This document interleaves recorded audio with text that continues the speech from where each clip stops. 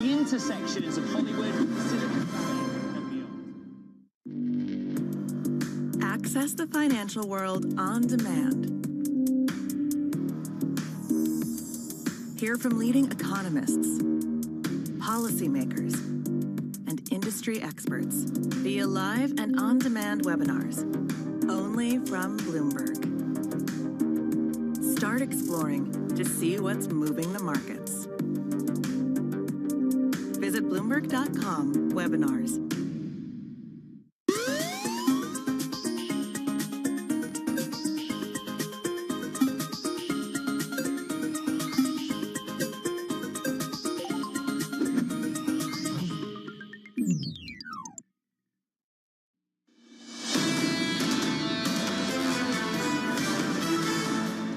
Just joining us, welcome to the program. Equity futures on the S&P 500 positive here by 0.1%. In the bond market, the sell-off continues on treasuries, yields higher by 5 basis points, 464.88. Under surveillance this morning, the uncertain path to rate cuts. I think monetary policy is working at the rates that we have now. So I think monetary policy is in a good place. We will need to start a process at some point to bring interest rates back to more normal levels. And my own view is that that process will likely start this year. But again, it's going to be driven by the data and achieving our goals. Here's the latest. Traders pushing back rate cut bets on strong U.S. economic data ahead of comments from Fed Chair Jay Powell and a string of other central bank officials. Joining us now to discuss is Bloomberg's Mike McKee, who sat down with the New York Fed President John Williams just yesterday. Mike, great work yesterday, buddy, as always. What jumped out to you in that conversation?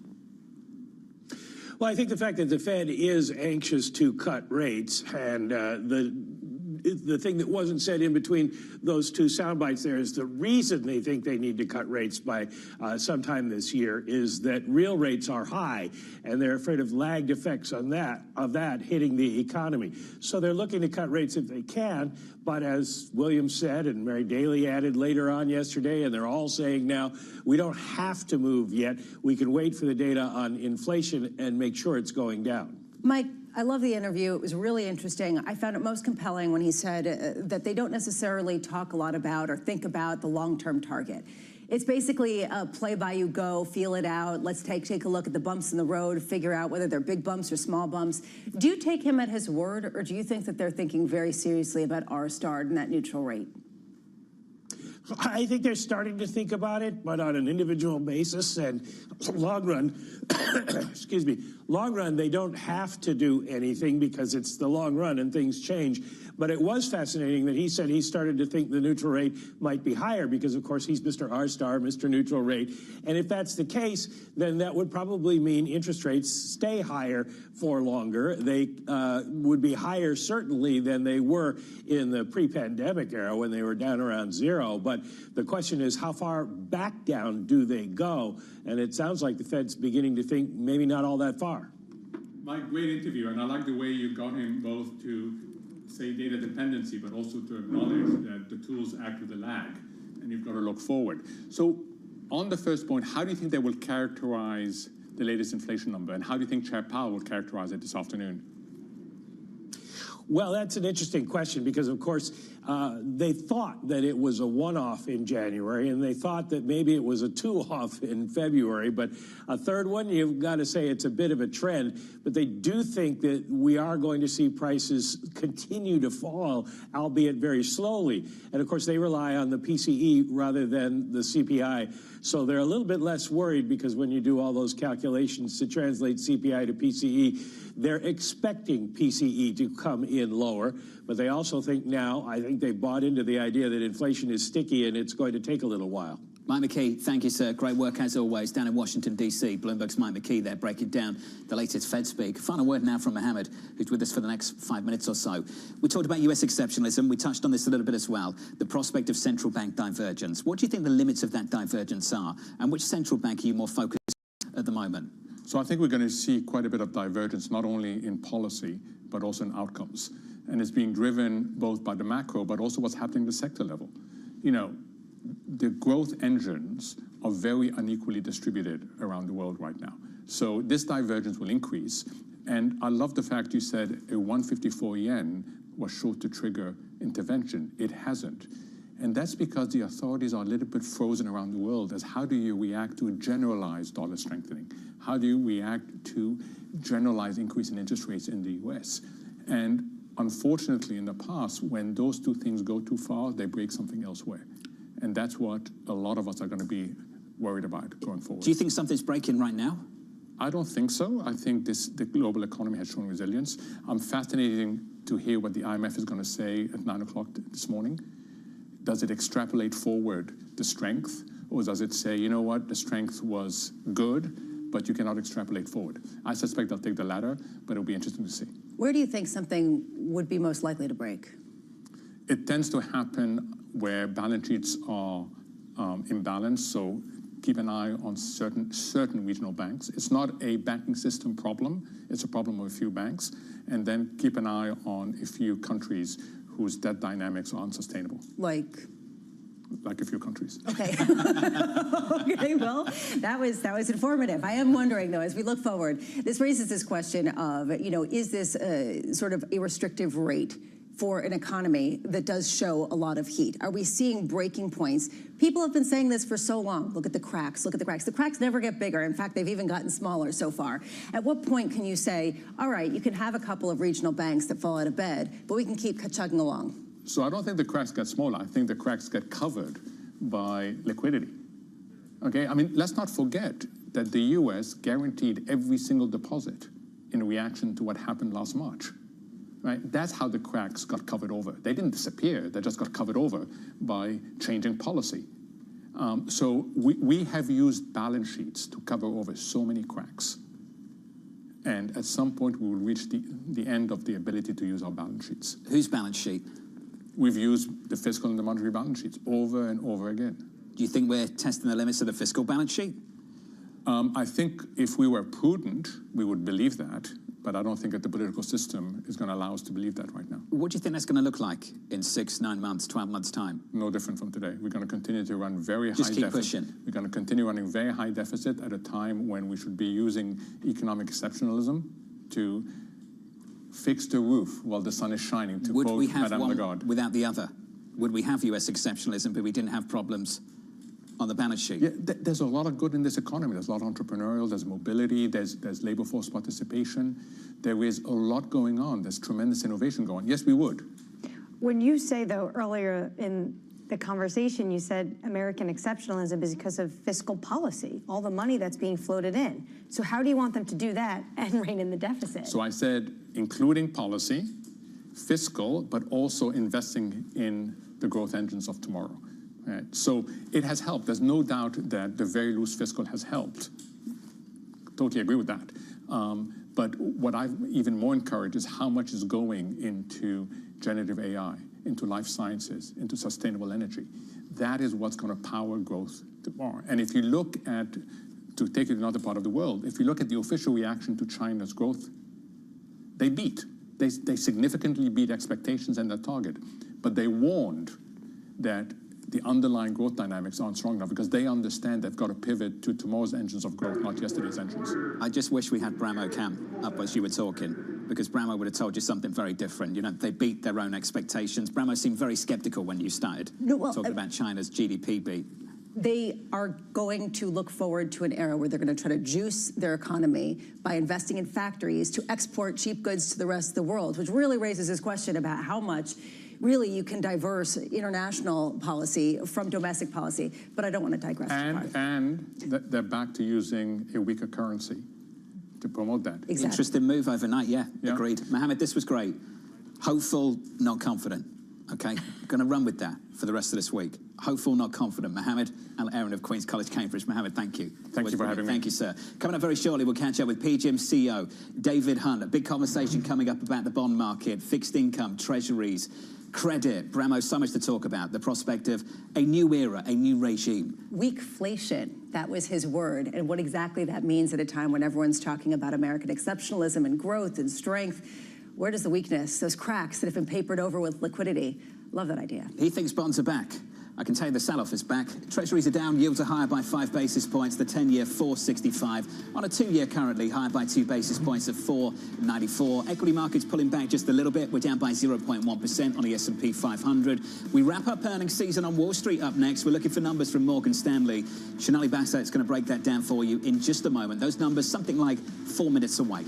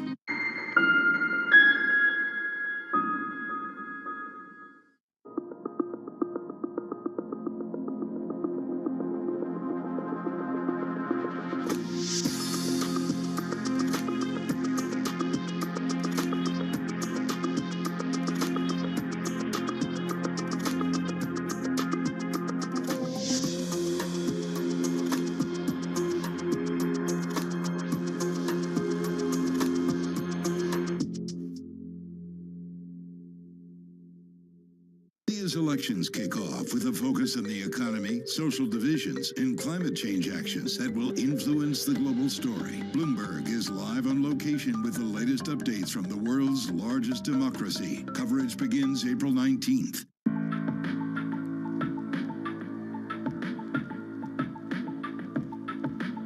This is Bloomberg. Bloomberg has enhanced search on the terminal to deliver what you need when you need it. Now, you can simply type phrases in everyday English in the command line. Compare financials. Find people. Analyze markets. You can enter phrases or ask questions. What do you want to know today? Ask a question or visit SearchGo to find answers now.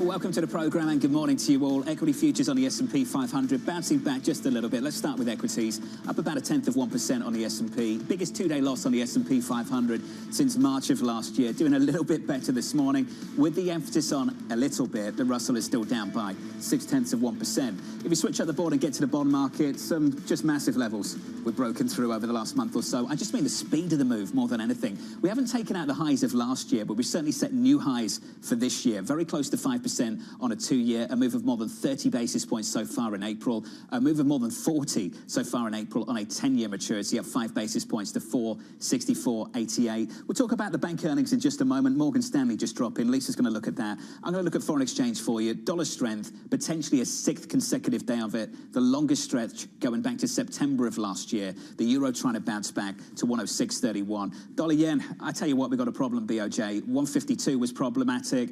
153 really is. 154, I think they're in no man's land now. 154.67 pushing 155. That currency pair positive by 0.25%. The numbers from Morgan Stanley drop. Lisa, let's get sort of a 35,000-foot view, and then we can cross over to Shanali. What jumps out to you? The fact that they did beat on fixed sales and trading. They also had compensation expenses come in higher than expected. But to me, net interest income is what stands out. We just saw Bank of America beat on net interest income. They actually missed $1.8 billion versus the estimate of almost $2 billion, raising a question of how some of these banks are using their balance sheet to really get ahead of some of the and offset some of the areas that are under more pressure. First quarter wealth management coming through. Net revenue $6.88 billion US dollars. The estimate 6.69. If we can bring up the stock in the pre-market, the stock is positive by a little more than 3% at the moment at my last look. Let's cross over to Shanali Bassett to get more on these numbers. Shanali, what do you see?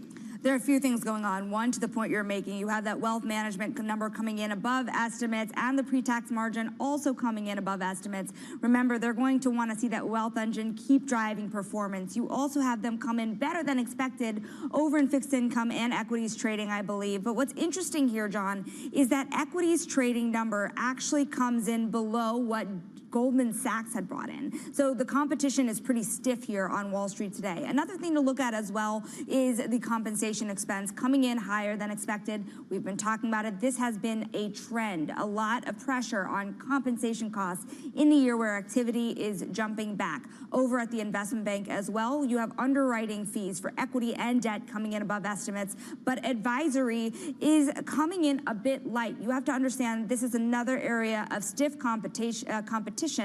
Goldman's advisory fees, for example, are more than double what you see over at Morgan Stanley. So those core institutional businesses will be where Ted Pick will have to show where the market share is being gained and lost amid those businesses. Shanali, you mentioned Ted Pick. This is, I believe, one of the first earnings seasons we actually hear from him, or second or third, but he just took over from Gorman. There's a question of what does the new Morgan Stanley look like? Do you have a sense from these numbers about where the shift is in terms of focus? Listen, it's interesting you say that. This is actually the first full quarter that you have Ted Pick reporting results. And so right out of the gate, this is his first scorecard. And to the point that you're making, the new Morgan Stanley, remember, it's been driven very heavily by that asset and wealth manager. They have been the kingmaker in U.S. asset and wealth. And while we see that revenue holding up, that competition in the investment bank is something that he's been focused on. He said investment banking will lead the cycle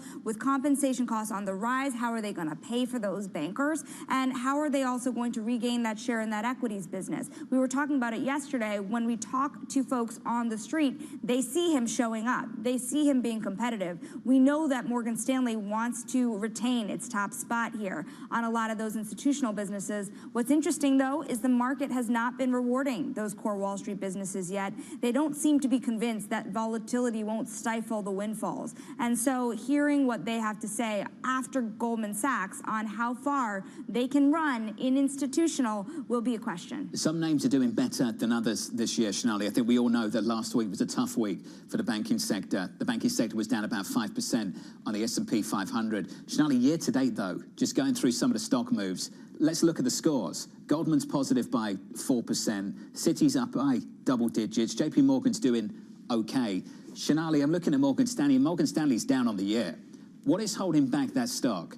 It's pretty stunning. It's not even down by a little bit, and of the big six banks, to your point, it's the only one that's down, let alone down by that margin. And for Morgan Stanley, they do bank the wealthiest of the wealthy in the United States. This shouldn't be as messy of a story, but you do have a massive management change, and then you have this other question about investigations being faced at that behemoth wealth and asset manager. So it's both the succession story that creates a lot of questions, as well as those investigations that you don't see in this earnings report. This is a question of how Ted Pick will be able to address this on the call. Is there any reputational damage, and are there any potential financial levies that could be seen over at that wealth manager at the end of the day? Remember, this is also a matter of, are people moving money out of cash and into markets? There's a sense that that's coming. The revenue being higher than expected at the wealth manager is a positive signal for that, but let's see how quickly that actually translates. We can have that conversation right now. Shonali, wonderful to catch up with you. Shonali Basak there, breaking down Morgan Stanley, the last big name out of the gate on Wall Street, wrapping up banking earnings. I'm really pleased to say that joining us now around the table is David Hunt, the CEO of PGIM. David, good morning to you, sir. Good morning. It's nice to be with you. Thank you very much for being with us. I want to pick up on Shonali's comments at the end there. The prospect of money coming out of money market funds and migrating elsewhere. Are you beginning to see that trend develop? You know, Jonathan, we are seeing that. We've seen that really for the last 6 months, but it's been in small pieces. But I do think it's beginning to pick up steam. And some of the reasons are obvious. You know, certainly at a higher level of interest rates relative to money market funds, and as we begin to see rates peak and then decline, duration begins to look a little bit more attractive. But there are two other things that are going on which are at least as important. One is that the big pension funds with higher rates are actually better funded. And so they actually are using this as a chance to de-risk, and that means for them, they are moving money into fixed income.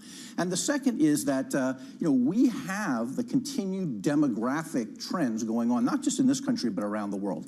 And retirees need income. So we are in the process now of this huge shift from accumulation products to decumulation and income products, and those need fixed income. So if you take the kind of short-term shift, you add to them two structural shifts, we think over the next 3 years, we really are going to see bonds are back. This sounds like a new regime, and I'm going to give your team a bit of a shout-out because you're a modest man. Mike Collins, Greg Peters, Robert Tipp, just absolutely phenomenal. Pre-pandemic, really defining that bond market regime of yesteryear. Can you talk to me about how different this regime is going to be compared to that one? We think it will be different, and you're right. They were right on the lower for longer for quite a long time in that. And then more recently, our call has actually been that we're going to be higher. So if you go back 6 months, we were very early to the, hey, we're looking at kind of 2 cuts for 24 when the market was pricing in 7. And we held with that view, and the market's kind of come back to us at this point.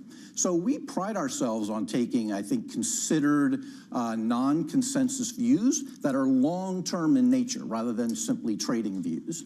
And I think that we've made a very good job on those. And I will say that in order to do that, you need a culture that supports people to take those non-consensus views, even during times when they don't look so right. And many organizations have a hard time doing that, and we're proud of our culture to do it. To rip up the script just quickly, because I have got Tom Keen's shadow over me, and all of these banking earnings have come out with compensation expenses coming up. Is it getting harder to recruit and keep that kind of talent? No question it is. I mean, if you look just over the last 20 years, you would say that many of the functions and things that used to be done in the investment banks are now being done on the buy side. I mean, I have more than 130 credit analysts. You would never have seen that, you know, before. All of that would have been done, you know, by Goldman Sachs and Morgan Stanley, and we would have bought research from them. So the actual value chain continues to move from the sell side to the buy side, and that's a trend that I don't think is going to change. And that, of course, puts a lot of pressure on those of us on the buy side, because we do need to move our compensation levels up in step with that. So the war for talent is very real and very practical for us day to day. So artificial intelligence, how do you use that? And I really am diverging here. I was going to talk about bonds being back, but this is fascinating to me. I wanted to talk about Greg Peters' bonus. Okay, well, yeah, we can go there next and talk about the wine bar. But I am curious about, you know, this idea of how you make things more efficient to reduce costs while continuing to prioritize this talent. I mean, how do you see that playing out, or do you think that some of the gains with productivity are overstated and that it really just comes down to talent and people who can do the job best? So I think that we are in the midst of a game changer on technology.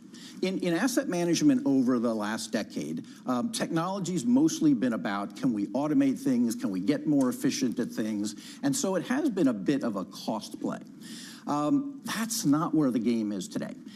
Technology now is allowing us to move data to the cloud and then to do things with artificial intelligence that we never could do before.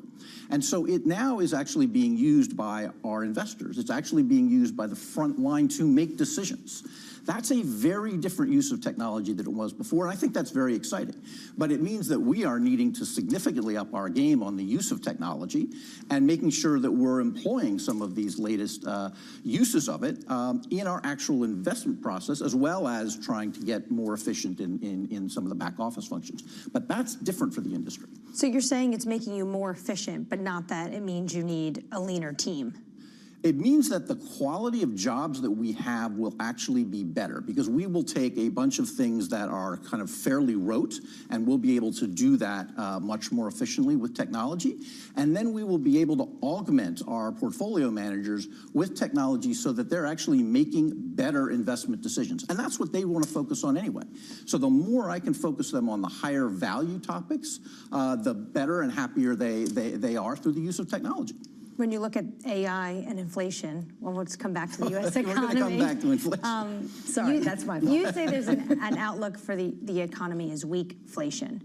But is that the rest of the economy, or also as well in the United States, where we see continuously hot data? Yeah, so the big story that I think doesn't really get reported enough is that the world has never been, at least in the last couple of years, more divergent in their views of growth. So spending time in Europe, I would say actually the UK is in a technical recession right now. You spend time in Germany, boy, growth is really hard to come by and it's not looking so terrific. And inflation continues to be a worry, but it's come down a lot and is related mostly to energy prices. You move to the US and actually growth is higher than most people thought. The labor market is in excellent shape, and growth appears and productivity appears to be better. Inflation is higher and rates are higher. I just spent last week in Japan. And, you know, it's fascinating. After literally 30 years of trying to get inflation to go again, it's a beautiful spring week. The cherry blossoms were out, and there is a spring in the Japanese step. They finally have inflation coming back. They have productivity numbers that look better. They have some growth. And so the stock market is at an all-time high. And you feel an optimism in Japan. We saw the numbers come out of China. So China continues to push on manufacturing in order to get their economy going. I think all of us wish that they had the tools to get domestic personal consumption going, because that's really the rebalancing that they need in their economy. The way they're going right now is just going to flood the world with cheaper manufacturing goods, which is, you know, maybe going to export deflation back to kind of 5 years ago. But it's not the balancing that we would hope. And I think that if they could get their domestic consumption going, it would be good for the Chinese people, good for the Chinese economy, and better for the world economy. So the reason we come to weakflation, to come to your question, is that the world is very different. But when you put all of that together, growth is going to slow from what it has been. And we are going to have higher inflation, we believe, for longer, and higher rates. And that's where you get the weakflation piece of it. And it's very different from stagflation, where obviously the labor market is in bad shape. We think the labor market is pretty strong. There's a ton to unpack there. I want to unpack the China piece of it just a little bit and focus on that. That growth model at the moment is controversial.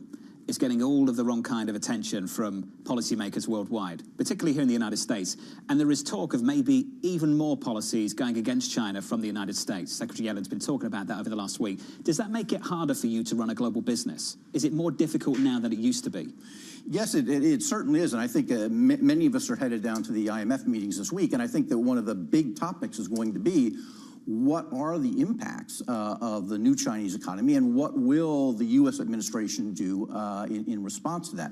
I will say, having spent a week in Japan, that the country that is the #1 beneficiary of the tension between the U.S. and China is Japan. When I was there, there were 3 companies launching new chip manufacturing centers there. There was companies that wanted to invest more in Japan. And so Japan has actually taken on a role in Europe, in Asia, and in a pan-Asia trade war that they didn't have before.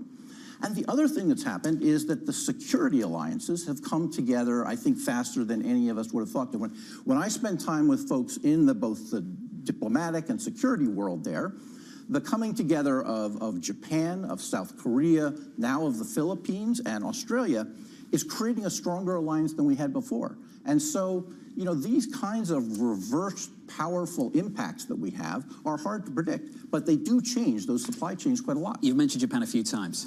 You visited there. You're building out the business there. What are you up to in Japan? So we are one of the largest foreign asset managers in Japan.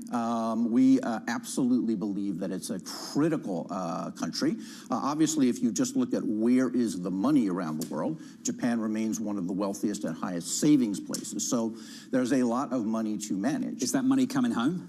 So the money is coming home to some extent, but also foreign money, as I mentioned, is going in, both portfolio flows and FDI, which, again, is a fairly new story, Jonathan. It's a massive change. David, I'm pleased to say you're going to stick with us. Got a lot to talk about. David Hunt there of PGIM. Let's get you an update on stories elsewhere. Just briefly, here is your Bloomberg brief. Here's Danny Berger. Hey, Danny. Hey, John, well said. Israeli military officials say they have no choice but to respond to Iran's drone and missile attack over the weekend. The U.S. and European allies are urging Israel to avoid the kind of tit-for-tat that would spark a wider war. The U.S. State Department says the Biden administration has put more than 500 sanctions on Iranian entities to hold Tehran accountable.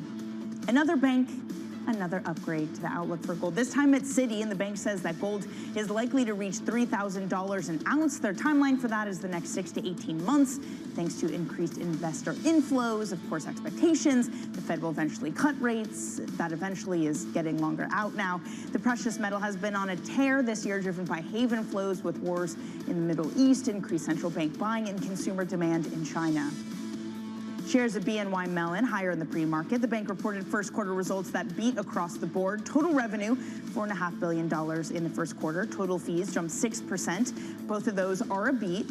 The bank's CEO says growth initiatives are delivering results. That's your brief. John. Hey, Danny, thank you. Up next on the program, debating the Fed's path forward. If you think they will remain data dependent, which they are today because they got so embarrassed by what happened in 2021, then the Fed will not cut. I think the likelihood of them hiking is low. Is it zero? No, they could.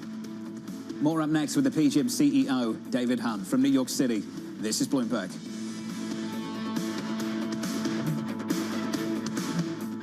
The top names in tech are on Bloomberg. There's a natural tension between the need of a supplier to scale and the need of the customer, the car maker, to differentiate, try to make something that is unique. We have a long-term partnership with Tesla, and it's still strong, but Tesla is not the only partner that we're seeking, and we want to diversify and really make the EV market in general stronger and sustainable. All these devices becoming smart devices, they all need a brain inside that helps them learn what to do. That brain inside is ARM. I'm believing the next user experience is going to be based on Gen AI on the phones. We're optimistic that we could start to see devices as early as this year. Our job is to provide great index products and then to be the listing exchange for those index products that allow investors to invest in all sorts of tradable instruments, including now Bitcoin. Nobody covers technology like Bloomberg. Context changes everything. From the world of politics to the world of business. Every weekday at 5 p.m. Eastern Time, hosts Joe Matthew and Keely Lines deliver news, insight, and analysis live from Bloomberg's Washington headquarters. Get the latest from and about politics' biggest power players at the end of every trading day. Balance of Power live around the world every weekday at 5 p.m. Eastern, only on Bloomberg Television. Context changes everything.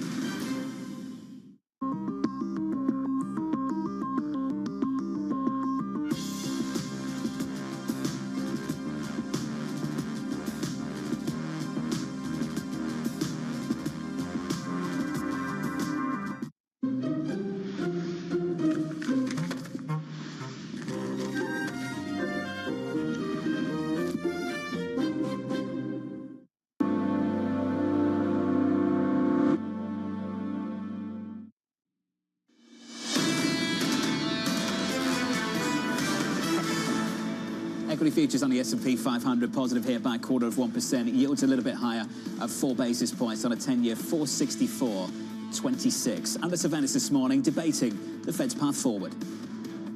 In order to predict the Fed, if you think they will remain data dependent, which they are today because they got so embarrassed by what happened in 2021, then the Fed will not cut. If, however, like we hope that they will go from excessive data dependency to also having a macro framework in their head and looking forward, then they would cut. And that's what we're going to see play out. I think the likelihood of them hiking is low. Is it zero? No, they could. Here's the latest. Fed Chair Jay Powell speaking later on today as investors look for more clues on the Fed's path forward. The 10-year yield climbing to the highest level since November after solid retail sales data further bets the Fed is in no rush to cut. David Hunter, PGIM, saying this: bonds are back. We anticipate investors will move a chunk of the enormous pile of funds now sitting in money markets back into high-quality strategies that have some duration as they see rates begin to reduce. David, I'm pleased to say, is still with us around a table for some final thoughts. So let's talk about where the money is set to go. We've heard a million times the phrase survive until 2025. Can you talk to us about the pockets of fixed income that you're not constructive about, that you are perhaps even concerned about? Well, I think that we certainly have seen, while yields are high, spreads are compressed. And so there are parts of the market right now where you aren't getting paid for the risk. And we would say some of the lower quality areas of high yield and others would fit that bill at the moment. But broadly, I think that there's probably way too much attention paid to exactly when the Fed begins to move, and not enough to the most important question, which is the fact that we're going to have higher rates for longer. So even when they do begin to come down, they're not going to come down that much. And that's going to mean that you're going to have higher yields for the next several years. So as a long-term investor, as the fourth largest bond manager in the world, that's our focus. And we believe that bonds will be a very important part of a portfolio going forward, as will credit more broadly. And we've talked a lot about the public markets, but we're one of the largest private credit managers in the world. And we continue to believe that will be a really good growth engine, both for institutional investors, increasingly retail and high net worth, and for the money management business. Because banks, despite all of the earnings that you all have covered today, continue to pull back from their core lending functions because of capital constraints. So when you talk about private credit, a lot of people have been going into this field. It is the idea here that there are companies that are becoming unbanked that don't have 800 FICO scores. They're the equivalent of that in corporate speak, that are becoming unbanked in public markets by, frankly, just the banks, that you're selling or that you're buying their bonds, you're holding them for the long term and hoping to clip a coupon of, say, 7-8%. So it's a combination of all of the things that you said. First of all, there are many middle market companies which are very good credits, but for whom the banks really can't lend to in the way they did because of the new kind of capital regime that came on after the GFC. And if we get another round of increased capital constraints on the banks, that's going to become even harder for them. So this growth you've seen in direct lending, which is lending really into those smaller companies, has been quite significant, and we think that that will continue to grow. But the other area in this has been asset-based finance. So for many, many years, most of this was funded, again, by banks and also by the commercial finance companies, whether or not that was aircraft leases or rail cars or solar panels. And that kind of asset-based finance now is coming more and more into core institutional asset manager portfolios. We've been a fairly large player in that, and we would say as we look forward, we think that asset-backed will be one of the larger areas that fixed income will continue to grow. So you've got public markets where we see attractive credit. We've got direct lending and some of the higher quality private markets, and you now have an ABF market that is growing. So we remain very constructive on credit, public and private, looking forward over the next several years. Let's just sit on private and wrap it up there as well. So we caught up with Mark Rowan over at Apollo, who I'm sure you know well. And we said to Mark, can you define the private market opportunity? And Mark said, basically everything on a bank balance sheet. Do you think there's enough space for everybody? How big is this opportunity? Because we hear every single asset manager talk about the same thing. So I think that the good news is that actually private credit, particularly direct lending, is actually maturing. And institutional investors who, for a number of years, all kinds of people got into this business and set themselves up and immediately kind of were able to raise money. I think that that period is now over. Institutional investors are much pickier about the managers that they're using to do really private credit. And so we're seeing a fewer managers raise more money in that space, and I think that will continue because investors want to see that you have multiple track records, that you've done this over a period of cycles, and that you have the credit skills to do it. Your ability to just set up a new shop and raise money, I think, is a lot less now than it was 3 years ago. There'll be a bit of a shakeout in that, and that's no bad thing. David, I've loved this. We've got to do it again soon. Thank you for having me. Thank you so much. David Hunt there, the CEO of PGIM. That final point there, Bramo, that's a pie that a lot of people want a slice of. But what you can see is the bigger asset managers are basically taking over a lot of businesses traditionally on bank balance sheets. And you see that again and again. And I'm just thinking about, okay, well, who's winning this game? Who is basically losing this game? And how are the banks fighting back? But it just really creates a different type of asset management regime that has many other opportunities that previously were not there. A massive change over the last few years, huge compared to the previous bond market regime. Coming up in the third hour of Bloomberg Surveillance, we'll catch up with BlackRock's Wei Li, we'll speak to Bloomberg's Nick Wadhams, and we'll catch up with Apollo's Torsten Slok. Torsten Slok, over the last couple of months, saying no cuts at all for 2024 from the Federal Reserve. We'll catch up with Torsten in just a moment. Equities doing okay, positive here by 1/3%, attempting to bounce from yesterday's losses and Friday's losses too. Yields up by 4 basis points, 464 on a US 10-year. From New York City, this is Bloomberg.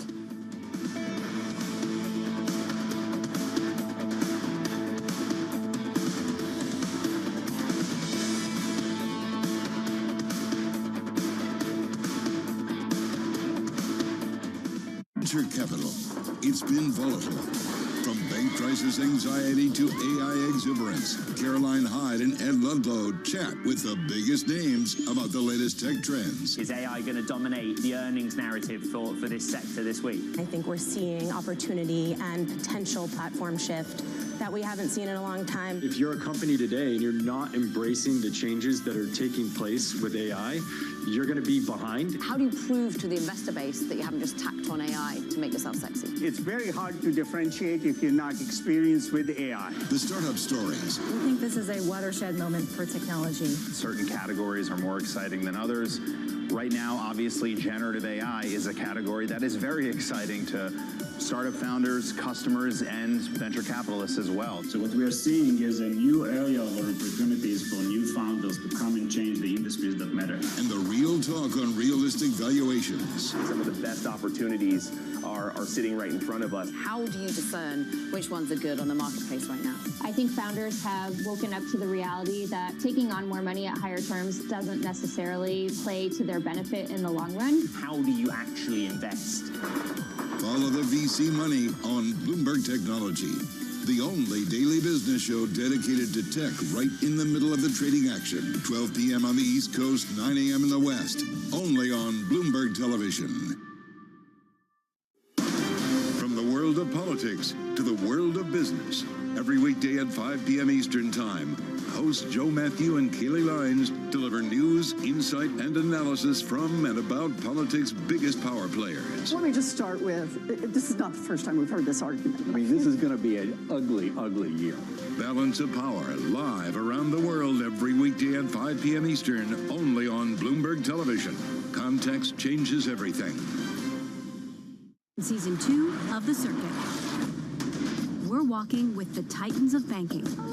You guys love these meet and greet things. How are you? And driving a warship through the Pacific. You're not the typical Silicon Valley founder wearing a black turtleneck. Like, how does that play? I am a little bit of a caricature. Taking you around the world. So we're kind of in the middle of nowhere. It's incredible that this is the site of the biggest Netflix production ever in Latin America. And getting you closer to tech and business leaders like never before. You have our money, you've got more leaders on speed dial. That's a lot of power. Sometimes I think I'm just riding the Bronco and hanging out for dear life. You driving a Hummer is pretty badass. That's what I'm going for, like, badass soccer mom. I'm Emily Chang, your ticket to the front lines of tech, innovation, culture, and host of The Circuit. Wednesdays on Bloomberg Originals and Bloomberg TV. This is Bloomberg News Now. News when you want it at the touch of a button. Another volatile day on Wall Street. We're seeing big moves. All eyes on Capitol Hill as Democrats and Republicans prepare. Today's job numbers casting doubt on the Fed's next move. Inflation remains front and center. And that's news when you want it with Bloomberg News Now. Get it 24/7 on the Bloomberg Business app, Bloomberg.com, and anywhere you get your podcasts. Bloomberg News Now. Context changes everything. Why do the biggest names in business choose Bloomberg? That is a great question. It's a great question. Great question. Great question. Best question I get all night. Bloomberg, top experts, great questions.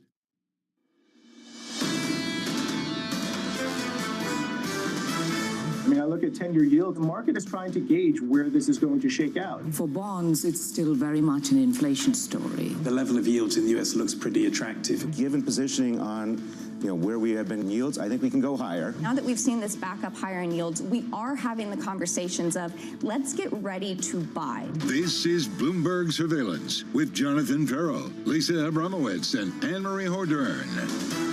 Do you remember when rate cuts were going to start in March, and then it was June, and then it was July, and now you're here December, or maybe never, 2024, no rate cuts at all? Torsten Slok of Apollo is going to join us later on this hour, and he's going to build that out a little bit more. And I imagine he feels even more comfortable with that call following a hot retail sales print yesterday. How comfortable is the Federal Reserve? The big three speak today. Fed Vice Chair Jefferson. We'll hear from the New York Fed President John Williams again, and Chairman Powell himself later on this afternoon. Is he going to talk about hope? Is he going to talk about confidence? Is he going to say anything at all at a time when basically Fed officials have not pushed back against the possibility of a rate cut, at least one, if not two, later this year? They talk about patience. What that means, translated by the market, is you will do what we think, and right now we think fewer than 2 rate cuts is baked in the cards. Phrase of the morning, without a doubt, goes to Mohammed Al-Arian earlier on this morning. In the last hour, he said, what did he say? I'm not confident, I'm hopeful. Yeah.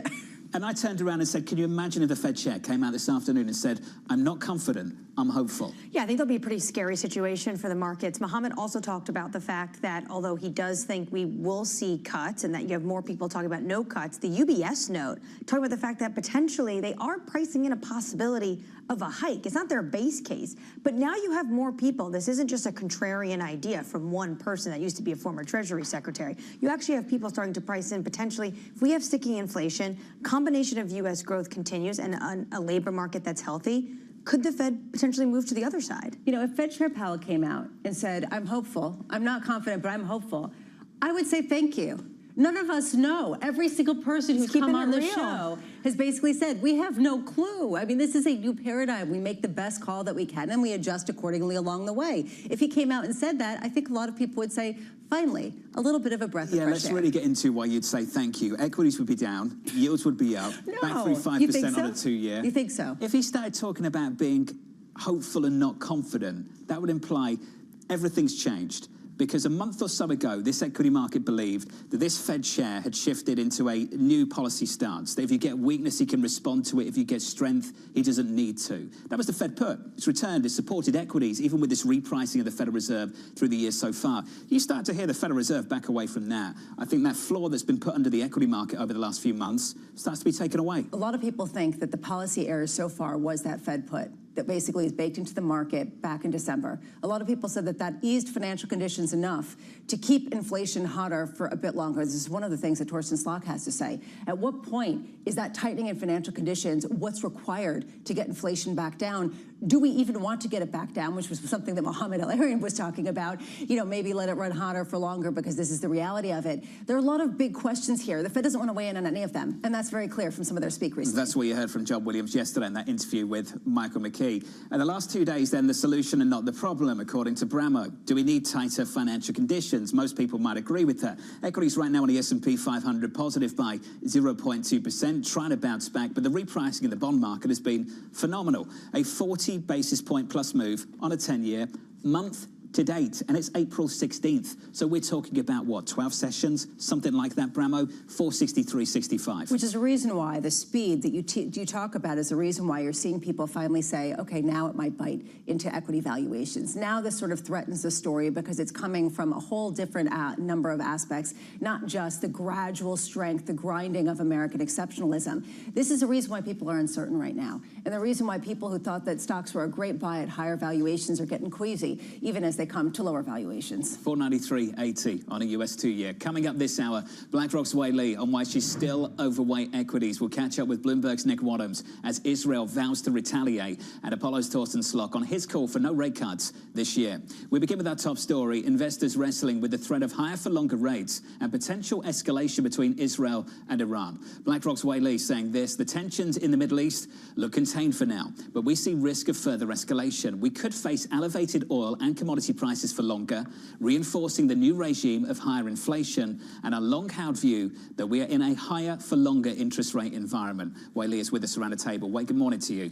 Good morning. Are you hopeful, not confident, when you're overweight equities? Is that what we are now? I am hopeful, and I'm still confident, but maybe less so compared to before. And the key question here is around inflation. So we set out at the beginning of the year that this is a year of two parts. The first part will be supported by the narrative of immaculate disinflation, and the second part will be characterized by the reality of inflation roller coaster and higher for longer. And the last 1 week feels a lot like part two. And a question that we're asking ourselves is if this is a blip or if this is part two, which is why I am confident, but less so compared to before. I think this is still a Fed that wants to cut. Let's do some scenario analysis then. Yeah. Let's say we have pulled forward the second half call. What would that mean for stocks? I think that will be negative. If you think about what stocks are priced for at this current juncture, so far U.S. equities are up more than 6% on the year, and rate cuts at the beginning of the year we had 7 priced in markets, and now there are less than 2. So the only offsetting factor supporting strong equity momentum was earnings, but right now the bar for earnings to surprise to the upside has risen as well. So the equity momentum is having to clear an ever-rising bar, which is why it feels a bit different compared to before. Where are you more concerned about the earnings picture than you are rates?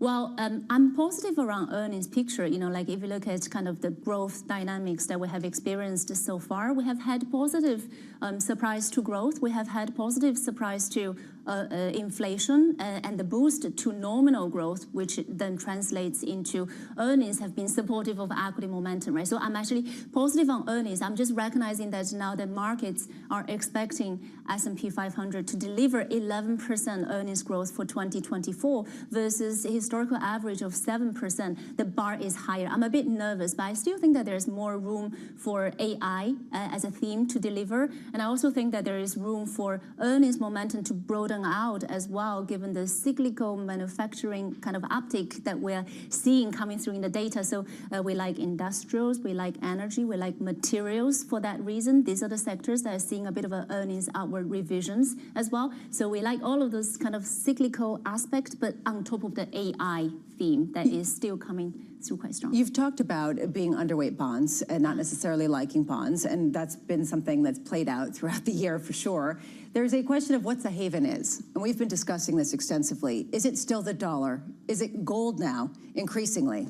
Oh, it's really hard. And specifically when we think about safe haven, we need to understand what safe haven we're trying to hedge, what kind of scenario we're trying to hedge against, right? So if we talk about geopolitics, it's really hard to pre-position for geopolitical events. You know, things happen very quickly, and typically, historically, it has paid to fade those moves rather than to chase it. But I think it still makes sense to ask the question, you know, is this an event risk, in which case, you know, like fading it historically worked? Or are we in a new kind of geopolitical paradigm where actually the risk premium is just higher, in which case we need to kind of think about safe haven, maybe structurally long exposures that gives you a little bit of a medium-term risk hedging at a reasonable cost. You talked about gold, but energy as well, inflation-linked bonds, energy equities, and the dollar. Dollar has really worked so far in terms of being a hedge, and what hasn't worked as well in this inflationary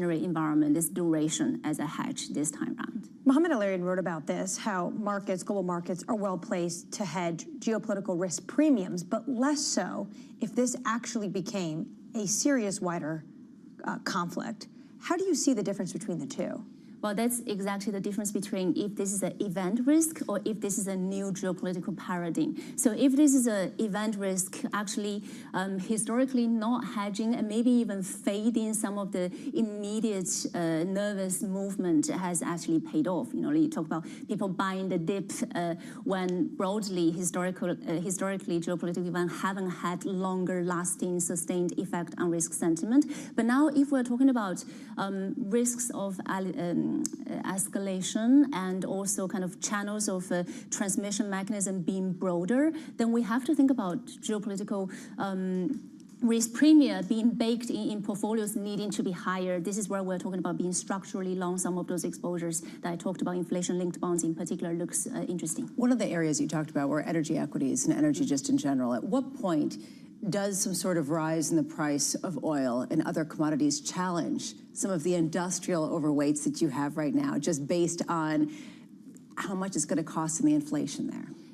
Yes, energy prices actually $10 increase shaves off global GDP. I think we're looking at 20-30 basis point or so. So we're talking about, you know, like meaningful kind of negative impact on growth and inflationary impact as well. So that then feeds through to the Fed calculus, right? Yes, of course, this is not core inflation, but if that then anchors inflation expectation, that leads the Fed to be more kind of prudent in terms of rate cut going forward, then some of the cyclical momentum manufacturing upswing that has come through in the data may well stall. So I think there's a kind of I think of energy both as a hedge to our core, but also as a risk.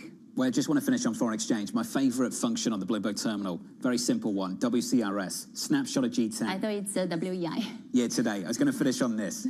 The dollar has absolutely ripped year to date. Stronger against the Japanese yen by close to 9%, the Swissy by close to 8%, the Aussie by something like 5-6 percentage points. It's picked up again over the last week or so. What kind of damage is that doing to the global equity market core? How does that play into the overweight we've seen in Japan, the overweight that's started to come through in places like Europe? What does this chart mean for those trades? No, it's negative, isn't it? Dollar is inversely correlated with risk sentiment. In the near term, dollar is driven by a rate differential. It's driven by risk sentiment. And currently, it's reaping because both factors are actually supportive for dollar to go higher. So, you know, you talk about our Japan core. We are overweight Japan core, but obviously the weaker Japanese yen then translate into stronger equity momentum. There is a bit of an auto hedge there, but the stronger the dollar goes, the more we should question the overall pro-risk stance that we have. Wei Li, this was wonderful. It took me a while to get that joke, WEI. Yeah, that's your favorite function, right? Took me a while to obviously. get that. You should be everyone's favorite. You're my favorite. Thank you. Let's get you an update on stories elsewhere. Thank you. Let's get to the Bloomberg brief. Here's Danny Berger. Hey, Danny. Hey, John. Morgan Stanley shares are up in the pre-market. The bank's wealth management arm beat on revenue, net new assets, and trading revenue. Morgan Stanley also said that there was a rise in compensation costs, despite headcount falling 3% from a year ago. Tesla down in the pre-market. Two of the company's top executives are leaving. At the same time, Tesla cutting 10% of its workforce to slash costs with EV demand slowing. Sources tell us the cuts could reach closer to 20% in some divisions. Tesla shares down more than 30% this year. Donald Trump's first criminal trial got off to a slow start. Proceedings stalled over disagreements about evidence and other last-minute arguments. Jury selection didn't kick off until the final hours of the day. The former president's lawyers argued with prosecutors over which evidence will be admissible. More than half of the first panel of 96 potential jurors had to be excused after saying they couldn't be impartial. Trump back in court today. That's your brief, John. Danny, thank you. Up next on the program, Israel weighing up its options. Israel proved it has superior military capability, and just as critically, they don't stand alone, that the United States stands with them. There's no question that Iran recognizes the coalition that was put together to help Israel defend itself. That conversation coming up in just a moment. We'll catch up with Bloomberg's Nick Wadhams down in Washington, D.C. From New York City this morning, good morning.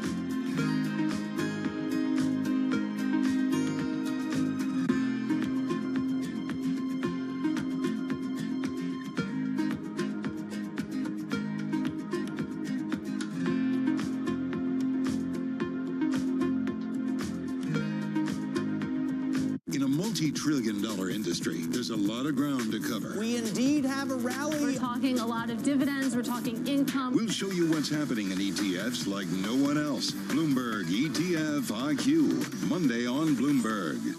From our studios in New York and San Francisco, our expert hosts have the data and analysis about the companies you know and the startups to watch, plus the interviews you don't want to miss.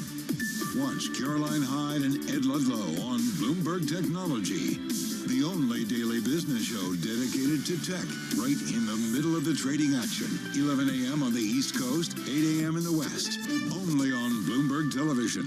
Context changes everything. DOJ or other authorities Could face bigger challenges next. Fed was going to keep rate World Cup. This is a 3 as the economic picture. Covering the intersections of Hollywood, Silicon Valley, and beyond.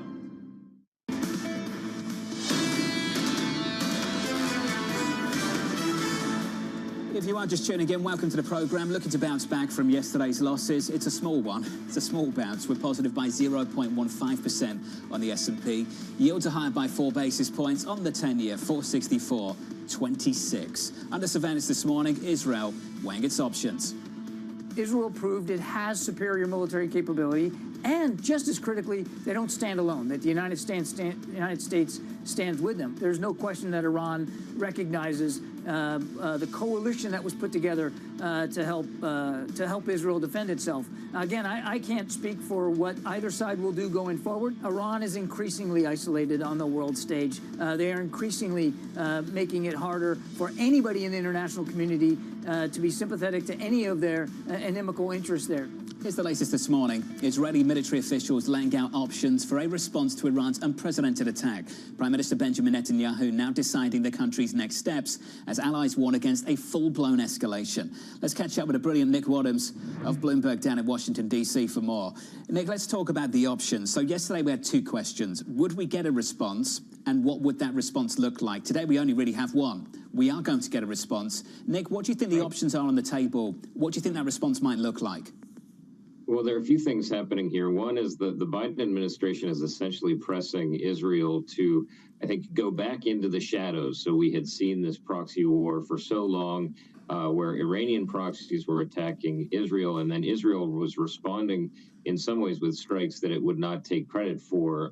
So assassinations, for example, or cyber attacks and things like that, where it had in some ways plausible deniability in that shadow war with Iran. The U.S. really does not want escalation here. They want both sides to be able to sort of say, it wasn't us, for example, and they're really pressing on that for Israel. So I think what you're going to see is a recognition from the Biden administration that, yes, Israel needs to respond in some way. It still sees Iran as a very severe threat, but it should not do something that feeds that tit-for-tat, very public escalatory cycle that compels Iran then to respond in its own right. Well, Nick, then, what options are left on the table to retaliate but not spark a revenge cycle? Well, it's a great question because it really depends on sort of how the target in this case, Iran, interprets or views that attack. So I think what you're seeing, though, is a lot of focus on the cyber realm right now. So there's a lot that Israel could do to hobble infrastructure, for example, in Iran. It may use this as an opportunity to, again, go after Iran's nuclear program. And there's a lot of pressure on Israel to do that. You know, Iran has proceeded with its nuclear program by leaps and bounds in terms of enriching more uranium. That's an obvious target, and it's one that really cannot be solved with military strikes because Iran has done so much to protect that program. So but at this point, it looks a lot like they would use their massive cyber capability to do something. But again, you know, this is very much a live debate between the Biden administration and Israel. We have news from Axios that Janet Yellen is going to greenlight new Iran sanctions. Nick, what's left to sanction on the Iranian economy, or should this administration be paying more attention about enforcing the sanctions that are already on the books?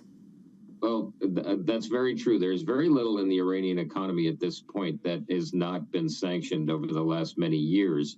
And, you know, when Janet Yellen says that, in some ways it shows the limits of U.S. leverage over Iran, because it has basically severed the U.S. from Iran's economy through the imposition of those sanctions for so many years. And the fact is, Iran is not quite as isolated as the U.S. would hope. It has some pretty powerful countries on its side that are willing to work with it economically, namely Russia and China. China buying a lot of Iranian oil, and there are a lot of sanctions on Iran's sales of oil, but that's something that the U.S. has not significantly enforced in recent years, and that's why you've seen oil sales from Iran go up. So that may be a target. I think less focus on new sanctions and much more of a focus on squeezing what we know is Iran's main money supply, which is its oil. How difficult is this for the Biden administration? When they show up to meetings, let's say Chinese officials, there's going to be a menu, a list of options that they want to pressure China. I think right now on top, it looks like this is this export capacity, the excess capacity they have when it comes to exports with clean materials. We are potentially in a new realm that the Biden administration will put pressure on the Iranian regime that they want to see from China? Well, the question really there is whether China is willing to play ball. We are in a very different world now than we were in 2017, 2018, where you had some indication that despite the tension, the growing tension between the U.S. and China, there was a diplomatic dance happening behind the scenes where you had China and even in some cases Russia willing to help U.S. sanctions actions on North Korea, for example, and also to some degree on Iran, really willingness to reduce sales of Iranian oil. The world has changed just so much since then over the spiking tensions between the U.S. and China, and then also the Ukraine war. And it just feels very much like we're in a situation now where China and obviously Russia are not going to be willing to partner with the U.S. to really put the squeeze on Iran. Also, it's a delicate dance for the Biden administration because they're worried about oil prices. So that's a whole other factor they're thinking about. This is something they want to squeeze, but for their own sake, they don't want to squeeze too hard. Let's just finish here. Just how much things have changed for you covering national security. It just feels like everything is a national security risk. Nippon Steel, Chinese EVs. Nick, just how busy have you been? How much isn't a national security risk right now? Well, it's definitely been a busy little while. I mean, the fascinating thing that your question, I think, gets to is how much there is an overlap between economics and national security now. And the U.S. has really been willing to use economic levers to achieve its national security aims. So you've seen that very much in the case of sanctions, but also with export controls, tariffs, all these measures that were not really in the realm of considered national security tools. And now it just feels like there is so much overlap and these things are so interconnected that, I don't think this is going to let up anytime soon. So hopefully see you guys again very soon and we can keep talking about it. Nick, thank you, sir. Nick Wadhams there, Bloomberg down in Washington, D.C., weighing in. Makes you wonder, who's in the driving seat in the administration right now? Is it the NEC or the NSA? Who runs things? Well, I also think it depends on what the issue is and also what year you're in. It's an election year, so a lot of decisions are going to be different. You think about the LNG permit hold. Really, that's a national security issue when you talk to European officials. Yet this administration before the election, I think, leaned into the climate individuals in the administration. You look at Nippon Steel. Is this really a national security interest? Because the Japanese officials will tell you that this means that there is greater strength between the U.S. and Japan in fighting China. It's a labor issue because it's an election year. But I think Lisa made this point a few times. National security is doing a lot of heavy lifting in Washington for them to go ahead and exact policies. The problem I'm coming up against is I don't have a sense of what we're prioritizing, right? And a lot of these kinds of goals are contradictory. Do we want to prioritize the concept of national security and domestic reliance on things like oil and energy, or are we more concerned about making sure that gas prices are cheap enough? Are we looking to prioritize disinflation and sort of easing some of the concerns for the lower class? Or are we trying to curtail China, which is going to lead to more inflation? There are counter aims here when it comes to national security and economic goals, and there has not been one cohesive theory that seems to encompass both of them in some sort of understandable way. Well, let's talk about the price on the screen, 89.74. So you remember when Russia went into Ukraine? And essentially the message that was coming out of the administration was that basically higher energy costs are the price we need to pay to punish Russia. And now what I hear is just the absence of that conversation entirely. It is 2024, it is April, and we are a number of months away from November 2024. And every single conversation we've had this morning, and Lisa, I think you've been brilliant today, because you've just kept hammering away at the same point. America's response to every single situation we're talking about at the moment seems to be informed by what happens with that price and what it means come November. And I think that's short-sighted and highly problematic. Well, it raises a question with respect to pushing for no response to Iran in the near term because you don't want to disrupt the price of oil. But it really goes to the question of, well, are the U.S.'s hands tied in some capacity? And does everybody else know it if the emphasis really is on keeping oil prices below a certain level? Do you remember COP in Glasgow? Yeah. Do you remember that? Okay. Thank goodness, for their own sake, that all the things they wanted to happen didn't happen. Thank goodness we have 13 million barrels a day of crude being produced in America right now, because if you think the policy decisions in front of them now are compromised, imagine how much more compromised they would be if production in America was much lower than that. From New York City, this is Bloomberg.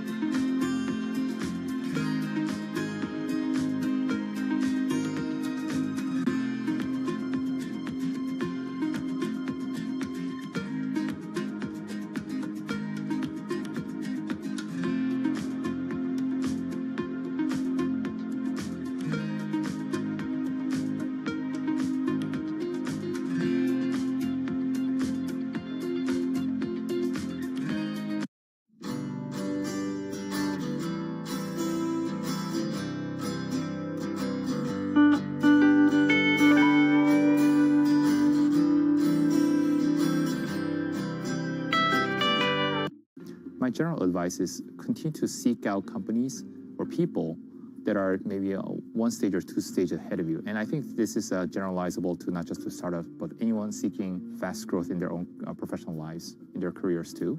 What does greatness look like? Try to seek out people who've been there, done that before, and then try to not connect with one, but try to interview 3, 5, 10 people to see what is a general pattern of greatness that look like that will get you to the next level of the company, next stage, maybe a year, 12 months from now, 24 months from now. Seek out people who kind of went down the path a few times. Then you'll start to find this pattern that start to emerge. What are things that you need to have 12 months from now, 24 months from now that you currently don't have? Then try to like build a path towards that. It's almost like Amazon's or Jeff Bezos' mantra of working backwards.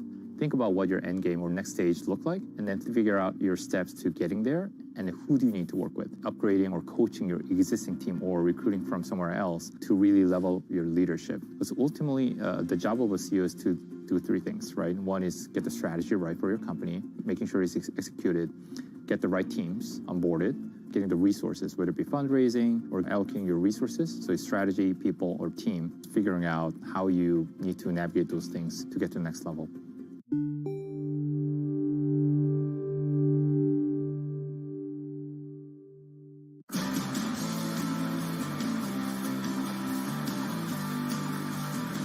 One of the young guys be in bands. I played drums in bands and toured America with them. Did a lot of session drumming, recorded albums. So yeah, it was good fun doing the drumming. The only reason I stopped it, well, I still play, but not as serious as I did when I was younger. But drumming doesn't pay the bills. I was never good enough to be able to pay the bills with it, but it was good fun.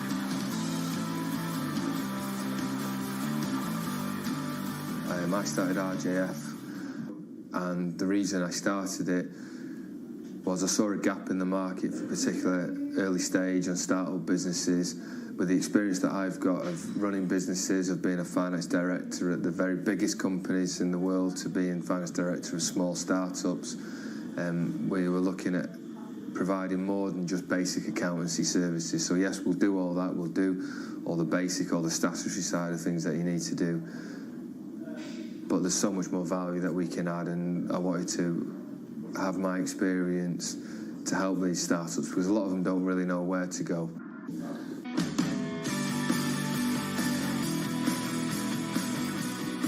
You can go to your high street accountants and they can do a good job compliance-wise, but you would question whether they've actually been in the firing line of a business. Have you been in a business where you're thinking, how do I pay wages next week? Or business is really successful, what do we do with it next? Or how do we grow it? How do we grow into international territories? Or how do we grow our markets? How do we expand?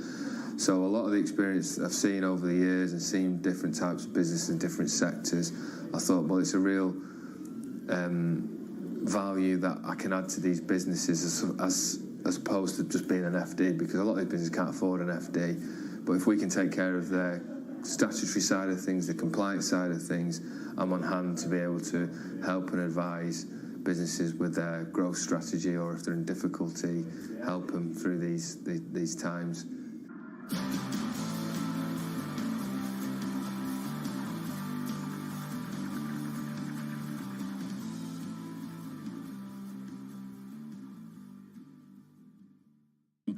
All of these Fed officials that don't expect rate cuts at the next meeting, or maybe even the meeting after that. Banque de France's Francois Villeroy de Gaillot. Mike, thank you so much. I am curious, though, also about what we were talking about earlier, about the idea of, have Fed officials gamed out the idea of no rate cuts this year? We're going to be speaking with someone who really said this, shocked the world, and everyone seems to be coming to their side in just a moment. How many Fed officials feel the same? Well, it's hard to know how many feel the same, because mostly the message has been that we don't have to rush, but we do think we will cut rates.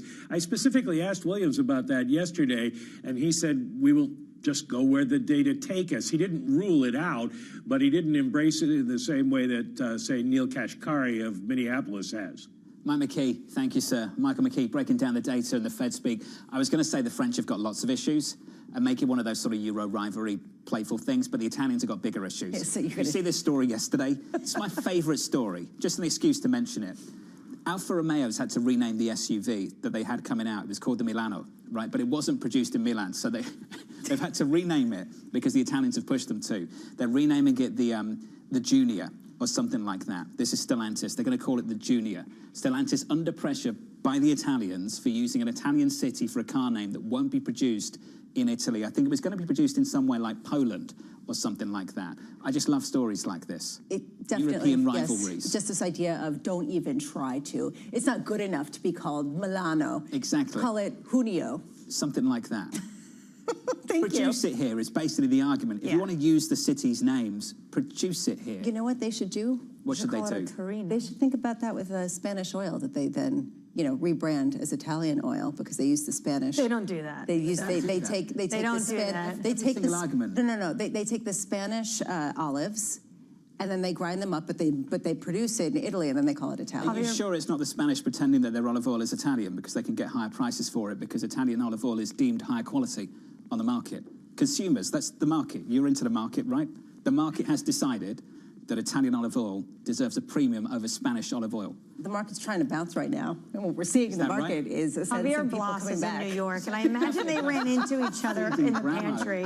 Talking points on olive oil. Okay, better conversation for you. Stick with us, please. Apollo's Torsten Slog with this to say. The strong tailwind from easy financial conditions continues to boost inflation and growth, including consumer spending in March. Given the ongoing reacceleration in the economy, the Fed will not cut interest rates in 2024.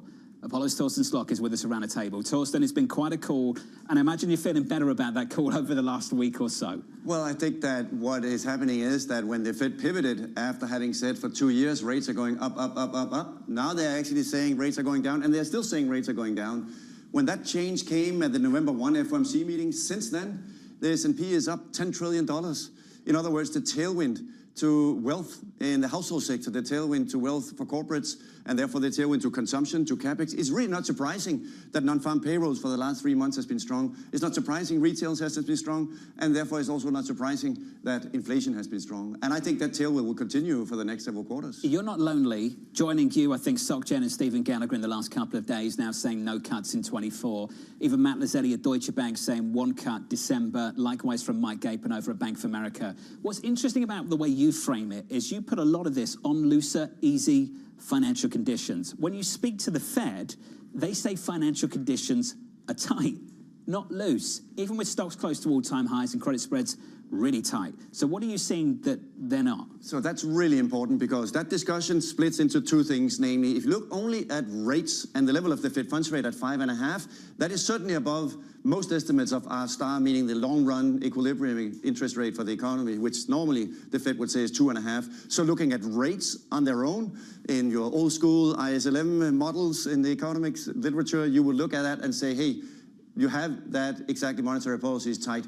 But what has happened is that that has been completely neutralized and offset by the rise in the stock market, the rally in IG, in high yield, in loans, the incredible increase we've seen in issuance in IG, also in high yield, and likewise IPO and M&A activity coming back. So you have, on the one hand, yes, it's true that your old school textbook model tells you that rates are higher than where they will be in the long run, namely 5.5 is bigger than 2.5, so that tells you policy is tight, but that's completely being more than offset by a dramatic tailwind. You could call it a sugar high coming from the easing in financial conditions, lifting the wealth component for households that is boosting consumption. Therefore, you see increases, of course, in travel, restaurants, airplanes, everything when you come to hotels, concerts, sporting events. There's a huge tailwind to consumer services, and that's why supercore inflation is accelerating so quickly at the moment. Essentially, are you saying that it was a policy error for Federal Reserve Chair Powell to talk about in December the potential for cutting rates? See, I don't think this was the intention. I think the intention was to take the textbook out and say,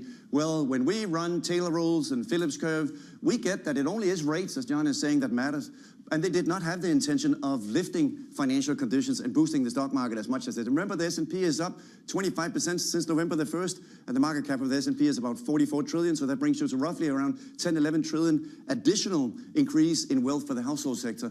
I don't think this was the intention to generate this wealth increase. It just happens to be what I would describe as sugar high that is now lifting for several quarters, because we can't have the stock market going up 25%, but for several quarters we'll get that tailwind where consumers will say, well, my balance sheet looks a lot better, probably better than it's done, meaning for the household sector, than it's done for a long, long time. And as a result of that, consumption is getting a huge tailwind, as the data yesterday was showing. This raises a question of what happens if the market starts to completely agree with you and bake in no rate cuts this year. Does that curtail some of the sugar high? We're already starting to see some people on Wall Street wonder, okay, are we going to see yields where they are bite into equity valuations, slow some of the capital markets activity?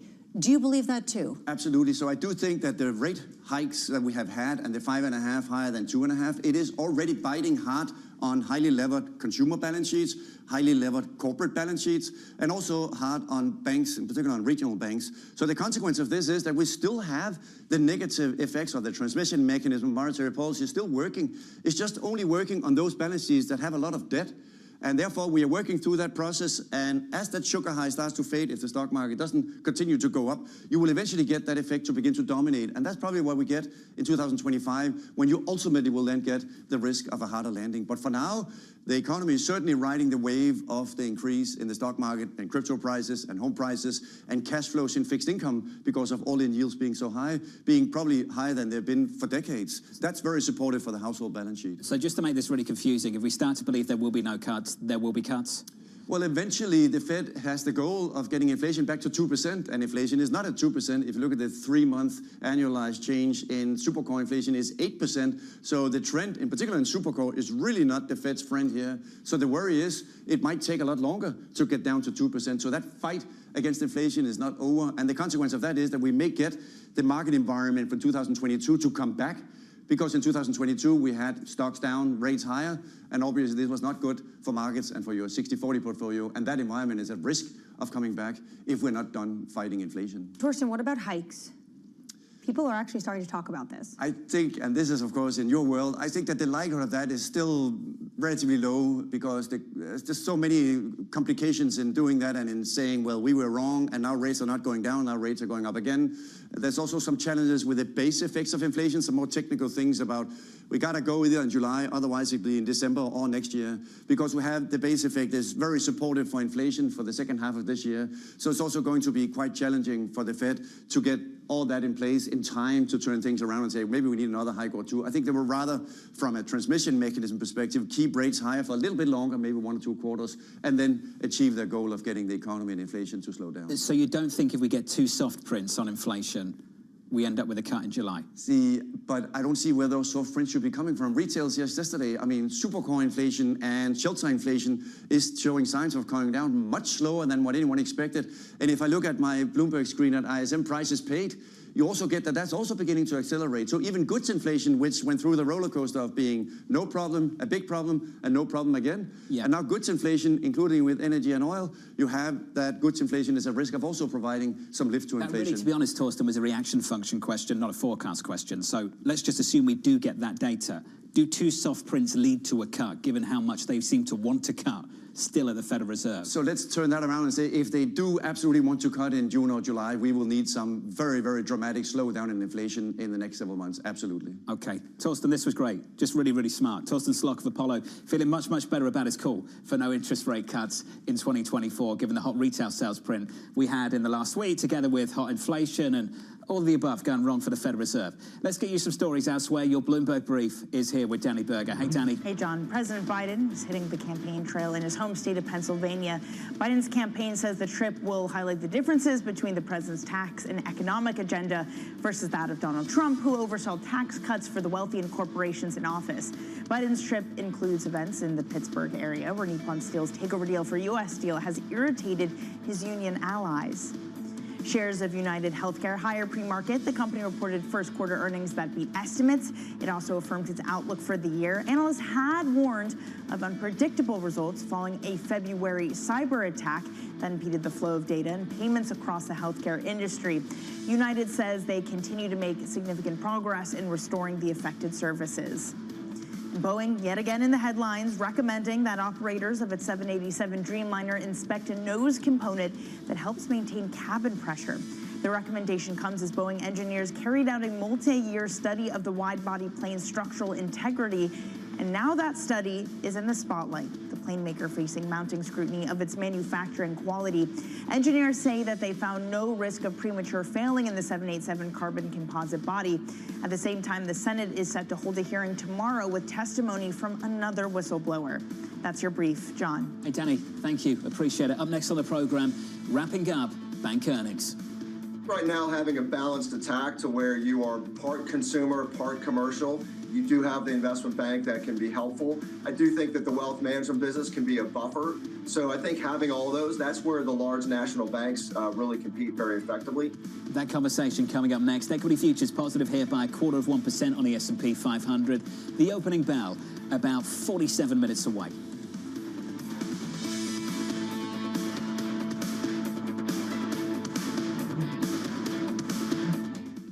I'm Alex Rodriguez. I'm a former New York Yankee and played professional baseball for over 20 years. Almost that entire time, I was thinking about business. And I'm Jason Kelly.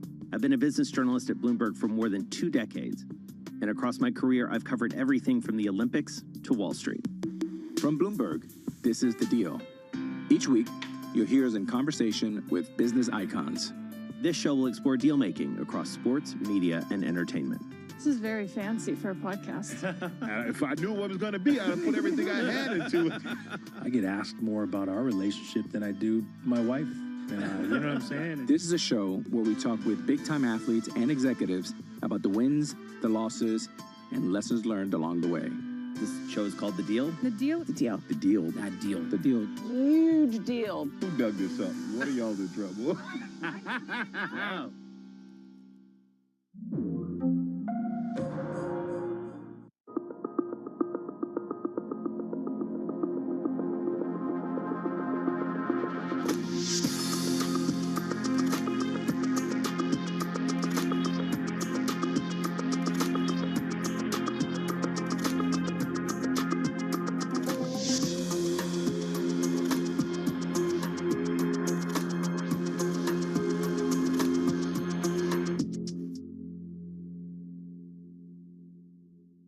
Always on the heartbeat of the tech spread across global markets. The real-time data aspect is going to be important. We're going to bring you expert analysis on that. Sure. Don't miss Bloomberg's interview with the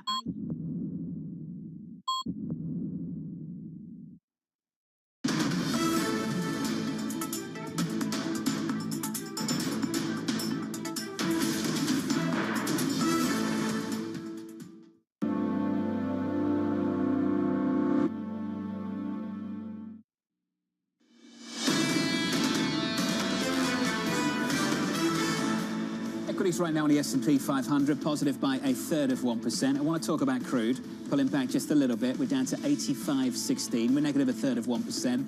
AMH, some headlines coming through from Secretary Yellen. We're going to hear from her a little bit later. And a conversation taking place between two very interesting leaders just moments ago. That's right. We're hearing that the conversation took place between President Vladimir Putin and the leader of Iran, Raisi, and Putin asked for restraint, according to the Kremlin. So restraint, that idea that's coming from the United States and Western allies on Netanyahu, seems to also be coming from Moscow on Tehran. And then when it comes to Secretary Yellen, when she discusses and talks to the remarks with the IMF today with the spring meetings, she's going to talk about responding to challenges in the Middle East. She's going to talk about what the administration has laid out during the past 2.5 years, which is sanctions, and potentially signal more to come. But you have to ask, what is left in the Iranian economy for this treasury to go after? It's not about new sanctions, it's about enforcing existing ones. On those comments from Vladimir Putin, the Russian leader, Lisa, Iran's already said, as far as they're concerned, this is done. This is about Israel now. It's about Israel's response if they want to take one and what that response looks like. And whether Iran responds to that and then Israel responds to that, and this sort of domino effect, and what Vladimir Putin really is trying to indicate here. But you're correct. At this point, it comes down to how will Israel respond? What influence do some of the coalition members have on Israel at a time when they're saying 300 missiles were thrown at us? Crude is down by 1/3%, 85.11 on WTI. Brent crude 89.75. We're down by 0.4%. Up next on the program, wrapping up earnings on Wall Street. Right now, having a balanced attack to where you are part consumer, part commercial. You do have the investment bank that can be helpful. I do think that the wealth management business can be a buffer. So I think having all of those, that's where the large national banks really compete very effectively. By the same token, I think the spread business will be surprisingly better than expected this year to some extent because banks are still resending loans on the upside. So higher for longer actually has a contribution to spreads rising in terms of loan yields getting better.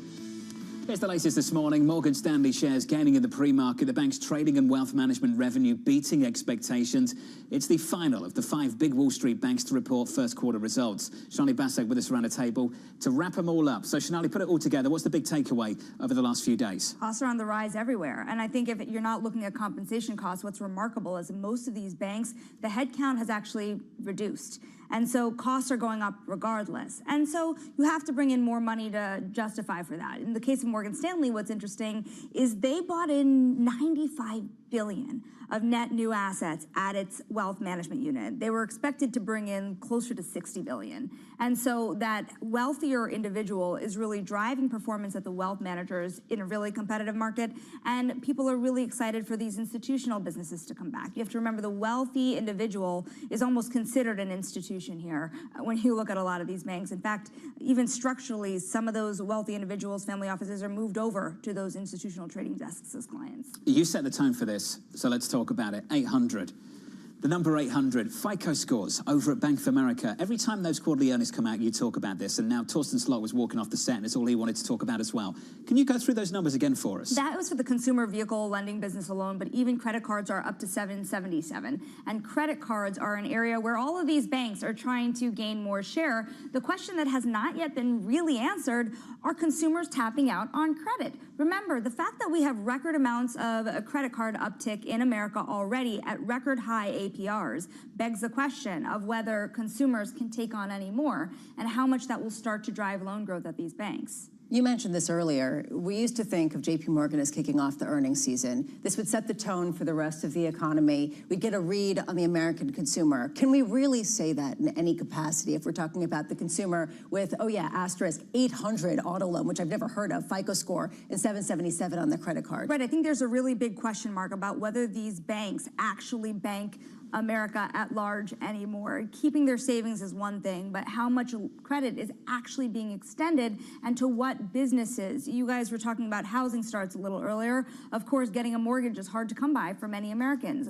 Auto loans, the same situation. You're also seeing credit start to deteriorate in those businesses. Now, these banks tell you everything's fine, that the metrics for themselves are fine, but they are still under pressure to return capital to shareholders, so they lean into those businesses that are, say, a little bit safer.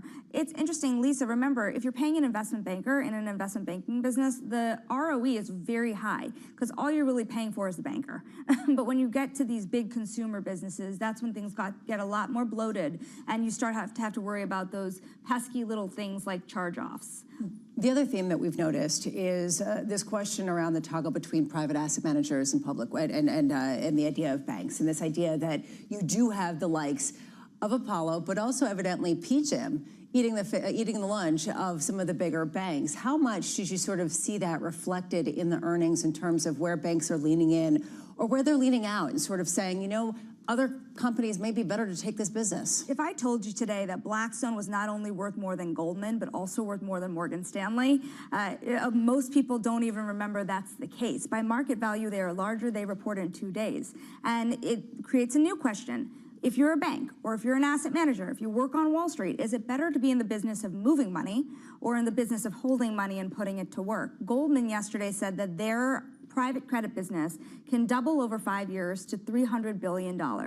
Well, that's just about what Blackstone has today. In a couple of weeks, Apollo is expected to bring in more than $500 billion be a $500 billion asset manager in credit alone. That doesn't even include equity and other kind of hybrid products. So they're bringing in massive money. Where do the banks make money from that? By those underwriting fees, by facilitating the deals. But again, these asset managers are certainly competitive, and they're competitive on the fee war as well. Shonali, when you look at the scorecard, compensation costs were rising this quarter. What does it say about the rest of the year? You know, they have to be making enough to justify that. There have been significant job cuts over the last couple of years on Wall Street. We're at the beginning of a capital markets rebound, but volatility is starting to rise back in the markets. If you even look at VIX futures into May, they're trading higher than the one-year average. What does that mean? Can equity underwriting keep going? Can debt underwriting keep going? Can they keep going after an election in the United States?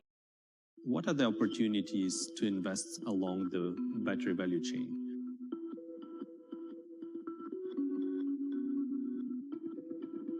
The integration of the battery into the vehicle architecture is often neglected. The new tech players who are developing new chemistries enabling higher battery density are high risk, high return opportunities. And as we go further upstream to raw material supply, diversifying the supply of critical raw materials poses an additional investment opportunity. How do you sort of decide which sort of side of the fence to sit on when it's just such an ambiguous moment? I am curious, too, about his sock choices, because evidently last time he came with some T. Rowe Price socks that went up to my knees. I didn't notice that. Yeah. How did you see that? Well, no, he handed us some, and I tried them on just to see if they were what merch. Yeah. I didn't get any merch at all. I think he left it on your T. Rowe Price merch. Did you take mine? I took your socks. Nothing ambiguous about these bond market moves. It's just been clear and in one direction, higher over the last few weeks. We've got a 10-year sitting at 464. a 2-year at 4.94. And Lisa, what was contrarian, I think, is now consensus. It's going to be a whole lot later if you're looking for interest rate cuts from this Federal Reserve. The dramatic repricing in rates and the dramatic repricing in rate cut expectations over the past 3 weeks has been nothing short of amazing. The fact that the markets have digested it as well as they have until now is pretty impressive. Question is just, have we breached that level? And that's increasingly what people are saying at a time where there's already this overhang of geopolitics that's creating some nervousness. It's been 5 months since Powell's pivot in December. He's going to speak again today.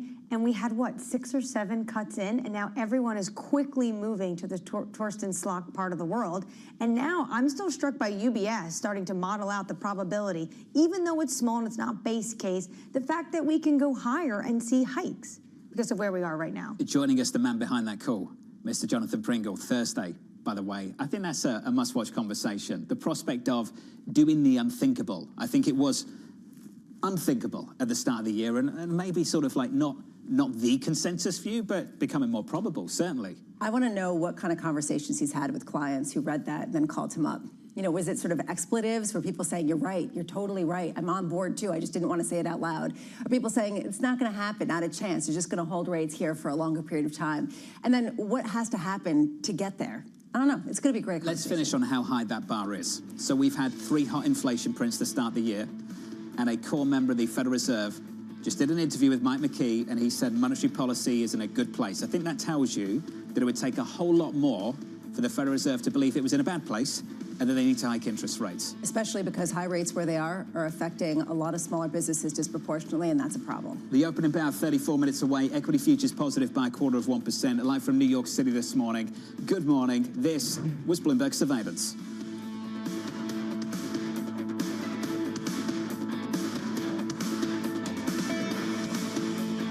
Bloomberg has enhanced search on the terminal to deliver what you need when you need it. Now, you can simply type phrases in everyday English in the command line. Compare financials.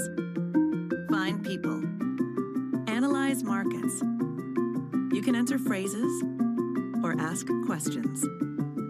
What do you want to know today? Ask a question or visit SearchGo to find answers now. We're operating in a very volatile environment. So JetBlue has a very large presence here in New York, and there are air traffic control challenges. And so we've had to overinvest in hiring excess crew members and building flexibility into our planning process. And so over time, we hope to wean some of those investments back as the operating environment around us stabilizes. We made the decision early on that we were only going to invest internally on key differentiating technologies, and clearly the powertrain is the key differentiating technology. So our investment is a recurring investment with respect to the powertrain team, the battery team, which is part of it, the engine team, the electric engine team, which is part of it. And we also have a lot of non-recurring costs with the other components because we're not developing those internally. We're using the existing aerospace defense supplier base for most of the other components. We invest a lot in the offices, that you feel home, that you can actually be at your best yourself, and people work very differently. We take a lot of input from the sports world, actually, the athlete spirit, right? Building a sports team that can perform at the best, but also talking a lot about the explorer spirit, how can we really tap into new things, continue being disruptive. We have 80 different nationalities at On. It's very important to have a diverse team because we have a very diverse landscape of customers.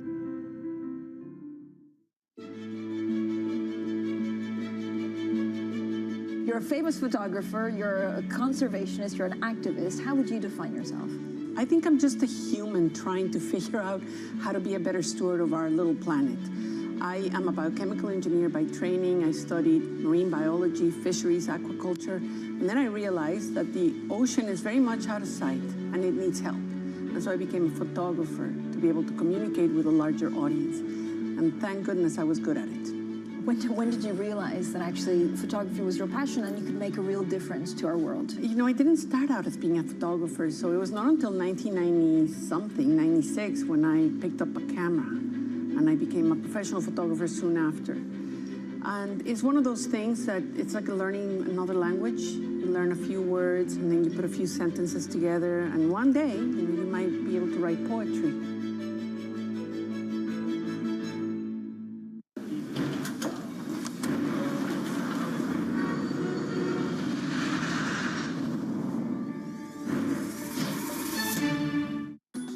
From New York City, for our viewers worldwide, a very good morning. I'm Manus Graney in for Jonathan Farrell. We're really grappling for some kind of stability in these equity markets.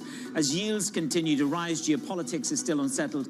Go the banks. Bank of America bid up this morning in the eye of the storm. Banks are your stability. Countdown to the open kicks in right now. Everything you need to get set for the start of U.S. trading. This is Bloomberg, The Open, with Jonathan Farrell.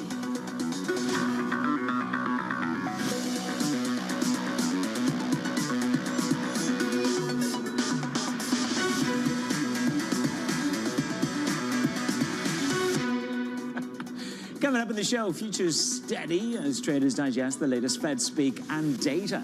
Bank of America, Morgan Stanley, the results impress. And Putin calls for restraint from Iran, according to the Kremlin. We begin with the issue of the day. It is big bank earnings. Let's wrap it up. Overall provision expense is mixed. We saw provision rise for B of A this morning, which is a good thing because they had a pretty healthy step up of their net charge-offs. I do think it's interesting that we're seeing deposits act very well. Deposits grew for the whole system in Q1, and they were higher for B of A this morning. You're particularly seeing that in the wealth management business for B of A. I also think that the balance sheet is seeing a little bit of expansion on the securities book, which is another way for the company to try to manage net interest margin, take advantage of higher interest rates. Let's get through some of these results now. Sonali Basak is with me. She's had a busy morning. So if I listen to Brian Moynihan, sounding strong, we are different, very much a musculature there. And Morgan Stanley, I love what we had on the chat, which was, showing a bit of form, rounding down rather than rounding up, but a good performance on both the banks. You have a good performance, and investors really looking to hold on to the good news here. Net interest income rising at Bank of America, and even with compensation expenses coming in above estimates. And remember, pressure on that line, even with headcount being reduced over the last couple of quarters. They make the point to investors, analysts on the call right now, that expenses are up 2% while inflation is 4%. So even there, they're pledging some discipline. Of course, they're navigating costs tied to the FDIC special assessment as well. So that net interest income, of course, good news. We'll see if they give any new guidance for what to expect for the year. Over at Morgan Stanley, a similar story. The good news is in the main business, that wealth manager, $95 billion of net new assets, if you could believe it, versus about $61 billion, which is what analysts had expected. Now, they also beat on investment banking and trading figures as well. I would say, however, competition is hot. You have equities trading coming in below Goldman Sachs. We have all the numbers out now. We know who the winners and the losers are, and the competition in a volatile market certainly is getting hot as underwriting comes back. Wealth management has been the one thing that stood out sort of subliminally, just sort of below. It's the second line in a lot of these readings, but wealth is incredibly strong. But then we have had asset markets that have had a nice bump in the past 5-6 months. So where's the standout in wealth as you look across the street? To your point, you say near perfect prints, according to Oppenheimer, for Goldman and Morgan Stanley, but the place that's less than perfect is in net interest income, and you saw that at the wealth manager over at Morgan Stanley. So to your point, assets are rising. They bought in a lot of money at their family office business. These are wealthier individuals, but you didn't see that same kind of heat over in the lending profits over at Morgan Stanley. Again, this is a perennial problem, but you have to remember Morgan Stanley was down quite significantly heading into this print. This is the first quarter of performance for the new CEO, of course, Ted Pick. Yep, good news for Ted Pick. He's facing some other challenges, but as you say, a nice set of numbers to set the tone. Sonali, thank you so much for being on set with me. Let's continue that conversation. Cole Schmid of Schmid Capital Management and Mo Hagbin of Invesco. Gentlemen, good morning to you. As you stand back and look at these behemoths of Wall Street reporting, investment banking has been a great tick in the box for Goldman Sachs. Here we are with the challenge of net interest income. Cole, if I look at the KBW, it still lags the rest of the market. A lot of people came on here and said, rotate into financials, rotate into energy. As you look at the results as we close off today on banking, are you convinced of a further rotation into banks? Good morning. Good morning, and thanks for having me, man. So to your point, I think the main thing we've drawn away from this is the near-term wins have been the investment banking wins. The problem with those is if you look at those, that was the same thing at the end of 21 before 22 dropped those away. So I say that because I think really what the most attractive thing is just old commercial banking. Who's collecting good net interest margins even though obviously the deposit costs have gone up, and not all will deal with that well, frankly. Obviously the big banks dealt with big deposit inflows a year ago, and since they're not translating that into higher underwriting for new loans, it's causing drag on the net interest income. So I think that's the big deal is, how will the economy go? So far, the economy's hot, and no one seems to be that excited about it. And I think that's a much more fundamental picture of the banks the next 2 to 3 years. Well, I think that's the sort of the restraint. They're just hesitant to get overly bullish on the economy. Mo, good morning to you. Again, I know that you go for breadth, and I just wondered to what extent this reporting season for the banks, some people argue it's peak net interest income. Others argue it's a strong economy and it will remain firm and credit provisions are low. How convinced are you that financials play an active participation in the breadth story for you? Yeah, thanks, Manny, for having me. We're very constructive, actually, overweight financials, and this quarter was really a good quarter for banks and asset managers, financial sector in general. And if you think about kind of the components, to Cole's point, net interest margin, investment banking, asset management, trading in general, and the results were pretty good. Maybe a low bar, but those results were very good. And if you kind of think about the economy in the more macro picture, we still think, growth is actually better than expected overall. So that exposure to cyclical stocks and cyclical factors is something that we continue to maintain. Look, one of the hottest topics in the latter part of last year, or certainly for most of last year, was CRE. We saw HSBC actively reduce their exposure to CRE. And many people have again said, don't worry about it, it's well spread out. Cole, you've actively sought out the differentiator when it comes to those banks and their exposure to CRE. How have you put that together in the portfolio financials? Well, that's a good question. I think the main thing is understanding the loan book of the company you're buying. I think that's what's interesting to us. So, for example, last fall we got involved with 3 of the regional banks, which was Western Alliance, who was really in the heart of the storm a year ago, M&T Bank and Fifth Third Bank. And what we're looking at is what are the loan books, and then secondly, if there are troubles, can they earn their way out of it? Just to give you some broad categories, coastal is poorer than non-coastal, and urban is poorer than suburban. So I think of the working mom with 2 kids. She will not commute over 30 minutes, and therefore there's a lot of CRE assets out there that are not very good. The idea that we are going to build the post-pandemic world in shoving people back into urban cities that are degraded in many ways, that's not going to happen. So, we live here in Phoenix, Arizona. I sit in a suburban business district. That's the hottest part of office right now.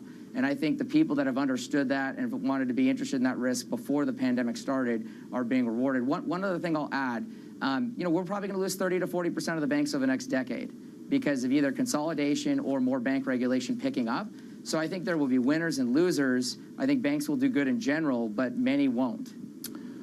And to that point, I mean, if we go back 1 year ago, gentlemen, we were in the eye of a regional bank crisis. One of the debates that is gathering moss is the risk of a rate hike. Now, nobody's saying that's what's going to happen, but it certainly was a lonely place to talk about that just a few weeks ago. Torsten Slok is talking about no rate hikes. Here we are with various people talking about potential rate hikes. UBS talking about 6.5%. How much injury could that be to banks on hikes? I mean, you've got the interest side, and then you have the risk to the real economy. Cole? Yeah, you need to slow down in the economy in a way that would cause the back book to become more onerous to a bank. And right now, I mean, I'll use the Bloomberg commentator Larry Summers as an example. There's more arguments for a hike right now than there is a cut, in our opinion. And we think that's where the power of the economy sits, really outside the Fed's hand. So we sit in this world right now that people are arguing for all these issues in banking, and yet one of the most typical problems would be labor, problems, and then secondly, economic problems that follow. Housing would be a good problem too. You just can't find that. So I think all the typical negative arguments on banks just aren't there, and so people are going to more esoteric arguments of rate increases, affecting obviously the capital, but those have to be called in outside of held to maturity. So I'm not saying we won't have a recession at some point. We will. But again, the fiscal largesse of the U.S. federal government is so large that that's really what Jay Powell and the Fed are having to deal with, but that's benefiting the banks and the economy. And that delivers that U.S. exceptionalism pretty much at every turn. Mo, for you, the risk, do you see the risk of a rate hike versus the beginning of a rate cutting cycle? We're going to revisit this in a moment, but just sort of to pit Cole and yourself on your first take on that. Yeah, sure. I don't think, we saw obviously the UBS report, and that wasn't really their base case either. We don't think that, rate hikes are kind of in the forecast. I would say we've seen peak rates. The question is, how quickly do we get cuts? And we've been talking a lot about this with clients. At the beginning of the year, we were pricing 6 to 7 cuts. We never thought that was realistic. I still do think, the Fed would like to cut. So 1 to 2 cuts by the end of the year seems to be kind of a reasonable place to at least forecast today. I don't see hiking unless you see some really, really bad information or news on the inflation front. And really, that's the elephant in the room, right? So if inflation starts to become very, very problematic, then the Fed actually needs to focus there. Because if you look at the dual mandate, their issue is more around the price stability, not around employment. Employment is not challenged at the moment. No, it's certainly not. And that unleashes then the argument where UBS are coming from, which is stagflation, and maybe having to raise rates, or the possibility of raising rates up to 6.5%. We thought Jamie Dimon was way out there at this time last year. Gentlemen, stay with me. More work to do. Cole Smead and Mo Hagbin, my guests this morning on banks and markets. Breaking news for you from the IMF. This is their view of the world. For 2024, they've upgraded their global growth forecast to 3.2 from 3.1%. A small and incremental move, but they talk about an uneven global growth and challenges ahead, and they are warning about the U.S. overspending and ballooning debt. We'll return to those headlines. But an upgrade for growth right now in 2024, and they leave 2025 unchanged at 3.2%. Let's go under the hood. Ahead of the opening bell, Simone is with me with the details. Simone. Well, Manus, a little surprised that Bank of America and Morgan Stanley are among the biggest movers, the most traded in equity markets this morning. Bank of America seeing one of the best first quarters on record, with net interest income and equities trading topping estimates, but those rising non-interest expenses up over 6%, maybe putting a ceiling on this name. Morgan Stanley up 0.9% this morning after trading and wealth management topped expectations. That's good news for new CEO Ted Pick. Evercore says, don't call it a comeback. The Morgan Stanley growth story has been here for years. But the shares moving the most are United Health. They had been up even more earlier this morning in the trading session. They experienced a February cyber attack, but earnings per share and revenue were able to come in ahead of estimates. And a lot of analysts have been concerned about rising medical costs, but United Health said they were in line with expectations. So positive news for them this morning as well, Manus. Okay, certainly one to watch, Simone. Thank you very much. Coming up, the IMF warns of an uneven global growth ahead. The authorities are a little bit frozen around the world as how do you react to a generalized dollar strengthening?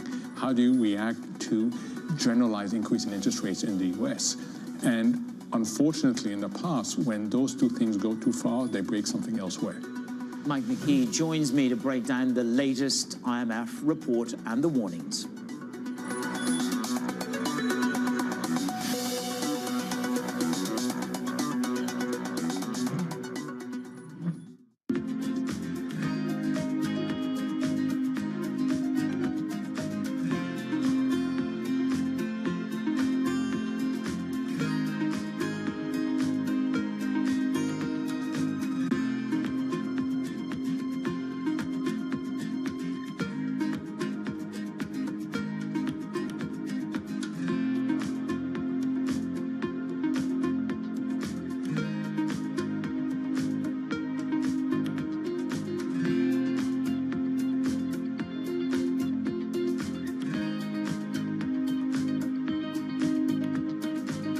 Season 2 of The Circuit.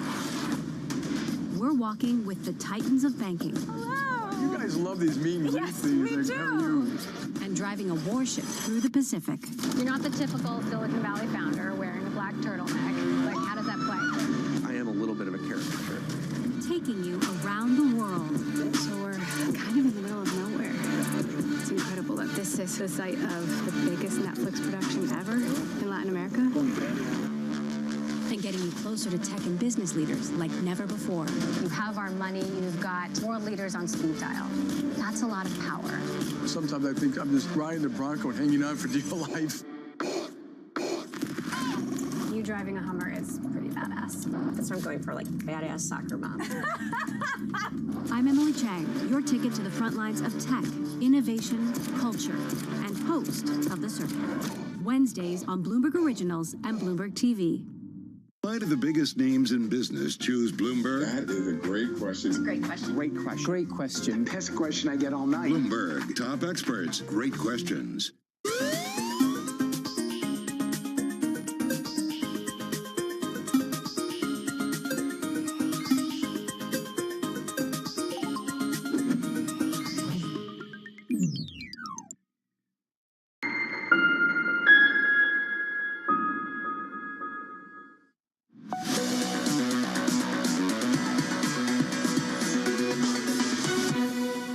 The growth engines are very unequally distributed around the world right now. The authorities are a little bit frozen around the world as how do you react to generalized dollar strengthening? How do you react to generalized increase in interest rates in the US? And unfortunately, in the past, when those two things go too far, they break something elsewhere. The IMF releasing its World Economic Outlook warning of the U.S. overspending and on debt, writing, quote, the exceptional recent performance of the United States is certainly impressive, but it reflects strong demand factors as well, including the fiscal stance that is out of line with the long-term fiscal sustainability. Something will have to give. Mike McKee is with me. That's quite a strong warning, Mike, isn't it? It is a strong warning, one that's likely to be ignored by the United States, but it does underscore the situation the U.S. finds itself in. The IMF, as you mentioned earlier, raising its global growth forecast for 2024 to 3.2%. And most of that, almost all of that, is due to the exceptional performance of the U.S. economy. They've raised the U.S. growth forecast by 0.6% to 2.7% for 2024, and even a boost in 2025 of 0.2 to 1.9. If you look at the rest of the chart there, everybody else is flat or down in the IMF forecasts among the major economies of the world. The IMF says the U.S. is being driven at this point by the exceptional spending of the pandemic that continues post-pandemic, and that it risks raising interest rates around the world, which could, as Mohamed El-Erian was just talking about, break the world economy. So there is some concern there. Some good news, I suppose, if you want to look at it that way. The first bad news we've had in the economy in a little while. We see a big drop in U.S. housing starts of 14.7%. Building permits also down. Not clear exactly what caused the drop. There's still a lot of demand out there, so most economists are saying they expect a rebound come April, this month's data, when it is out. And finally, we've got to tell you about Philip Jefferson. He's the Fed's vice chair and the latest person to join the parade of people saying, don't get too excited about rate cuts. He says the outlook is still quite uncertain, and if incoming data suggests inflation is more persistent than I currently expect it to be, it will be appropriate to hold in place the current restrictive stance of policy for longer. So higher for longer if inflation doesn't come down. From the Fed vice chair, we heard the same thing from John Williams, the New York Fed president, who's vice chair of the Open Market Committee. And this afternoon, we'll get the head of the Troika, Jay Powell, speaking, and we'll see if he is also on the same page. Gonna bet, Manus, he is. Absolutely. But let's see if there's any more description about the bumps in the road and whether they're enduring. and morphing into a hill. Unlikely we'll get that level of clarity. Mike, thank you very much. Mike McKee there breaking down some of the IMF report. Well, Cole Smead and Mo Hagman are my guests this morning. So, gentlemen, here we are. The exceptionalism of the U.S. is personified in many ways. The dollar is a haven, unreservedly a haven in this geopolitical angst period of time. But there's the IMF talking about an exceptional growth period. Mo, I want to go to you first of all, because you say that you remain overweight risk in the portfolio on a global tactical basis. But non-U.S. equities, value and smaller caps are of appeal. You're not betting against the U.S., but you're just allocating more beyond borders? Yeah, great question. Well, so, you know, to Mo. Yeah, so great question. You know, we do maintain an overweight to risk assets, and really that means kind of overweight equities relative to fixed income. But within equities, what we've been trying to do is broaden out that exposure. So, you know, in the U.S. market, we've seen very heavy concentration and narrow leadership with the AI theme and IT. We believe that if the economy is as strong as obviously the data suggests and resilient and expectations around growth are going to continue to improve, that the equity market would also broaden out. So smaller and mid-cap names, value-oriented companies, and to your earlier point, some overweight to international and emerging market equities as that reflation trade broadens out beyond the U.S. And you know, when we look at these markets at the moment, we're trying to understand, we've got geopolitics and then we have a re-rating in the bond market. Two's trading up at 5%, Cole, yesterday, and a jolt in yields that looks as if we're going to live in this higher for longer narrative unless real yield hunters come in. But when I look at all roads, they all converge towards the risk of inflationary shocks, whether it's war, whether it's the real economy, and that is the real risk that this equity market has got to try and grapple with, isn't it? Yeah, there's no question that really to understand the long-term inflation risk, the 10-year is the game. If someone asked me what would be the biggest nightmare for every asset owner in the world, regardless of private, public, doesn't matter, it'd be waking up on a 6% 10-year treasury, because that would argue the market forces cannot see the Fed getting control of this. Now, I'm not here to necessarily criticize Jay Powell. They're doing as good as they can, or to put it in what Paul Volcker said to Ronald Reagan when he came to office. Reagan said, hey, you know, some people don't think I should have a Fed chair. And Volcker said back, well, Mr. President, we're the only one fighting inflation here. The reality is the same thing's going on today. Like we talked about that fiscal spending. Now, one other thing I'll add to what your guest was just saying is that the main problem is American exceptionalism is being espoused in the S&P 500 globally and is being espoused in, as we know, very few companies. So the real danger is this looks like Japan in '89 from an American perspective. It looks like Chinese stocks were in 2010. The question is, you know, can the American markets hold that, hold that situation, that pedestal? I'll add one more thing. The dollar tends to do really poorly coming off of highs in equity markets and commodity bull markets that follow that. So if you go back and look, 02 was the high in the dollar. You woke up 6 years later, and Giselle, Tom Brady's ex-wife, wanted to be paid in euros, okay? So I just say that because that is how dangerous U.S. markets are to be a broadly diversified investor. I'm not saying you can't go own stocks. We do, but we're pretty narrow. And we don't own the market. Just to qualify this, I mean, you're making some big calls there. You're saying we are, in the United States of America, are facing something like the '89 Japan situation, quite a toxic drawdown. You really think you could get equities down by that amount in the space of 2024? What's the straw that breaks the camel's back on that? Yeah, it's probably gonna look like 72 to 74, where the Nifty 50 get crushed and everything gets crushed with it. I mean, that's one plausible path. The only other path that's, you know, looks plausible is more like a 99 to 02, where we beat the hell out of things and the other things that weren't part of the glamorous part of the market actually appreciate. Those look like the two plausible paths. But I'll add one more way of looking at this. We don't really care what happens in the next 12 months. We think the S&P is going to make zero over the next decade. And that is the biggest risk, because those are nominal numbers. Now we're back to debating inflation, and for sure it looks like negative real returns for equities in the S&P 500's case. Cole, I want a quick one-line response from Mo. Time is against us. Could it be as brutal as Cole lays out? Mo? We are much more constructive on equities over the long term. And if you kind of look at the last 100 years of equity performance, capital market expectations is you're probably still going to see a pretty significant positive return. I don't think I've got a convulsion like Japan left in me. Gentlemen, thank you very much. Cole Smead, Mo Hagman, my guest this morning. Coming up on the show, Emily Hill from Bowersock Capital Partners joins me right here on Bloomberg.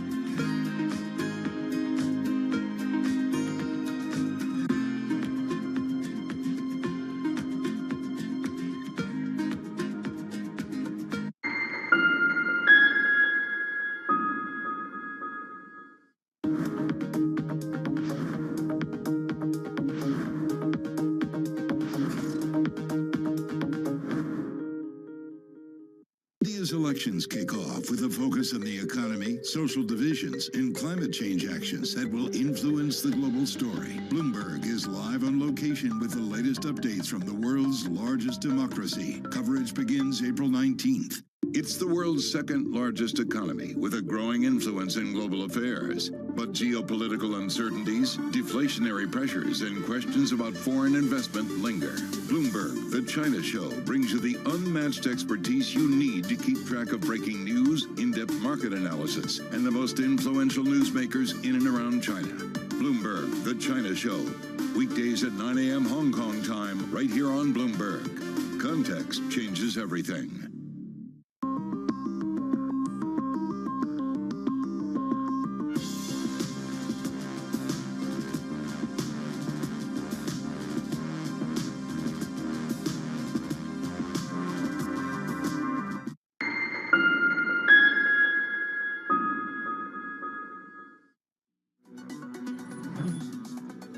Morning calls. First up, HSBC raises its recommendation on AMD to a buy, seeing more AI-driven upside. Wells Fargo upgrades Kroger to overweight, seeing fundamental improvements. And finally, Bank of America initiates coverage on Reddit with a neutral rating.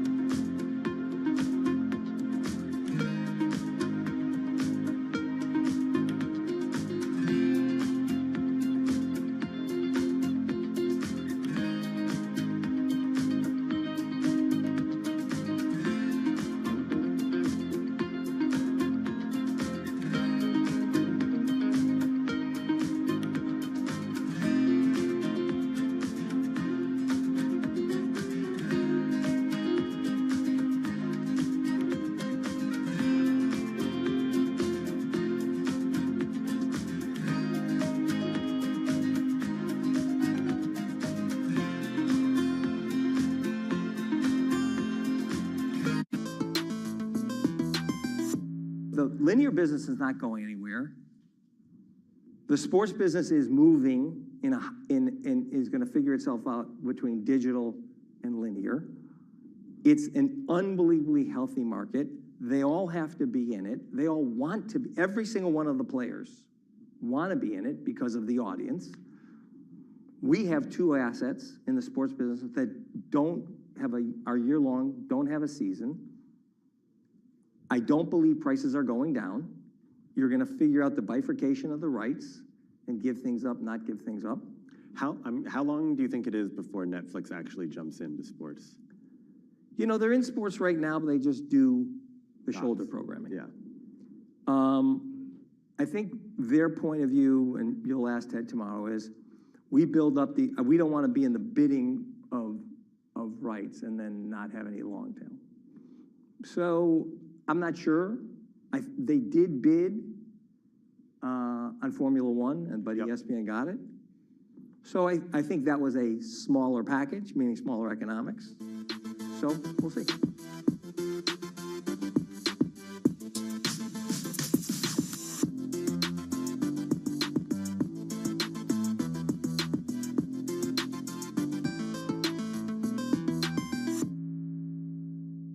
In a multi-trillion-dollar industry, there's a lot of ground to cover. We indeed have a rally. We're talking a lot of dividends. We're talking income. We'll show you what's happening in ETFs like no one else. Watch Bloomberg ETF IQ.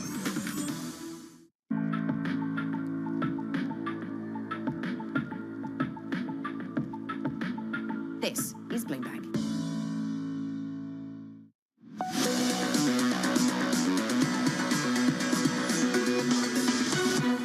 We're not starting on materially firmer ground today. You saw pretty heavy losses yesterday on the rise in yields, and again this morning a small tick higher on yields. The narrative about rate hikes, it's no longer a barren country to talk about that. Torsten Slot talking about no rate hikes, UBS talking about 6.5%. There is the opening bell. Again, banks are very, very much in focus with Morgan Stanley along with Bank of America today. Both doing nicely. There's the nicely opening. I should just say and point out to you that Bloomberg Media ringing the opening bell today at the NASDAQ market website. There you go, ticker tape and all. A couple of other asset classes to keep your eyes across is, of course, euro dollar. Now, if there is a material divergence between the Fed and the ECB, we had a conversation this morning on Bloomberg Brief, that parity comes a lot more quickly for the euro dollar. 10-year yields rising again this morning. Again, the narrative is about a higher for longer period, and no rate cuts is a building narrative. Crude down by 1/8% this morning and change. We wait to see what the Israeli response to the Iran missile barrage into Israel will be. Two stocks that we're keeping an eye on, Morgan Stanley, as I say, and Bank of America. Both of these banks topping the estimates. Bank of America notching up one of the best first quarters on record. Shanali is with me. You've had a pretty long couple of days on these banks. But Bank of America, I think the language that Moynihan uses and indeed the breadth of his outperformance is interesting. Well, a few things on net interest income. Not only have they beat market expectations, you also hear them now telling analysts that they expect NII to bottom in the second quarter of this year, so the current quarter, and then start to improve into the second half. You have Bank of America talking about the impact of higher interest rates, expecting to keep on benefiting through them throughout the year, and is also saying that a lot of the larger clients have gotten used to the higher rate structure. So you're seeing this higher for longer starting to feed through and become maybe Manus the new normal. You also hear him talking about efficiency. Mike Mayo, bank analyst, of course, famed bank analyst known to push the banks, is asking about the efficiency ratio and when Bank of America can get it under 60%. And you had Brian Moynihan's commitment here that they are working on driving that efficiency to a better place, particularly with the use of technology. As we know, headcount has been on the decline at a lot of these banks. Yeah, certainly the costs were one of the issues with JP Morgan when we looked at that on Friday, and their underperformance on NII, or their under guidance on AII, one should say, is something that, well, took a little bit of a sting for JP Morgan. Shai, thank you very much. Let's turn our attention to Johnson & Johnson, the company's first quarter. Nice beat on the estimates with the drug sales coming in higher than we expected. Simone Foxman has the details. Simone. Yeah, Manus, TD Cowen says that this was a solid first quarter print for the pharmaceutical company, but markets not so enthused in early trading with shares down over 1%. Diving into the numbers here, earnings per share coming in at $2.71. The estimate had been for $2.65. Sales were roughly in line with expectations. Interesting if you dive into the details there. We saw anti-cancer drug Darzalex, sales there overtaking the psoriasis arthritis drugs that had been the mainstay of J&J's drug sales for a long time, Stellaris, which it saw sales of $2.5 billion. That missed expectations slightly, and it's facing generic competition in Europe. So interesting changing of the guard there, but not everyone liking J&J's full year outlook, now seeing profits of $10.57 to $10.72 a share. That's tightening that range. Bloomberg Intelligence thinks the outlook is still conservative, but investors have to focus a little bit farther out on the medium term. Of course, TD Cowen thinks we're going to see a reversal in some of the negative trends this morning as we head through the trading day, Manus. Okay, Simone, let's keep an eye on that stock price down 1% and change. Sticking with the healthcare industry, United Health, they beat on profit estimates despite the cost impact associated with the cyber attack. Denise Sakova joins me with the latest. There's the stock roaring ahead, up over 5.5%. Denise. Yeah, Manus, United Health is having a great day. The company beat estimates. Profits came above what Wall Street was expecting. Outlook was affirmed, is indeed quite strong. Of course, everyone has been nervous about that cyber attack that we saw in February and its impact on the healthcare industry. But so far, the results have been good. In fact, adjusted earnings per share came at $6.91, well above what Wall Street expected, which was $6.59. Revenue came just below $100 billion, which was also above what estimates show. The price rose by 7.5, which is quite early for investors. We know the stock has suffered a lot this year. It was down 15% before the earnings report and was significantly underperforming the S&P 500. What is more, this brought relief to some of the other healthcare names, including CVS. And one of the comments that perhaps boosted investor confidence was that those higher medical costs are actually good news for investors so far. The cyber attack on its own, its impact was $832 million, but some of it was around 2/3 were adjusted. It is not part of these earnings. Of course, it's important to say that United Health did a biggest buyback of $3 billion, so that has perhaps boosted the earnings per share. Back to you. Denita, thank you so much. Let's turn our attention to the entertainment world. The Justice Department may file an antitrust complaint as soon as next month. It's aimed at forcing Live Nation to spin off Ticketmaster, and Wall Street Journal are carrying this story. So Alex Semenova has more. This has certainly irked the market. Indeed, Manus. Well, Live Nation has been under investigation by the DOJ for years now over concern that it's harming consumers through its dominance in the live event space. So the agency preparing to file this lawsuit is perhaps a long time coming here. The Wall Street Journal reported that the suit could come as soon as next month, though the details of the lawsuit are not immediately clear at this point. It's unclear whether it would call for a breakup of Ticketmaster and Live Nation, which had merged back in 2010. Shares of Live Nation are down 8% here. That is the biggest decline since February 24th, 2023. Coming into this session, the stock had been up about 7% year to date. And Live Nation is, of course, the parent company of Ticketmaster. The company drew the ire of the U.S. government and regulators back in 2022 after a system meltdown left millions of people unable to purchase tickets to Taylor Swift's Eras Tour. So perhaps some vindication here for the Swifties if this lawsuit gets filed. Analysts at Benchmark call this familiar regulatory terrain, but they say that they wouldn't be surprised if the DOJ did file this lawsuit, given the fact that it's an election year and both parties want to woo in younger voters. At Cowen, analysts said it's unclear if the lawsuit would call for a breakup of Live Nation and Ticketmaster. They said that a potential divestiture of Ticketmaster is a negative for Live Nation stock. Menace. Be careful of the retribution of those Swifties. Alex, thank you very much. Alex Semenova. So what are investors grappling with? Multiple issues. We've got the threat of an Israeli counterstrike. Emily Hill of Bauer Sock Capital Partners joins me next saying this. Geopolitical risks are usually elevated and are likely to remain so. The risk of an expanded conflict in the Middle East that could significantly diminish the odds of a soft landing is higher than investors really appreciate. I should say unusually elevated, just to correct myself. Emily is with me at the moment.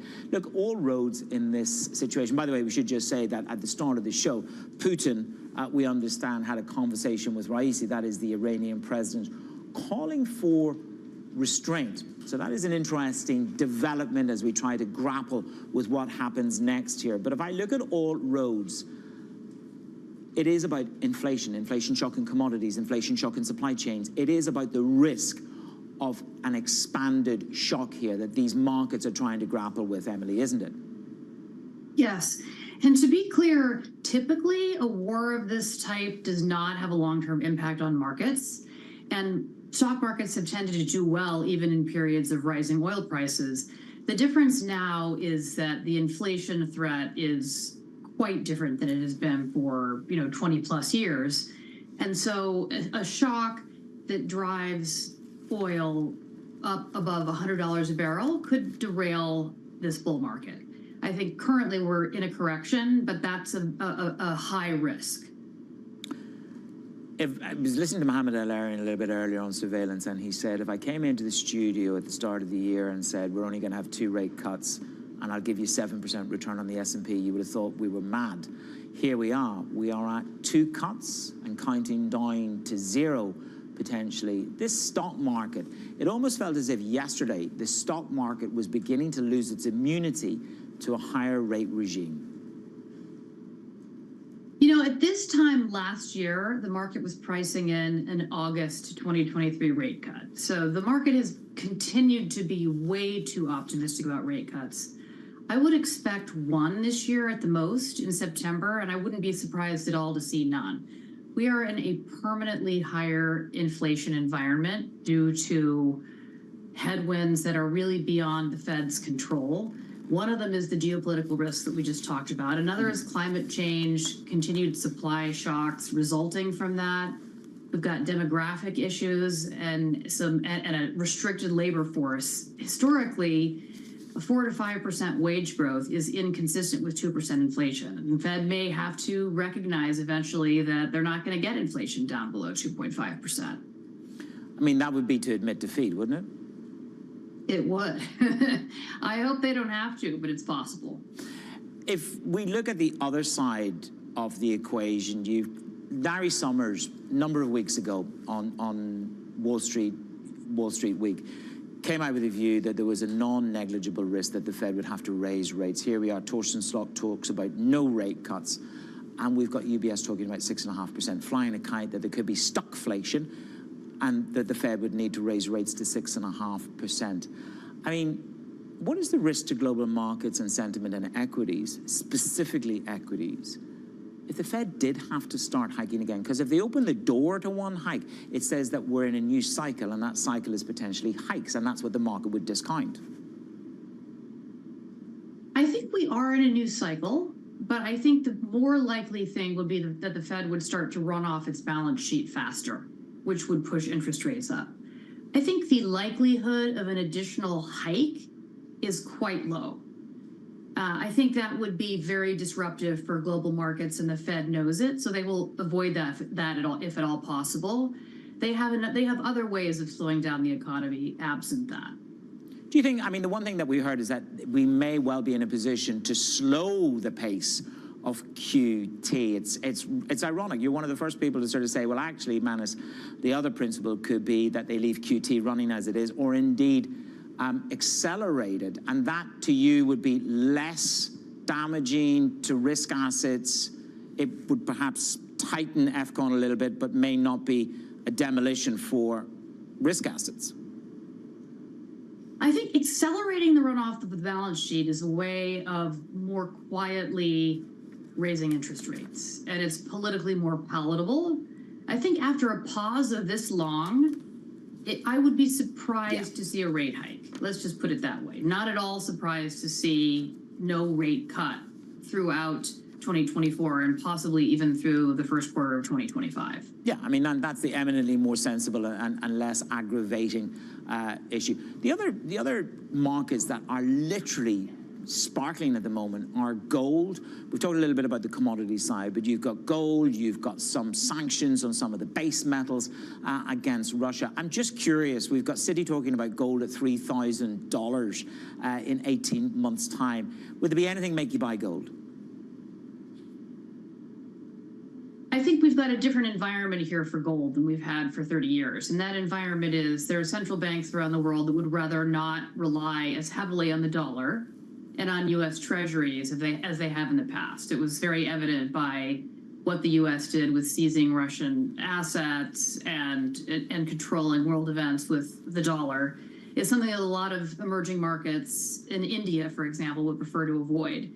So one of the things we're seeing, in addition to Chinese retail buyers, is central banks accumulating more gold. And I think that momentum is probably going to continue. It surprised everyone because typically the opportunity cost of holding gold when you can have, you can own cash for 4.5% is high. But I think you've got different factors at play here. I have indeed. It's interesting to see those central banks just continually, especially the RBI, they've just confirmed their appetite for gold, along with the PBOC. Emily, it could be much, much bigger cycles going on under the hood. Emily Bowersock, I should say, of Hill of Bowersock Capital Partners. Many thanks. Coming up, tensions are simmering in the Middle East. Israel proved it has superior military capability, and just as critically, they don't stand alone, that the United States stands with them. There's no question that Iran recognizes the coalition that was put together to help Israel defend itself. The world awaits Israel's response to Iran's attack over the weekend. That conversation ahead on Bloomberg.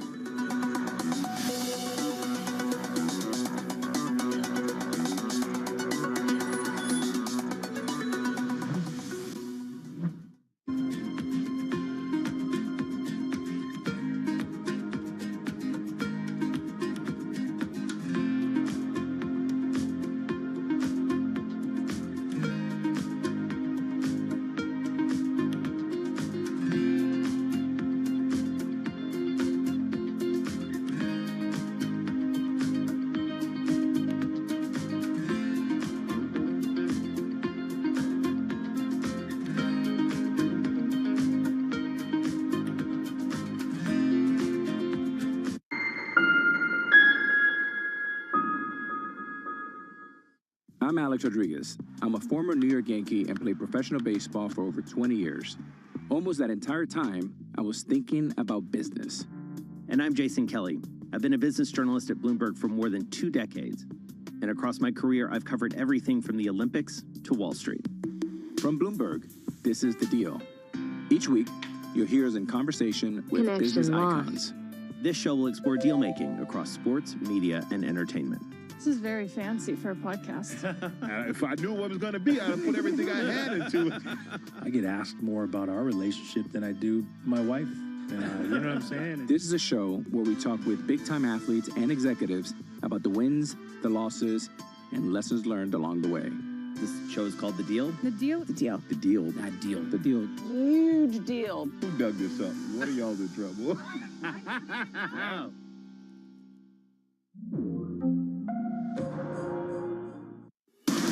From the world of politics to the world of business, every weekday at 5 p.m. Eastern Time, hosts Joe Matthew and Keely Lines deliver news, insight, and analysis from and about politics' biggest power players. Let me just start with, this is not the first time we've heard this argument. I mean, this is going to be an ugly, ugly year. Balance of Power, live around the world every weekday at 5 p.m. Eastern, only on Bloomberg Television. Context changes everything.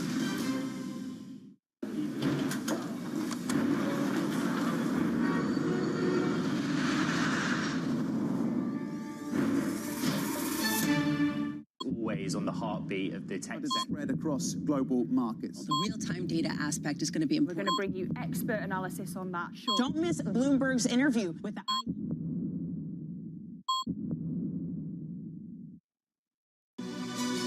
This is Bloomberg News Now. News when you want it at the touch of a button. Another volatile day on Wall Street. We're seeing big moves. All eyes on Capitol Hill as Democrats and Republicans prepare. Today's job numbers casting doubt on the Fed's next move. Inflation remains front and center. And that's news when you want it with Bloomberg News Now. Get it 24/7 on the Bloomberg Business app, Bloomberg.com, and anywhere you get your podcasts. Bloomberg News Now. Context changes everything.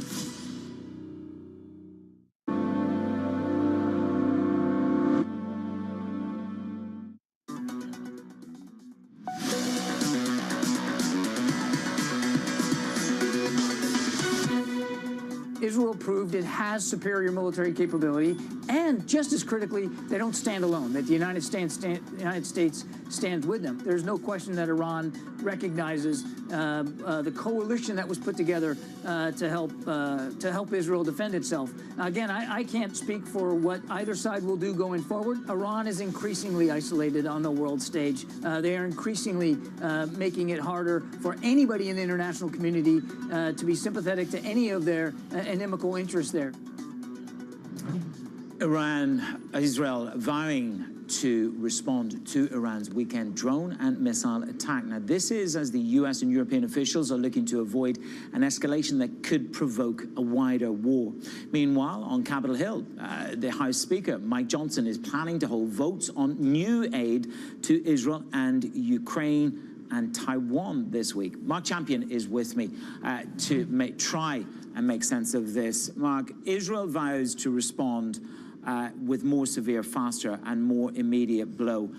How does Israel respond to try and make sense of this without literally creating some kind of systemic risk in the system? They need to respond. That seems to be accepted now, even though you've had voices of restraint from Macron, from Scholz, and from David Cameron. What does a non-massive escalatory response look like? Yeah, it's a very good question. I mean, there are a lot of things that they can do. I think the biggest question will be whether they decide to attack Iranian territory directly, or whether, again, as they have before, to attack Iranian assets outside of Iran, even including when they hit a consulate in Syria, in Damascus, which was the strike that caused the Iranian retaliation. So, they do have options. There are things that they can strike inside Iran, but, as soon as you move across the border, that will begin to increase the risk. And of course, as soon as you start to take lives, you make it very difficult for the other side then not to say that they need another round of retaliation. So it is extraordinarily difficult to pull off. And what the Iranians did was very high risk. There is an argument that they also were trying to do something that wouldn't force a major escalation toward a regional war, something that they don't want, that they might not win. But they kind of got away with it, if you like, in the sense that, there was very little damage in Israel. Most stuff got shot down, and they could still claim victory. What the Israelis will do, I seriously don't know. But they're under a lot of pressure at the moment, but I'm sure that they will respond in some form.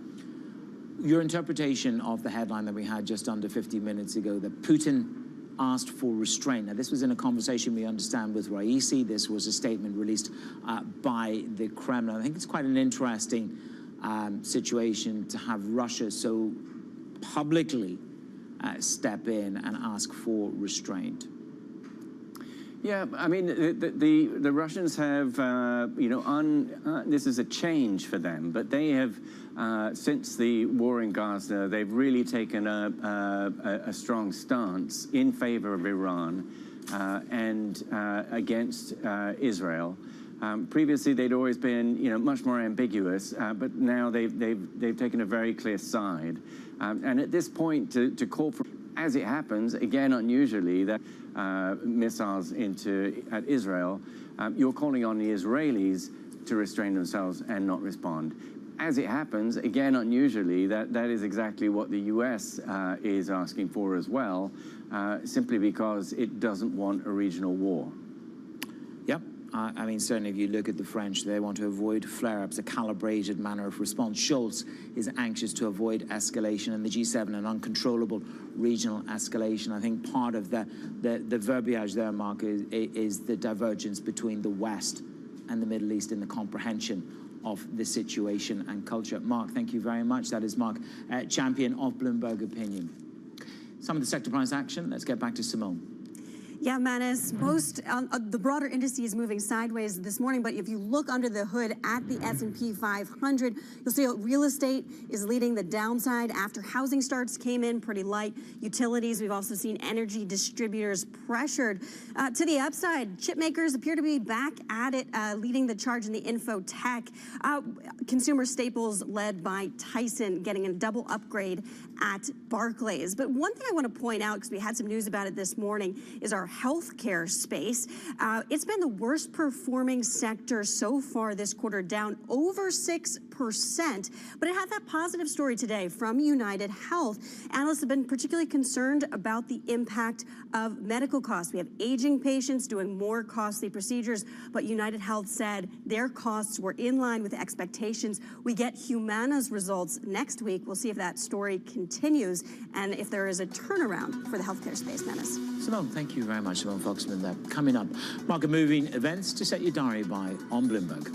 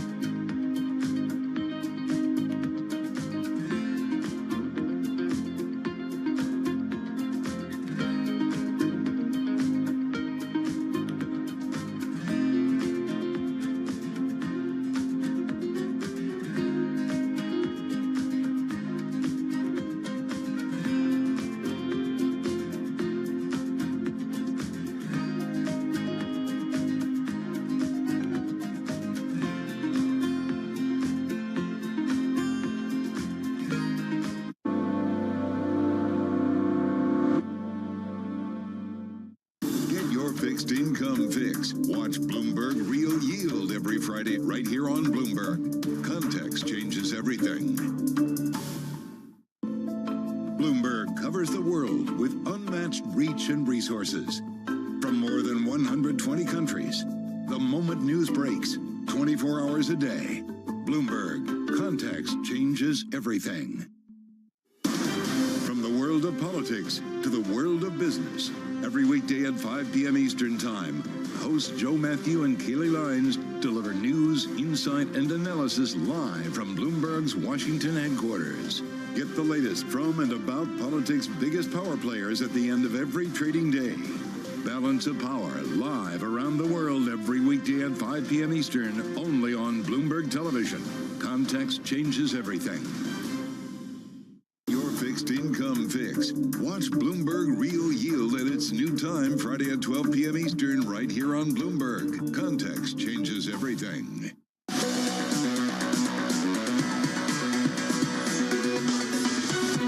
Time for your trading diary. What do you need to keep an eye on? Fed speak coming down. We've got Powell, Barkin, Williams, and Collins. Then after the bell, we're going to get the United Airlines earnings. Wednesday, it is the beige book from the Fed. And there will be a Senate subcommittee hearing on Boeing's safety. Thursday, it's all about Netflix. What are you watching? And are you sharing your passwords? That was Countdown to the Open. The rest of the team will take you through the trading day. We're counting down to what Jay Powell has to say, perhaps soothing the nerves of a frayed bond market. Good morning from Bloomberg.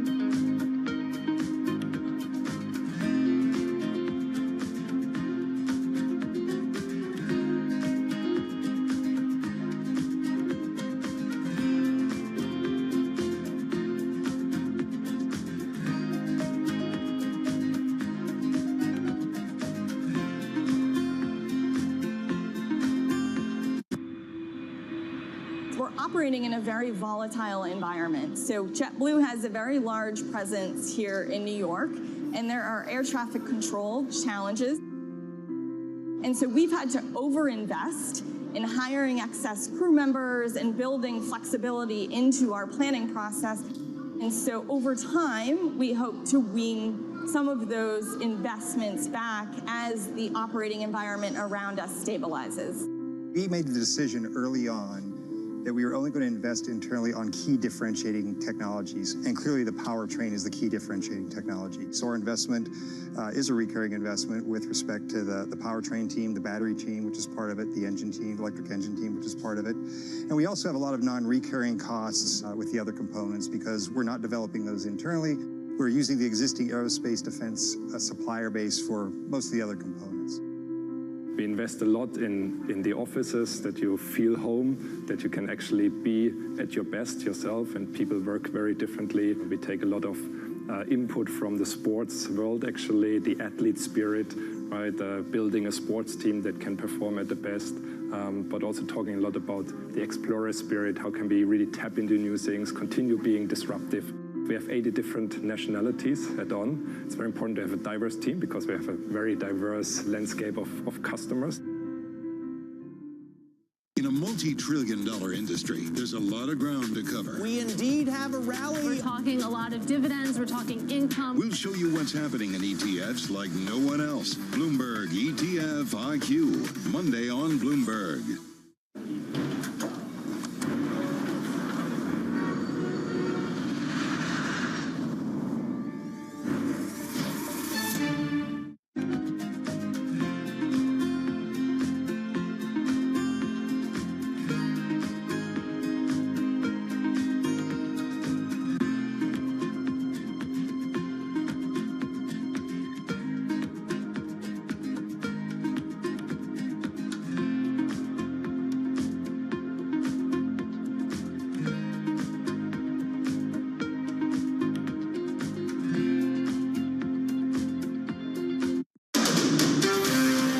This is Bloomberg Intelligence with Alex Steele and Paul Sweeney. The real outperformance has been the U.S. corporate high yield. Are the companies lean enough? Have they trimmed all the fat? The semiconductor business is a really cyclical business. Breaking market headlines and corporate news from across the globe. Do investors like the M&A that we've seen? These are two big-time blue-chip companies. The window between the peak and cut changing super fast. Bloomberg Intelligence with Alex Steele and Paul Sweeney on Bloomberg Radio. Good Tuesday morning from the Intercontinental Hotel in Midtown Manhattan. Alex Steele, Paul Sweeney, Bloomberg Intelligence. We are at the Bloomberg NEF Annual Energy Conference. It is an energy and climate summit bringing together corporate executives, government officials, and industry leaders talking about new energy, the financing of new energy. The summit this year will span clean power, trade, federal U.S. policy, hydrogen, and climate technology. So Alex and I are going to be here for the next 2 hours. We'll be interviewing Alex and some of the fine speakers here and folks here at the New Energy Finance Conference in Midtown. Yeah, coming up, David Crane. He's the Undersecretary for Infrastructure at the Department of Energy. He's the first ever to have that role. He was the CEO of NRG Energy, and he's kind of the guy responsible for making all this stuff work. He had some very choice words in terms of power demand. We're looking at power demand growing like 5 to 6%. It hasn't grown like at all in like 12 years. So this is huge, and this is definitely the topic of the conference. How do we power all the stuff that we need? Yep, absolutely. Pedro Pizarro, he's going to join us as well. Edison president and CEO discuss Edison's modeling for net zero economy by 2045. All that's coming up. Plus, right now, let's go to Lisa Mateo, get a Bloomberg Business Flash. Lisa, what do you have for us? You got it. Market Drivers brought to you by IBKR Financial Advisors. Switch to Interactive Brokers for lowest cost global trading and turnkey custody solutions. No ticket charges, no conflicts of your interests at ibkr.com/RIA. All right, stocks are mixed after closing lower in Monday trading. Right now we have the NASDAQ. Well, that's little change. The Dow up about 0.3%, and the S&P 500, that is little changed. We have the 2-year yield 4.95%. That's up about 3 basis points. The 10-year yield at 4.68%, and that's up about 7 basis points. To commodities we go. We'll start with spot gold lower at $2,369 an ounce, and oil, we have Brent crude at $89 a barrel. We have some more economic data coming out this morning. New home construction in the U.S., well, it fell to the lowest level since August. Consumers are just waiting out those high mortgage rates. Residential starts decreased 14.7% in March. Building permits, that fell more than expected too. And U.S. industrial production rose for a second month in March. That was boosted by a larger than expected increase in factory output.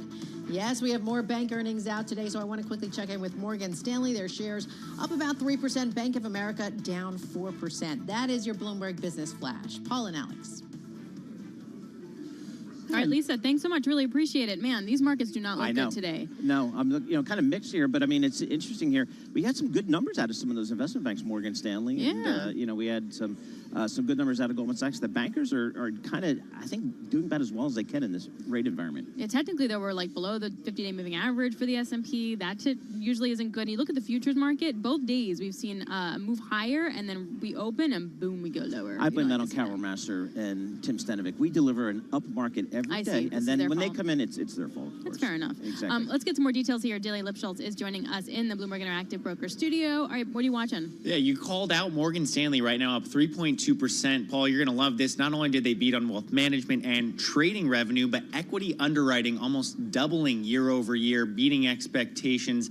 Also seeing strength for fixed income underwriting. So while we have some poor news from Bank of America, one of the better performers in the S&P 500 this morning is Morgan Stanley, again up 3.3%, really a beat across the board. And we're seeing a bit of a divide, in the wake of JP Morgan setting the tone on Friday, but Goldman Sachs yesterday, and Morgan Stanley showing that there are some winners in the space.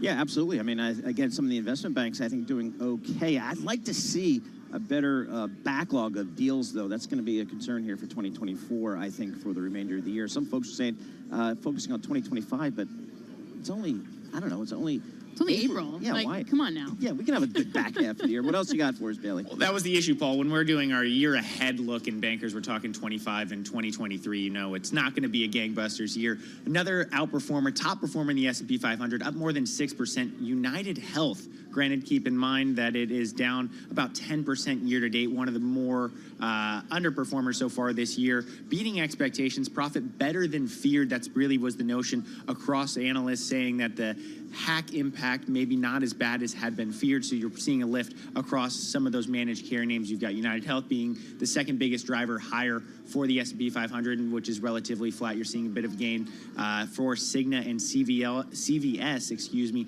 So some strong moves among the managed care companies. But again, United Health, one of the worst performers so far this year. And then we got a biotech special. Intracellular therapies of 24%. What's going on there? Yeah, beating expectations. Phase 3 late-stage trial in a depression drug, topping what Wall Street was looking for. They are one of 3 late-stage trials for this company that analysts are looking at. That was when I was talking to a couple investors this morning. They called out the fact that if you go back over the last 4 years, the stock is up 363%. So, Paul, as I always talk about biotech, I'm a big fan of the boom and bust. We're seeing a big rally this morning, and it does seem like another positive update for the company. And keep in mind, it's almost $8 billion in market value. So this is not a small move for some $150 million market cap company. This is a pretty sizable move for one of the I don't want to call it premier, but better performing biotechs that we track in the NASDAQ Biotech Index. And every time I hear these stories, I just envision some hedge fund analyst walking into his or her, fund manager's office, strutting, saying, "I got you into this name, and we just hit a home run." So that just seems like I can't imagine investing in these things other than being some hotshot hedge fund manager because of the risk here. Bailey, you're our IPO guru. When you hear the Goldman Sachs, the Morgan Stanleys of the world, what are you seeing kind of in the IPO pipeline here? So we've got Ibotta, which is going to price Thursday and trade Friday, I believe. That is, they're pitching an AI story. Someone critiqued them and called them a glorified Groupon. I don't know if I believe that. But it basically is kind of in the software space. And we're also tracking Merix, which is going to price next week. The big news this morning, though, was that Rubrik flipped their filing public and set a range. So they're going to be hitting the road in the coming days, seeking up to $713 million. That likely will price sometime next week. So that'll be a Microsoft-backed company in the cybersecurity data space, more than $5 billion. So that's the big deal we're keeping an eye on in the coming 2 weeks. So you've got Ibotta, you've got Rubrik, really continuing to kind of ride the wave that we've seen kind of cast about by Astera Labs, by Reddit, as we see some of these stocks open up and trade quite well in the aftermarket. You know what's not trading well? Tesla. Did you see this headline? Yes, I did. The market cap below $500 billion. Man, the mighty falls in this way. Bailey, What? Alex, you've got job cuts yesterday. When you're cutting 10% of your headcount, you expect the stock to rally. It fell more than 5.5%. You've got a couple high-profile executives leaving the company. Tesla, one of the Magnificent Seven, call it one of the troubled twosomes between that and Apple, down 37% so far this year. So not catching the lift, uncertainty around what the path forward is in this competitive EV landscape. The company continuing to cut prices, and you've got Elon being Elon, as you mentioned, Alex, below $500 billion. A lot of risks. I have not really talked to an analyst or an investor in the last few months who came out with a true bull case for Tesla, other than eventually they're going to figure it out. Yeah, boy, it goes back to what I remember Kevin Tynan from Bloomberg Intelligence saying several years ago when talking about the stratospheric evaluation. He says at some point they're going to have to start bending steel. And that's a hard business. It's not technology. It is, manufacturing it. And that is hard. It is a lower margin business. And maybe that's what's coming home to roost here. Again, pre-market trading Tesla, $155.60 a share, down about 3.6% today in pre-market trading. And as Bailey said, down about 37% year to date. We'll keep an eye on that one. Bailey Lipschultz, thanks so much for joining us. Bailey Lipschultz, he covers all the equity markets for Bloomberg News. We appreciate getting his thoughts here. Let's turn to the bond market and let's turn to rates here. Alex, I'm looking at a 2-year. We're pushing up against 5% here. Oh, yeah. 4.96% on your 2-year Treasury. Boy, that doesn't sound too bad. Let's go to Ira Jersey. He's our U.S. interest rate strategist for Bloomberg Intelligence. Ira, what's the bond market kind of telling us here? It seems like they're not pricing in any rate cuts. Yeah, so the market's the market is pricing in some rate cuts, just not immediately, and now pricing in chances that the Federal Reserve may actually raise interest rates. Right, that's one of the reasons that you have 2-year yields up toward 5%. You actually see some short-term instruments, particularly options on short-term instruments, being used to hedge the possibility that the Fed's going to hike later this year sometime because of the better data that we've been receiving. Although the housing data today wasn't particularly great, but nonetheless, you look at the retail sales report and some of the other data we've gotten recently, and the market certainly is a bit bared up here, and pricing out a whole bunch of the rate cuts that had been priced in earlier this year. I was talking to Torsten Slok in makeup, because this is what happens when he's on TV, and I'm getting my makeup done. And I was like, all right, I'm waiting for your note, Torsten, that we're going to start to see hikes this year. He didn't bite. But do you think that's a realistic possibility, Ira, or do you think just not cutting will be enough of a tightening?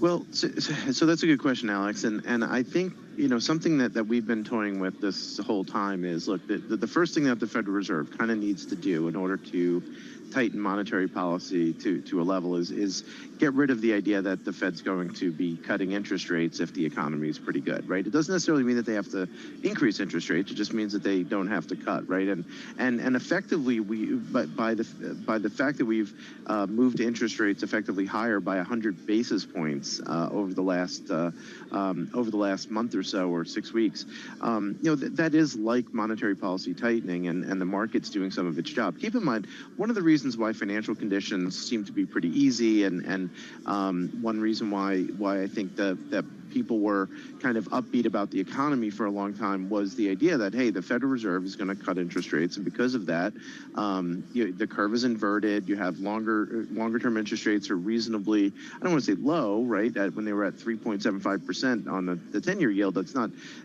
low compared to the last decade, but that's still not particularly restrictive. Now that we're getting back up toward 100 basis points higher than that, now you can see that there is an interest rate path that would be somewhat less accommodative than we were when rates were the other way. So it'll be really interesting to see what Jay Powell says this afternoon about some of the data, about some of the market pricing. Will he talk about more symmetric risks? And I think that's really what the market's pricing. So even though the market's pricing for like a 25-30% chance of a hike by the end of this year, keep in mind it's still pricing for about a 50% chance of a cut too, right? So the market is much more symmetric now, and instead of being leaning all one way. And I think that's pretty reasonable given given the data that we've received and the uncertainty around that, right? Like there's still a lot of forecasters who say, look, this economy can't be this hot forever, and if it's not this hot, then we're probably going to have a slowdown at some point, and therefore the market's going to cut. But you have to take into account the recent data that we've received, which clearly is showing that we're not imminently going to be in a recession. Hey, Ira, if I were to call up some of my hedge fund buddies here today, and would they tell me they're long treasuries, short treasuries, long certain parts of the curve, short other parts of the curve? What's kind of the smart money trade right here? Yeah, well, so I think there's a lot of pieces to that. So it depends on who you are, right? Like if you're a total return investor, then obviously being long duration has been very costly the last month or so. So one of the indicators that we look at is the J.P. Morgan Treasury Sentiment Survey, and that came out this morning. Investors had been flat last week, and then in the latest survey, it showed that they got a little bit long. I think that as we get up toward 5% again, I suspect that we'll have some people nibbling and trying to time when to get into the market, when to buy some duration. It's hard to do that too because we do have the Treasury refunding announcement in 2 weeks, actually 2 weeks from tomorrow. Unfortunately, it's on Fed Day, which I really wish they would do these two different major Treasury market things on different days. It makes for a very busy week for me. What's coming up in 2 weeks? Yeah, the Treasury refunding announcement. So the Treasury Department will tell us how it's going to fund the continued deficits that we have. So how many notes and bills and bonds they're going to be issuing over the next quarter. And that comes out May 1st at 8:30 in the morning. We find out what their estimate for how much they're going to borrow on Monday afternoon before that. And then, so this, it's not usually market moving. Like the details are important to, rates nerds like myself. But back in August, it was one of the reasons you saw a 10 or 15 basis point sell-off in treasuries on the announcement that the Treasury was going to borrow more than people thought that they were going to. So it is an announcement that could be pretty meaningful to the market, and and I think actually this time people might be pleasantly surprised the other way because we're looking at things like tax receipts. Now we don't have the tax receipts from yesterday, which will be really important. We'll get those later today at 4 o'clock. But through the entire tax period, federal revenues have been better than expected this year a little bit, and tax refunds have been meaningfully lower. Particularly business refunds have been lower this year. So that's created an environment where the deficit's not quite as bad as we had thought it was going to be, and I think that consensus thought it was going to be at the beginning of the year. It's not a ton better, but it's still going to be a little bit better, and that means that the Treasury Department may not have to borrow as much as we thought. All right, before I let you go, there's the narrative circulating that actually higher rates have helped the economy in that my money is yielding more, so therefore I can spend more. I would also add on to that, obviously, the massive amount of stimulus that the IMF warned, by the way, today that was not sustainable. Is there something to that higher rates, as long as they don't break stuff, is a good thing? So I'm sympathetic to that view. I don't think it's because I think it's always been true that higher rates help a certain amount of the population, right? It helps people who have assets, who have saved, people who have money in money market mutual funds, people who are willing to buy fixed income assets at higher yields than lower yields.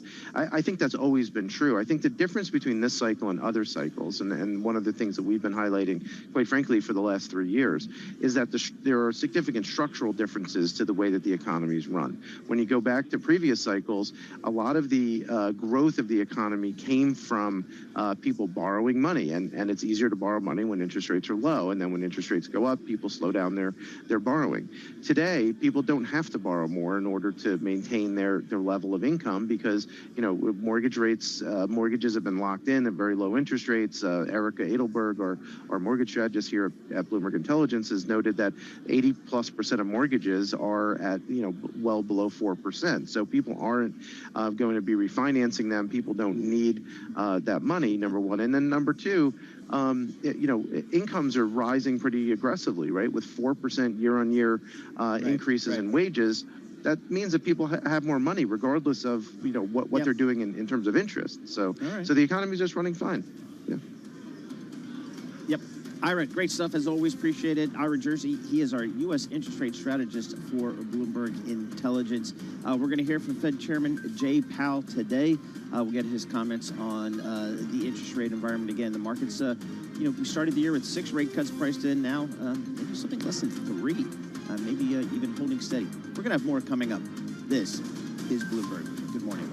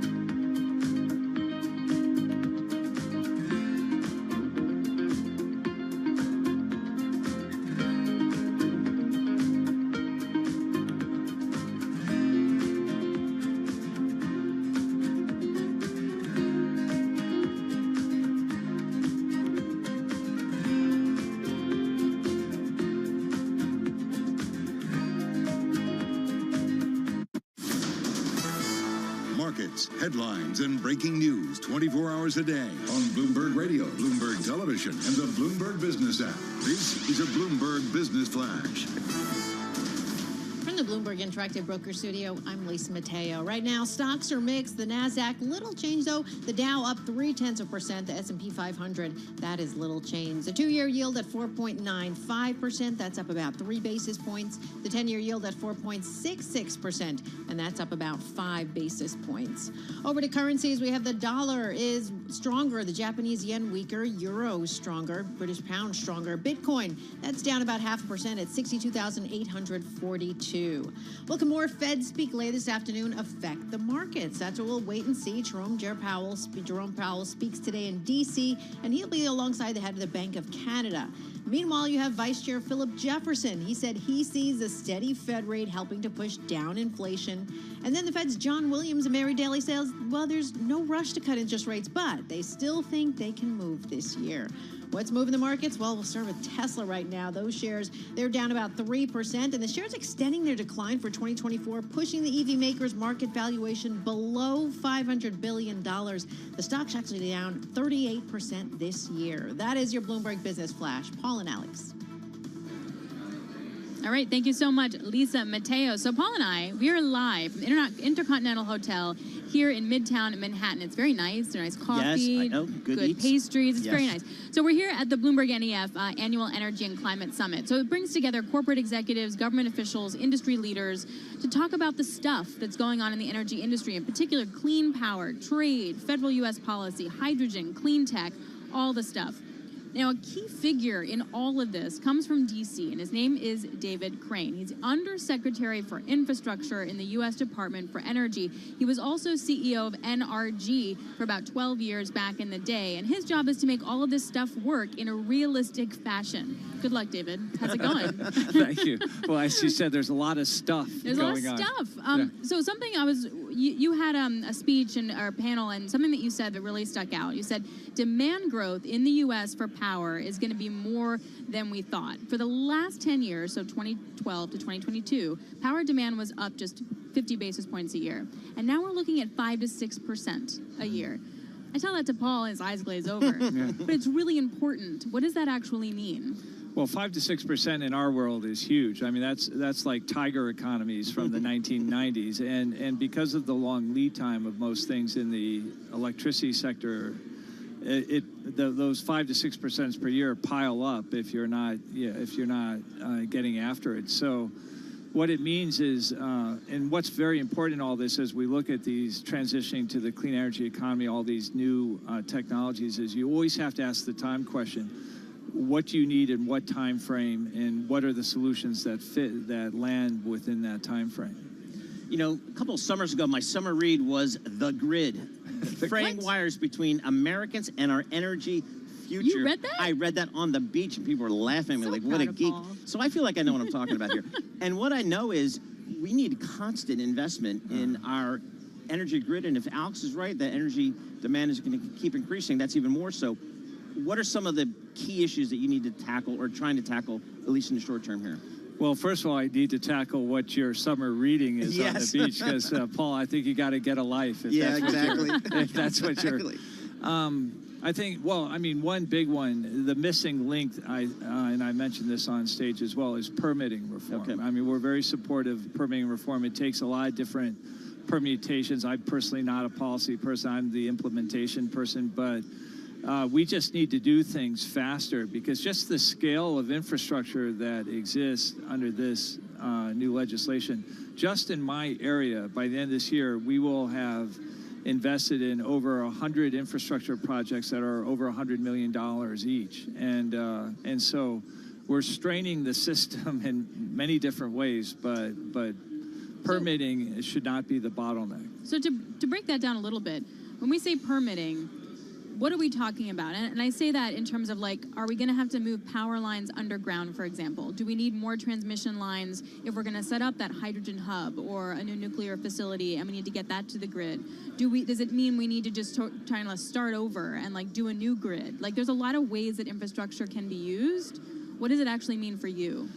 Well, of the two that you mentioned specifically, any of them. Go ahead. Okay. Well, I would leave aside undergrounding wires, because that's more of a climate mitigation thing. It's where you need to do it. It's very important. But in terms of solving the demand issue, the transmission thing breaks into sort of two parts, and the answer is yes and yes. We need both. One is we need more transmission lines to move the energy around the country, or at least around regions. But then we also need this thing, which is grid innovation, which is a series of technologies which are not in the popular mindset, things like reconductoring, where you basically take an existing rights-of-way in the towers and you take down the the ceramic circular things and the ends, and in some cases the wires, and what we call reconductoring. And you can get 2 to 3 times the amount of power over the same line, and you don't need a right of way. It's cheaper, and that's good for ratepayers. And we just, in fact, published a report about this today at the DOE called the Grid Innovation Liftoff Report. And so there's that, and there's a host of other things. But basically, we need all of the above right now. And is this a federal funded issue, or is this a federal and state issue? Does it go? How local does it get? Because I think of Texas with its own grid, and I'm wondering how should they be integrated, for example, to the national grid? I mean, I don't. They're not going to want that. I don't know. Exactly. Yeah, Paul, that's what I'm not touching. I mean, there's a reason that Texas is a sovereign unto itself when it comes to their electric system. But most, so we have a lot of financing tools in the tool chest, but most of them are set up as sort of matching funds. We put up to 50% against 50% coming from basically anywhere else that's not federal government. So we say 50+% from non-federal sources. And if it's states, if it's the private sector, that's all good with us. And that's what you need to see in order to commit the money after that. Yes, yeah. So how does this all square? So the stuff you're talking about, like reconstituting the grid like that, like that's not sexy, cool stuff like clean tech and hydrogen, right? Yeah. How much of your job is on the energy that we're going to need in 50 years, and how much of that is how do we get more transmission mechanisms? How do we get that plug that we can't get so we can change the grid? You know, Alex, I was getting a little hung up on what's actually sexy in the world of electricity, but I'm glad that you can distinguish between hydrogen on one and transmission. But what I would say is, first of all, nothing that if I thought that what I was doing was just affecting things in 2050, like, you know, at my age, I wouldn't be doing it. But we're aiming for the Biden administration goal of zero carbon electric sector by 2035. And so, but the premise of your question is correct. Because of this new awareness of demand issues, I would say that what I've been focused on my 2 years at the DOE is what does the system look like sort of between 2028 to 2035. First of a kind, fast following commercial. But because of this new concern, I think we're going to be even looking at more 3 to 5 year solutions. And that's where things like the grid innovation is important, because that's a 3 to 5 year solution. David, what are you seeing from the major utility companies in the United States? Are they making the investments they need to make this transition? Will they be allowed to by the regulators? Exactly.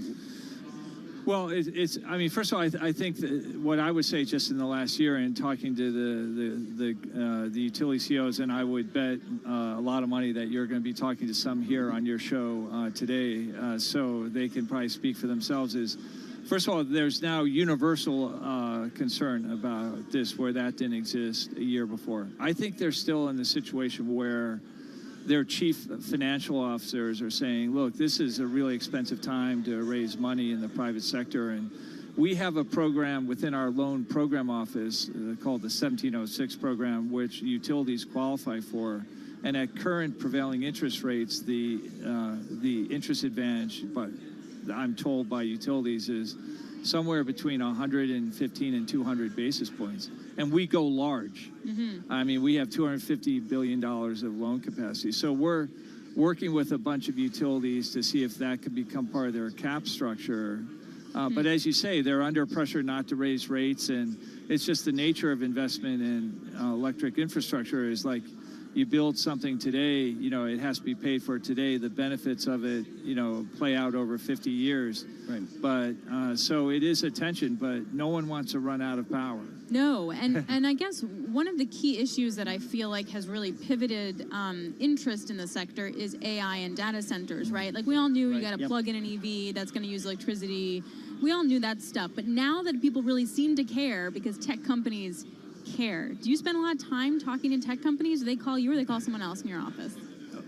Increasingly, if you would, I would say, you know, the DOE, when I got there, had sort of their natural constituencies, like, you know, traditional energy companies, new energy companies, but the tech companies have loomed larger and larger and have become more and more frequent visitors, and at very high levels, too, not just, you know, the data center person, like the senior executives of these. So, and that's very important because I think they're a huge partner in this. And, you know, the thing about electricity is we always used to say in the era of big power plants, supply would be added in big chunks, but demand would grow and there'd be occasional imbalances.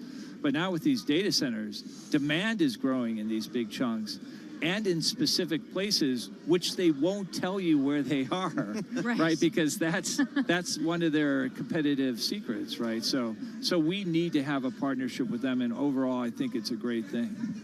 All right, David, thanks a lot. It was really great to get your perspective. I really enjoyed talking to you. Alex, Thank you so much. it's great to see you again. David Crane, Undersecretary for Infrastructure at the DOE. You really read that book on BK? I did. Yep, Keith Grossman recommendation. You win. Yep, very good. All right, we'll be talking much more coming up in the next couple hours right here from the BNF Summit in Midtown Manhattan. This is Bloomberg. All right, let's head down to get world and national news with Mr. John Tucker. All right, Paul and Alex. Israeli leaders say Iran's first ever direct attack will be met with a response, but when and where Israel will hit back still under discussion. Israel's war cabinet is meeting today for a third consecutive day to look at a wide range of options, from a direct strike on Iran to a cyber attack to waiting and hitting back later. In a criminal trial, Donald Trump in Lower Manhattan, second day of jury selection. The former president blamed President Biden for his predicament as he arrived this morning. This is all coming from the White House because the guy can't put two sentences together. He can't campaign. They're using this in order to try and win an election, and it's not working that way. It's working the opposite way. Trump was in the courtroom for the entire first day as nearly 100 potential jurors filed in. Most of them indicated they could not be impartial and were dismissed. House Republicans will walk the articles of impeachment against Homeland Security Secretary Alejandro Mayorkas over to the Senate today, kicking off a trial in that chamber. Republicans accuse him of mishandling the crisis at the southern border. Vice President Harris returned to the campaign trail to underscore the stakes of the election once again, speaking in Las Vegas a week after the Arizona Supreme Court upheld an abortion ban from 1864. What we are seeing in these states that we are talking about are Trump abortion bans, and he can't get away from that. In the wake of the Arizona Supreme Court decision, now California is bracing for an influx of women seeking abortions. Global news, 24 hours a day and whenever you want it with Bloomberg News Now. I'm John Tucker, and you're listening to Bloomberg Radio.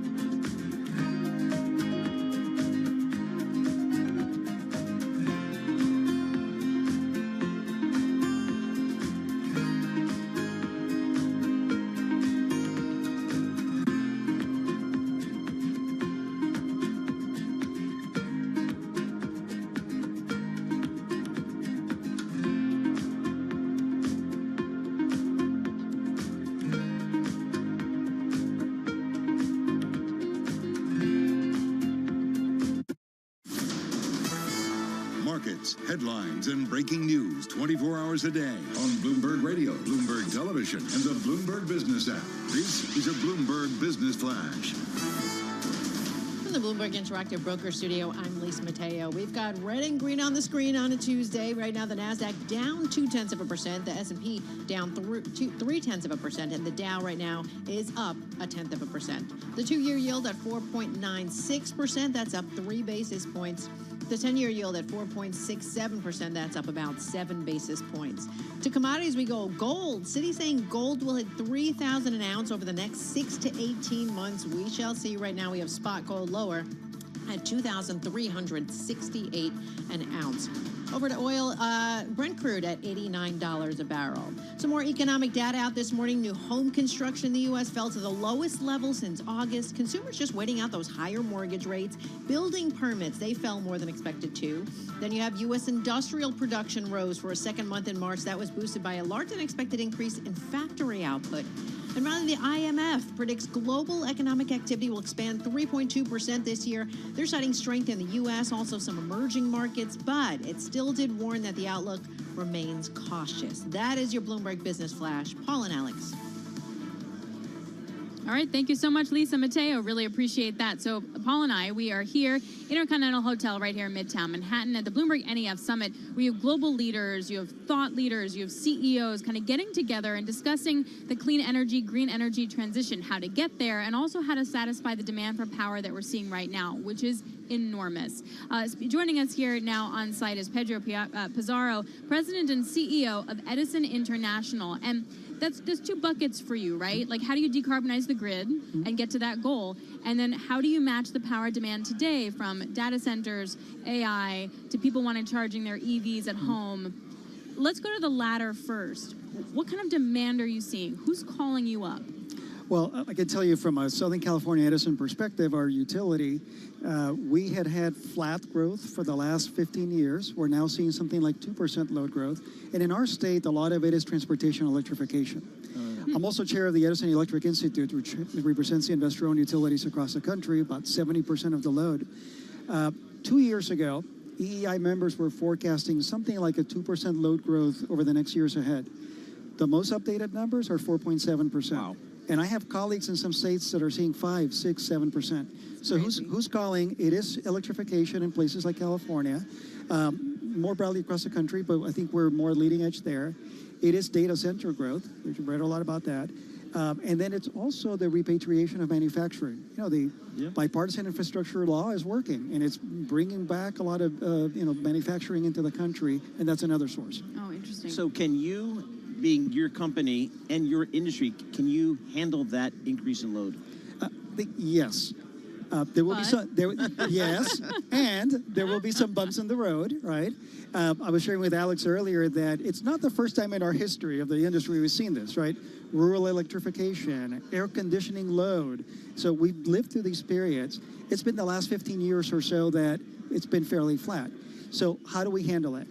In the near term, right, you see a lot of focus of utilities working in their various regions, power companies, working with regional transmission organizations, and working with customers too, make sure we're using every tool available. Demand side management is important. Energy efficiency is important. But so is making sure that we can maintain and in some cases expand existing resources. And ultimately, we need to add new resources to the system. How do you pay for that? Because as yields have moved higher, stock moves lower, and then it's more expensive to borrow. How do you do it? Well, it is an investment in infrastructure that's needed. And this is an industry that's been investing for a long time. Our members at EEI have invested over $1 trillion over the last decade on infrastructure, $168 billion last year alone. Right? So that's eventually the ratepayer, right? It is eventually the ratepayer, right? And so we have a responsibility to make sure that that investment is economic, is being done thoughtfully, is being done efficiently. But importantly, this investment has multiple uses, right? There is the near-term need to keep up with demand, but there's also the longer-term need for investing towards decarbonization, right? And the industry's been going as clean as we can, as fast as we can, but while maintaining reliability and affordability. And so those investments are the same investments that are needed to build out the transmission grid, to add renewable resources, to add storage, and that helps with climate change mitigation. There's also investment that we're needing to put in to deal with climate change adaptation. right? The effects of extreme weather, the effects we've seen initially in California and now across the country in wildfire, right? So my own company has been investing billions of dollars to redesign the system to harden it against wildfires. Other colleagues are having to do that now. So all of these investments accrue to the customer benefit, whether it's to keep the system safer, keep communities safer, and also to support the demand growth that we're seeing. So Pedro, just before earlier this morning, Alex and I spoke to David Crane, Undersecretary for Infrastructure at the U.S. Department of Energy, and he said one of his major goals over the next several years is to make permitting easier, so presumably to allow companies like yours to make these investments and maybe in a quicker manner. Are you seeing that, or what do you need to see? Absolutely needed. Okay. And so if you gave me a magic wand and give me one wish for the industry, it would be that. Okay. Yeah, I don't blame you. All right. I mean, we have other challenges, supply chain, labor availability, but it's really siting and permitting that needs the most help. Just to frame it for you a little bit, Paul, the analysis that we've done as Edison for California and what will take to decarbonize the whole California economy by 2045, it's a state's net zero goal, still feasible, right? But it will require significant investment for renewables, for storage, for the grid, $370 billion of investment statewide through 2045.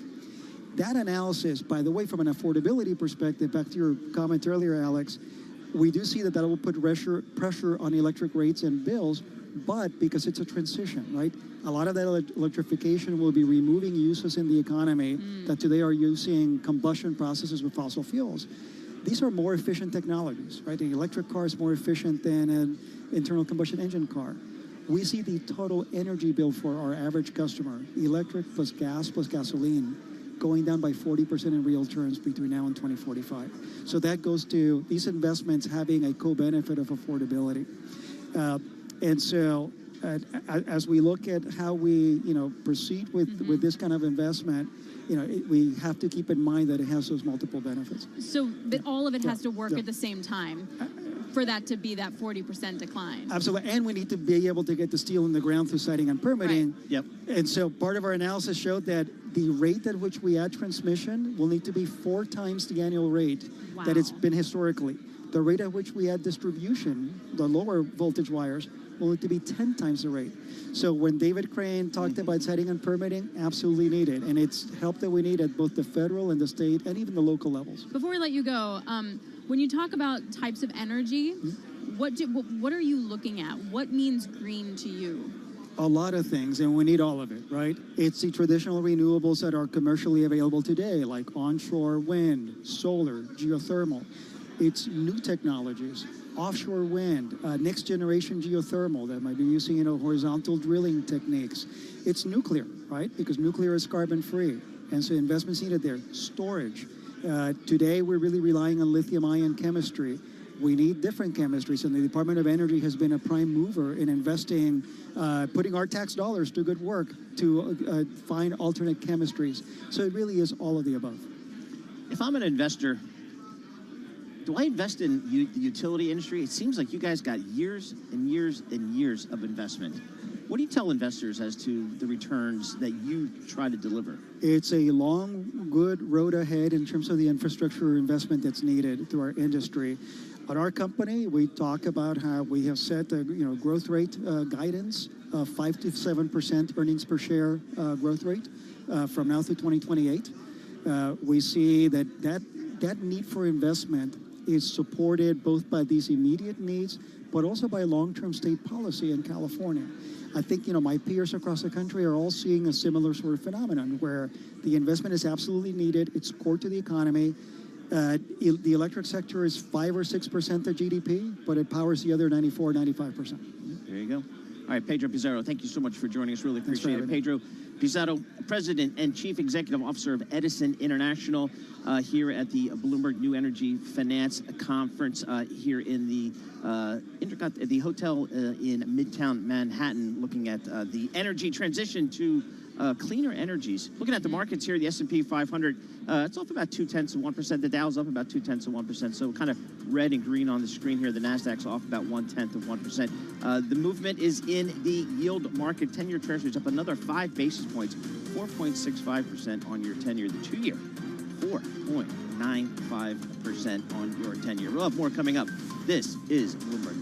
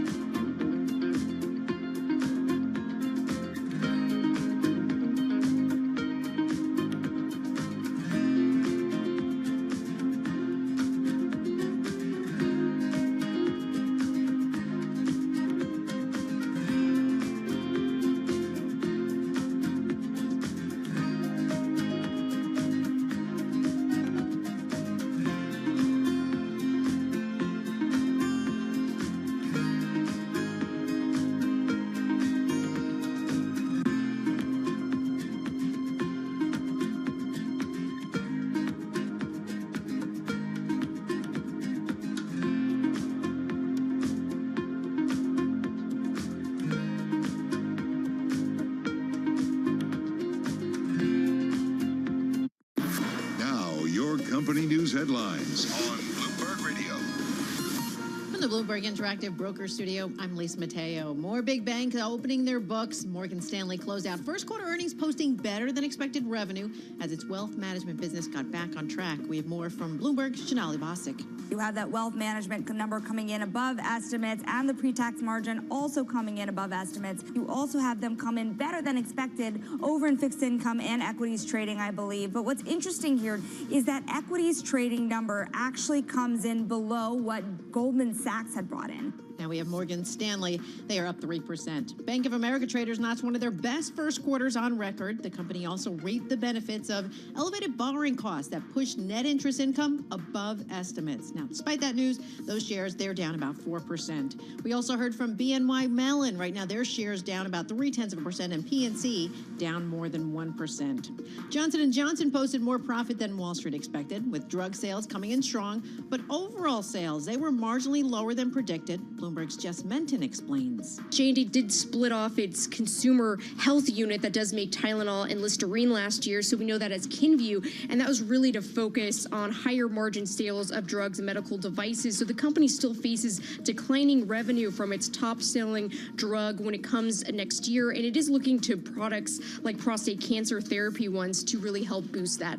J&J down 1%. And United Health reported first quarter profit that beat expectations. Also affirmed its outlook for the year. That's despite costs from a cyber attack. United Health up 4%. Trump Media and Technology says its social media network, Truth Social, plans to launch a streaming platform. Shares, though, still lower. They're down about 10% right now. And finally, Microsoft putting more money behind AI, investing $1.5 billion in G42. That is your company news at this hour. I'm Lisa Mateo. This is Bloomberg Intelligence with Alex Steele and Paul Sweeney on Bloomberg Radio. Happy Tuesday, everybody. I'm Alex Steele alongside Paul Sweeney. You're listening to Bloomberg Intelligence Radio. We are live from the Intercontinental Hotel right here in Midtown Manhattan at the Bloomberg NEF Summit, where we're going to hear from some of the big players in the energy transition. How do we get from A to Z, and how expensive is all of that going to be? We're also going to keep you updated on all the world and national news. And for that, we go to John Tucker. John? Oh, hi, Alex. Middle East tensions, they may be ramping back up. Israeli military officials are saying they have no choice but to respond to Iran's drone and missile attack over the weekend. But the U.S. and European allies are urging Israel to avoid the kind of tit-for-tat that could spark a wider war. Here's State Department spokesman Matthew Miller. Israel is a sovereign country. They have to make their own decisions about how best to defend themselves. What we always try to do is provide our best advice as a longtime friend of Israel and a longtime ally and partner of Israel. And that's what we've done since October 7th across a broad range of fronts. It's what we have done over the weekend. Matthew Miller at the State Department says the administration has put more than 500 sanctions on Iranian entities to hold Tehran accountable. Donald Trump back in a New York courtroom this morning as a judge works to find a panel of jurors who can decide whether the former president is guilty of criminal charges. He's accused of falsifying business records to cover up a sex scandal during the 2016 campaign. When entering the court this morning, Trump said the trial should have been thrown out a long time ago. I should be right now in Pennsylvania, in Florida, in many other states, North Carolina, Georgia, campaigning. The first day of Trump's history-making hush money trial in Manhattan ended with no one yet chosen to be on the panel of 12 jurors and 6 alternates.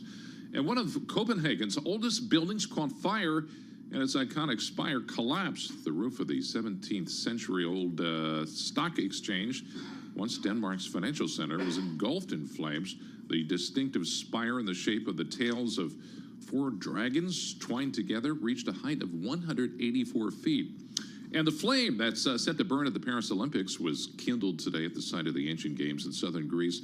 Cloudy skies prevented the traditional lighting when an actress dressed as an ancient Greek priestess used the sun to ignite a silver torch. Instead, a backup flame was used. And the lesson there is always have a backup flame. Global news, 24 hours a day, whenever you want it, with Bloomberg News Now. I'm John Tucker. This is Bloomberg. Alex and Paul. All right, thank you so much, John Tucker. We miss you, by the way. Oh, and I miss you. So here's something. He doesn't. He's lying.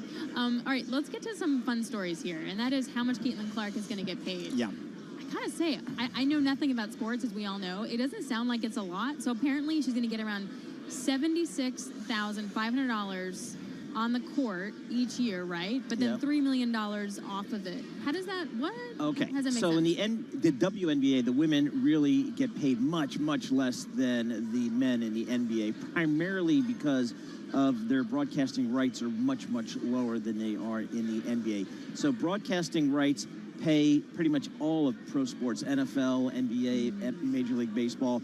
That drives salaries for the players, and that drives a big chunk of the profitability for the franchises, and arguably a large part of the franchise value is tied to the broadcasting rights.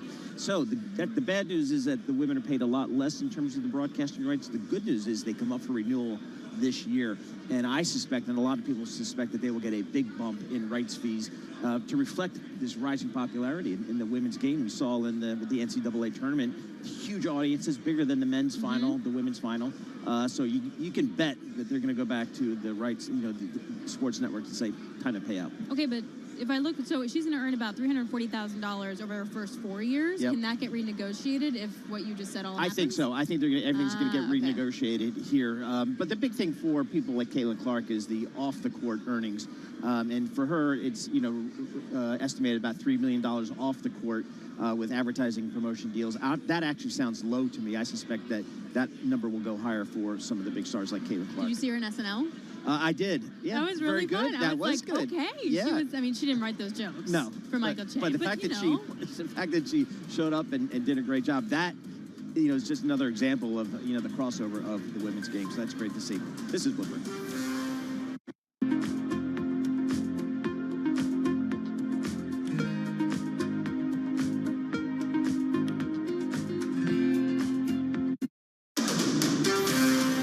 This is Bloomberg Intelligence with Alex Steele and Paul Sweeney. The real outperformance has been the U.S. corporate high yield. Are the companies lean enough? Have they trimmed all the fat? The semiconductor business is a really cyclical business. Breaking market headlines and corporate news from across the globe. Do investors like the M&A that we've seen? These are two big-time blue-chip companies. The window between the peak and cut changing super fast. Bloomberg Intelligence with Alex Steele and Paul Sweeney on Bloomberg Radio.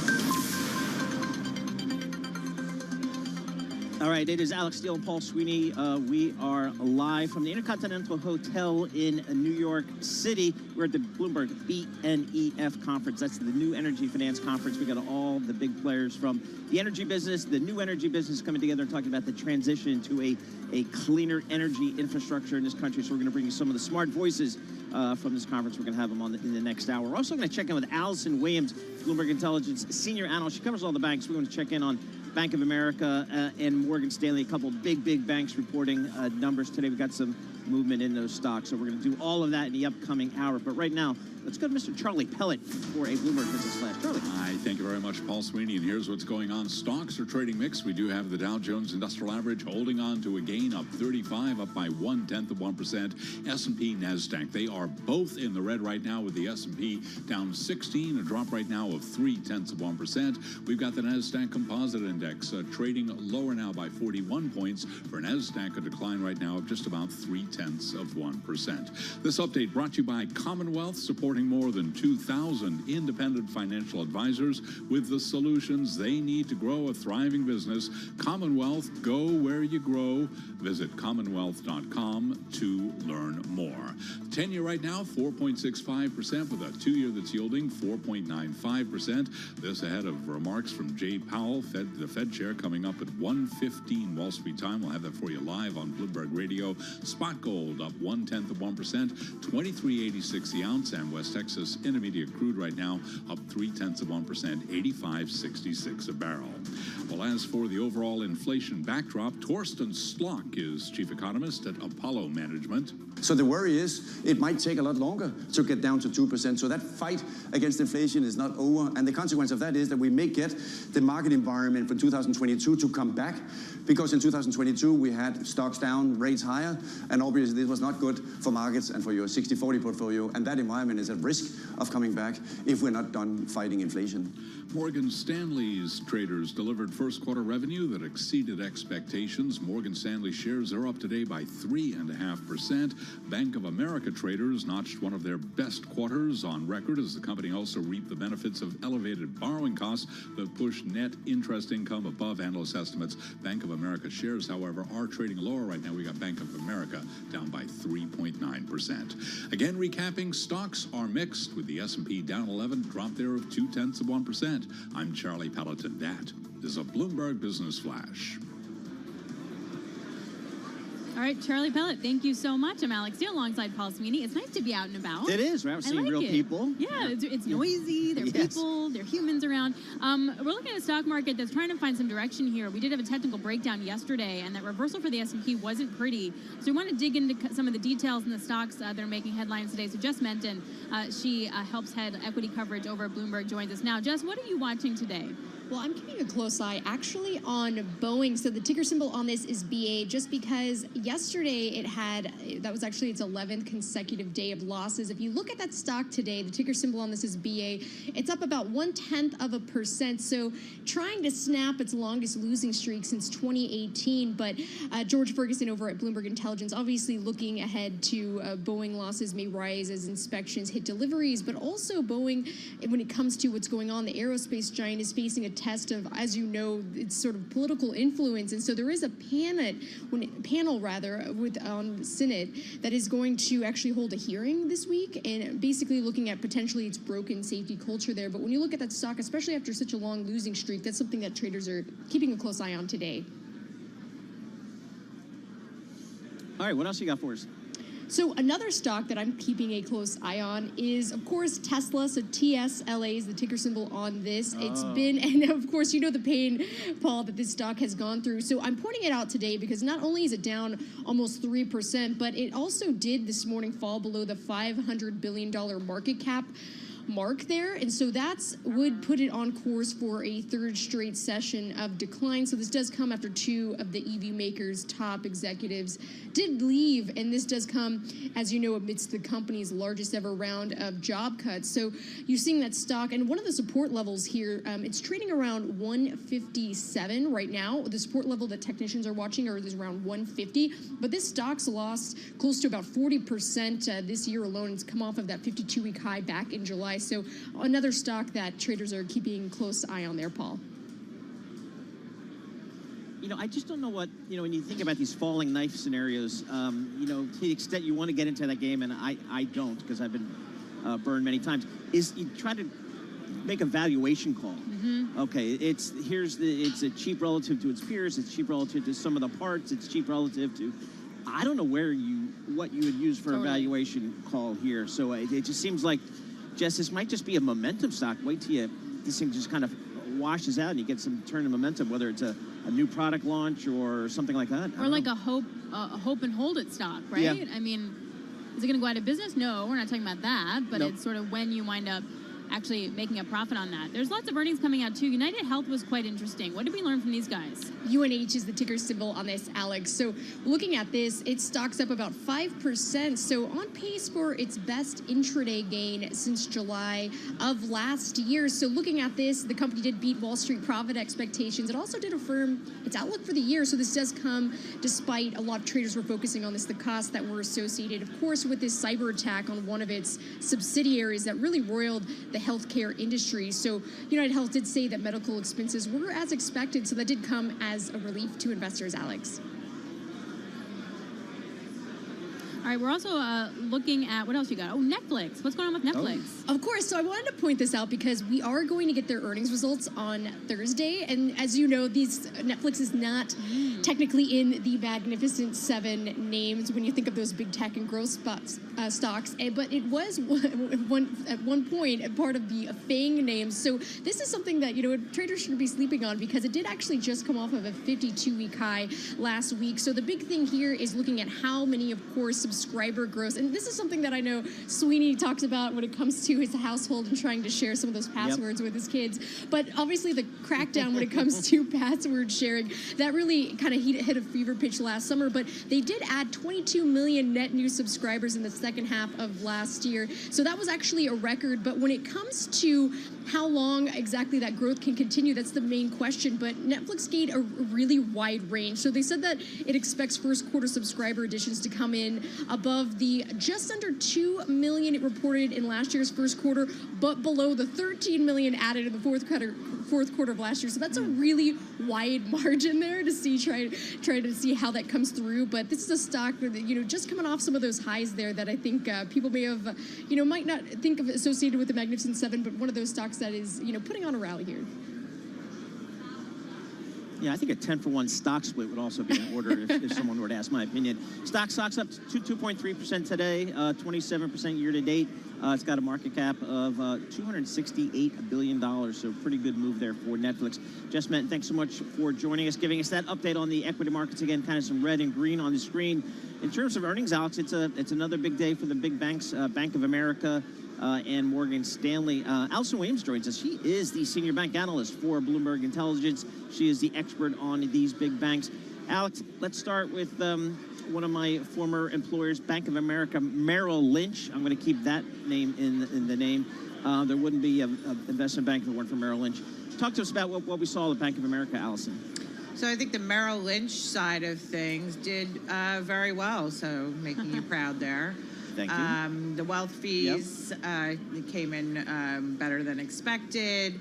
Equities trading and equities fees also better than expected. So continuing to build on some of those investments in the investment bank. So everything going well there. And actually on the net interest income, sort of a standout result in the sense that their net interest income actually increased from the prior quarter. It was better than expected. So that all sounded great until we got to the conference call, and the bank really just kept their guidance steady. And so I think that's what the stock may be reacting to today. But really, I mean, that's consistent with the other banks, and frankly, I think makes sense. Look at the change we had since the last time the banks reported.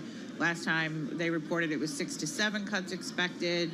Today, I mean, it's been 3 and drifting lower, right? So those expectations keep getting pushed out. And with things changing so dramatically, I don't think it's surprising that they kept their guidance stable. I would point out that their guidance is a little bit more positive in the sense that they do expect growth in the second half.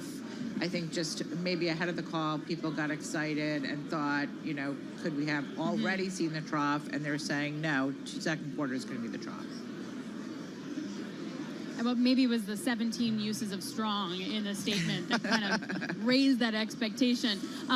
Also, what was interesting, though, was the charge-off. So that increased by about $306 million to $1.5 billion. Can you talk us through? I know that's the bank side of the business, the everyday banker side of the business, but what's going on there? And that is the other part of it. And so, when we think about core lending income, it's the net interest income is the revenue side, and provisions are a key part of the cost side of things. Obviously, operating costs, the other part.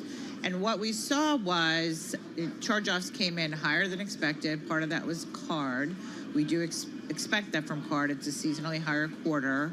Delinquencies tend to be lower, and they are signaling improvement from here. So that's a negative, but as I said, sort of in line with the trends on the commercial real estate.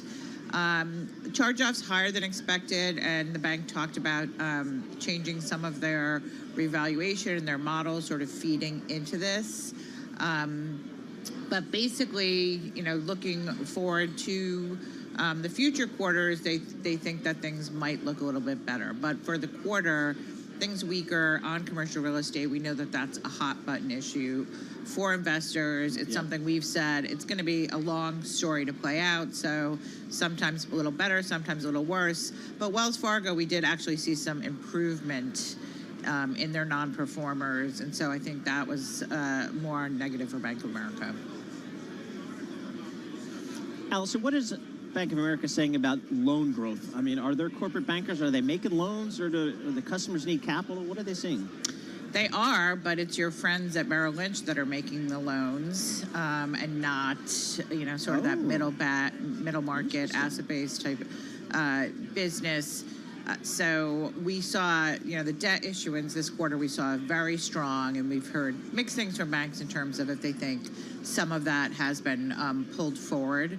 But the bottom line is capital markets very strong, but the bread and butter lending business, those loan balances coming in weak and weaker than expected. And so that's another piece to the net interest income is, how much of it relates to securities and higher yielding securities, whereas the loan growth, has been weak. And if we don't get those Fed cuts, are we going to get some improvement? And so Bank of America, I think, has some improvement baked into its net interest income guidance. But I think there could be some skepticism out there.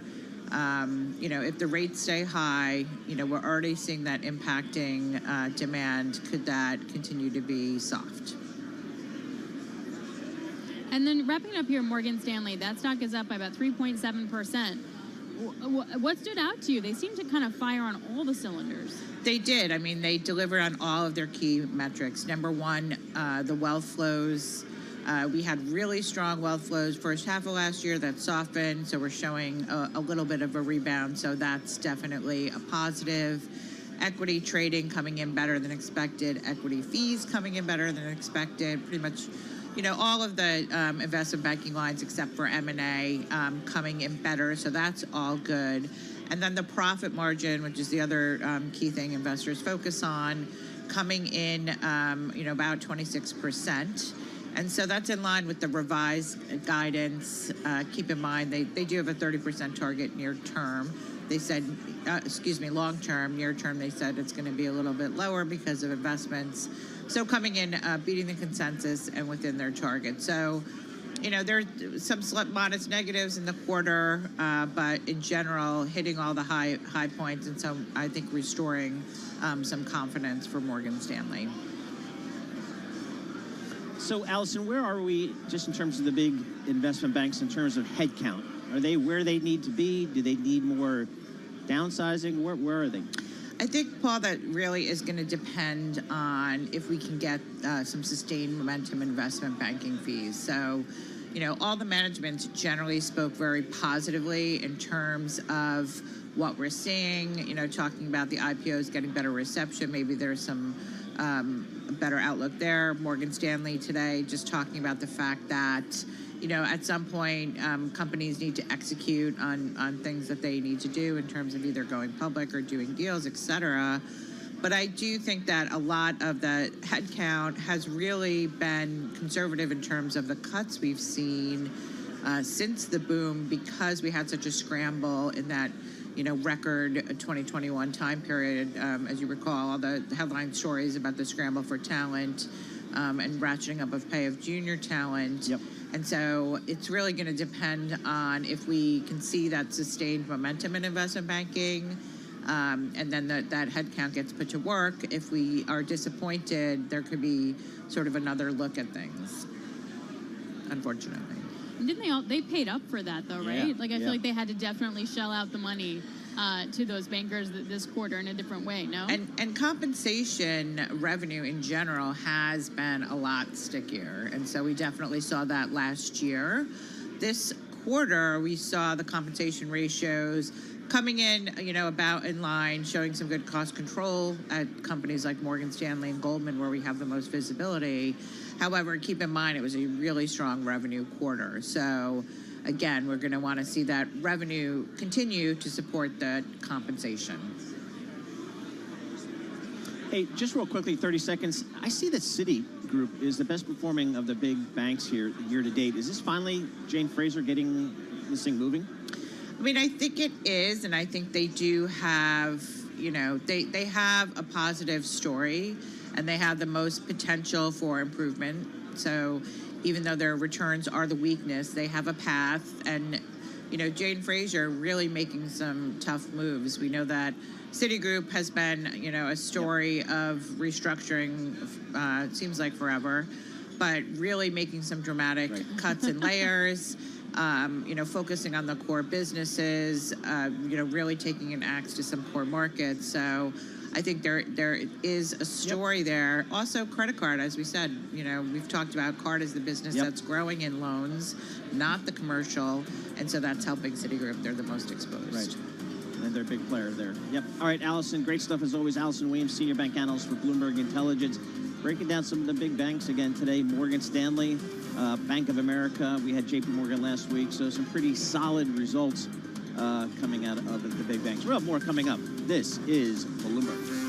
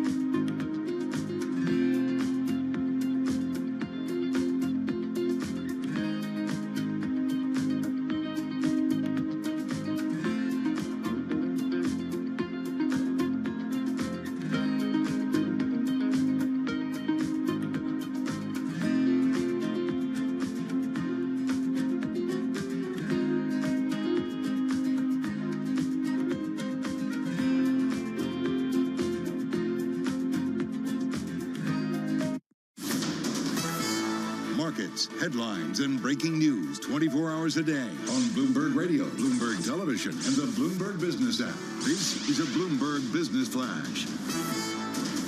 It's 11:21 on Wall Street, just under 2 hours away from remarks from Fed Chair Jay Powell. Yes, we will have those for you live here on Bloomberg Radio. We have got mixed markets ahead of his comments. S&P right now back above 5,000, 5,050 right now. It is down 11 points, a drop right now of just about 0.2%, still below 5,100. We've got the Dow up 55 today, up by 0.1%. NASDAQ down 18, drop right now of 0.1%. 10-year 4.64% with a 2-year that's yielding 4.95%. Spot gold trading higher by $1, little changed, up less than 0.1%. 23.84 the ounce on gold, while West Texas Intermediate crude right now up 0.2%, 85.61 a barrel on WTI. Bitcoin right now at 62,213. Bitcoin today down 1.5%. Traders are also sifting through a slew of remarks from Fed speakers on speculation that policymakers will will be in no rush to cut rates. Tesla shares are extending their 2024 decline down another 2.6% today as the electric vehicle maker's market valuation falls below $500 billion as a round of job cuts this week further soured sentiment around the company. Again, Tesla right now trading lower by 2.5%. Recapping, stocks are mixed with the S&P trading lower by 8 points, down 0.2%, the Dow up 0.2%. I'm Charlie Pellet, and that is a Bloomberg Business Flash. All right, thank you so much, Charlie Pellet. I'm Alex Deal alongside Paul Sweeney. This is Bloomberg Intelligence Radio. This time, we are live from the Intercontinental Hotel right here on 48th Street in Midtown Manhattan. We're at Bloomberg's NEF Annual Energy and Climate Summit, bringing together corporate executives, government officials, and industry leaders, all to talk about how we get to clean energy, what the policy is like, what the clean power is like, and how we get there. A big part of that story is actually going to be technology. It's the AI and the data centers that are in part responsible for the huge bump in power demand that we're going to see over the next few years. So luckily, we have someone who has to deal with this on a day-to-day basis. We are joined now by Amanda Peterson-Corio. She's Global Head of Data Center Energy at Google. So great to be here with you. Thank you so for much joining. For having me. My pleasure. So you're the person that has to power the data centers and call up the power providers and energy companies and be like, guys, help me out? It's not me. It's a whole team of people. So I am not the sole person doing that. But yes, our job is really to figure out how do we enable Google to grow and how do we do that in a way that's sustainable load growth over time. All right, so what we hear, what Alex and I hear from, we've just started learning about this over the last couple of years, is the demand from a lot of these technology companies. And we've had CEOs of utilities say, I'm talking to you tech executives these days. I've never talked to them in the past. Yeah. What are you trying to do as you think about the next 5 to 10 years of Google's energy needs? Yeah. You're not just going to plug into a coal plant, I'm guessing. No, absolutely not. not. What are you thinking about these days? So I think we're doing a number of things, right? We see, as you mentioned, a wave of demand growth that we haven't seen in the last 2 decades in the U.S. It's been pretty flat to stagnant. Data centers, as you mentioned, are getting a lot of attention, but actually they're just a part of really what's a reindustrialization and electrification of manufacturing, transport, heating, right? And digitization is just one role of that. And so we have to look at that and think about how are we going to grow in this new market landscape. We do a few things. We see our role in working in partnership with our utilities to figure out how can we bring new firm capacity, so not just clean energy, but firm clean capacity to the grid so that we can really meet those demand needs over the next decade. We also look at how we can do things more efficiently, because really what the challenge we're seeing is the amount of growth we have over the next decade collectively on the system. So what we're trying to do is make new efficient processes. So last year we innovated a new way to buy and sell electricity, reducing the time by 80% with our partners at Level 10 Energy. And this enabled us to get 1.5 gigawatts, again, in 80% of the time it used to take us in just 1 year. So things like this is how we're working in partnership to meet that need. Oh, so many questions. Okay, so the first one is, is it going to be just for the data centers, we take that? Is it going to be, let me just plug that data center into the grid? Or is it going to be that these data centers become their own sort of mini power generators, either by having like a small nuclear reactor near them to power it? How do you see that relationship evolving? Yeah, I mean, there's many forms to get power, as you pointed out. The most efficient and the best is to be grid connected, right? The reason we have an electricity grid is the evolution of it doesn't make sense to have all of these. But does that imply that if you turn on your data center, I lose my electricity? Absolutely not. Okay. Not at all. Actually, data centers actually provide a lot of voltage stabilization to the grid because we're a firm and constant load over time. No, when we connect to a grid, we ensure that we're also bringing in new generation, new transmission to help power and expand the grid. Definitely not take away from the electricity that's already providing services to others. So I'm guessing you can't do it alone. I'm guessing there's going to be some partnerships along the way. I know you've got one with Microsoft and Nucor. Yep. Tell us about that and how that could be a template for... Yeah, so one of the challenges we saw is exactly what I just touched on, that we're seeing a lot of intermittent capacity from new clean generation, but we're not seeing the same uptick in firm clean capacity onto the grid, and that's because this technology is still more nascent relative to more traditional thermal assets like gas generators. And so we said we've got to show that the demand is there. And so we've partnered with Microsoft and Nucor to say, let's aggregate our demand and think about how we can drive scale, basically, for this new tech and get that onto the grid faster. So we announced this a few weeks ago. We're here with them today. We're going to speak at a lunch session today to say more about what we're looking for, how we can help, and really trying to drive that. Going back to how data centers provide stability to the grid, how? I've heard that a lot, that like a data center can help provide electricity because you're price sensitive. I don't know. I've heard lots of things. How do you help? I mean, part of it is that unlike you who may be turning on your lights early in the morning or late at night and then dropping the day, that's hard for the grid to manage in frequency regulation. A data center is predictable, and having predictable load is something that utilities and the grid greatly value, because then they can plan better around it and not have to turn on and off generation resources. I see, okay. All right, so when I look at the CapEx line of Google, and it's the GDP of more than most countries here, and a lot of it is building new data centers and capacity there. Do they come to you like day one and say, where can I get the cheapest energy? Where can I get the most efficient energy? How does the energy aspect come into all the CapEx that they're spending in terms of data centers? Yeah, absolutely. We're part of the data center team that goes out and decides where do we site our next data center, what makes sense, and power is absolutely at the core of everything we do. As mentioned, it's where do we have access to that clean capacity that can really deliver us growth, but also what markets can we participate in that give us the ability to have customer choice. We operate in over 80 electricity grids around the world. Wow. No two, unfortunately, are the same. But some, we have a lot of choice. In deregulated markets and RTOs, there's a lot more we can do and partner with.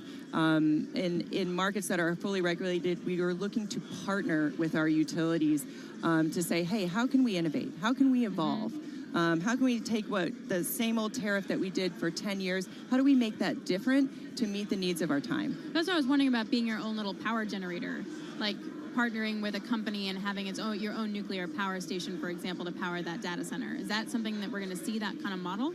I think we're exploring absolutely all options. As you've seen, it's been very hard to grow nuclear in this country. So we have to look at that, and we're hoping that's one of the technologies we're absolutely looking at in this partnership with Microsoft and Nucor. Have you had to be turned away at all? Like, have you been sourcing an area and then you talk to the utility and the utility's like, I can't do this for you, I'm sorry. Has that happened yet? I think it's more, I like to talk about the grid and meeting capacity as you can do it with time. So it's just a matter of when do you need to serve load versus how quickly can you build whatever it is, transmission or generation to serve that load. And so what we have found is maybe we can't always meet our time schedules on the time that we would like, and so we have to look at other options. I see, that's interesting. How's the U.S. grid versus others you've seen around the world? Oh boy, that is a big question that we do not have time today. Well, first of all, the U.S. isn't one grid, as you know, it's mini grids. Yep. And so I think in explaining that to people, it's hard for them to understand. Again, you have a mix of everything here in the U.S., which is very different. When we talk about the rest of the world, we talk about Europe. Europe is a really interesting integrated system because you're actually going cross countries, and I think there's a lot of things that work really well there. Within our own country, we have trouble going across states. Yep. Oh, okay, interesting. And building that transmission to deliver the generation to where the loads are actually located. So I think that's some of the interesting challenges. Other places in the world, each country really has its own unique system. It's only Europe that you really see that multi-country grid really playing out. Something that works for Europe. Honestly, that's something you usually don't hear. Before we let you go, when you talk about sort of the advanced clean technology and how you're working with Microsoft and Nucor, what do you think those advanced clean technologies are? Yeah. There's a number of them. We talked about maybe seeing advanced nuclear. We already last year just had our first enhanced geothermal extraction project come online with Fervo here in the U.S., and so we're buying energy from that project. We're also looking at new techs, including carbon sequestration. It's going to have to be part of the solution in our view. And we continue to look at hydrogen and in long duration energy storage. So interesting. Amanda, thank you so much. Amanda Peterson, Corio, Global Head of Data Center Energy over at Google. You don't get much sleep, do you? I do not, actually. I took a red eye here, so. Oh, there we go. Okay, I was just kidding, but I guess that's true. It's just so interesting because I feel like when I talk to my energy guys, you need these guys. I know. You need big tech companies to say, take this seriously, or else it's going to be very hard to move the needle. So what is your summer book going to be? The Grid. The Grid. Yes. The Grid. I will read it and we'll compare notes. Yes. Then we could talk to Amanda like at a little higher level. The higher level. Okay, Yep, we'll do that. exactly. We'll do that. It's actually a pretty good grid. I learned a lot about electricity in the United States. This is Bloomberg. All right, let's get world and national news right now with Mr. John Tucker. Hi, Paul and Alex. Treasury Secretary Janet Yellen warning that her department is prepared to use economic tools against Iran in response to its attack on Israel. She spoke this morning to reporters in Washington, D.C. I fully expect that we will take additional sanctions action against Iran in the coming days. We don't preview our sanctions tools, but in discussions I've had, all options to disrupt terrorist financing of Iran continue to be on the table. Yellen's comments come as finance ministers and central bank governors from across the world gather in Washington for the IMF spring meetings. House Speaker Mike Johnson's job is in new peril as a second Republican says he'll join an effort to depose the Republican leader. This follows his proposal to fund aid to Ukraine and Israel. Well, this morning, Johnson said he's not going anywhere. I am not resigning, and it is, in my view, an absurd notion that someone would bring a vacate motion when we are simply here trying to do our jobs. A Kentucky Republican Thomas Massey said he told colleagues in a closed-door meeting he supports hardliner Marjorie Taylor Greene's move to oust Johnson from the speakership. An hour into the second day of jury selection at Donald Trump's criminal trial, and the process continues to move at a glacial pace. At least 5 potential jurors were excused, including one who said he might be unconsciously biased in favor of Republicans. That prompted a discussion between the lawyers and the judge at the bench. One issue that still needs to be resolved is whether Trump violated a gag order prohibiting him from attacking witnesses and court staff. Global news 24 hours a day. Whenever you want it with Bloomberg News Now. I'm John Tucker, and this is Bloomberg.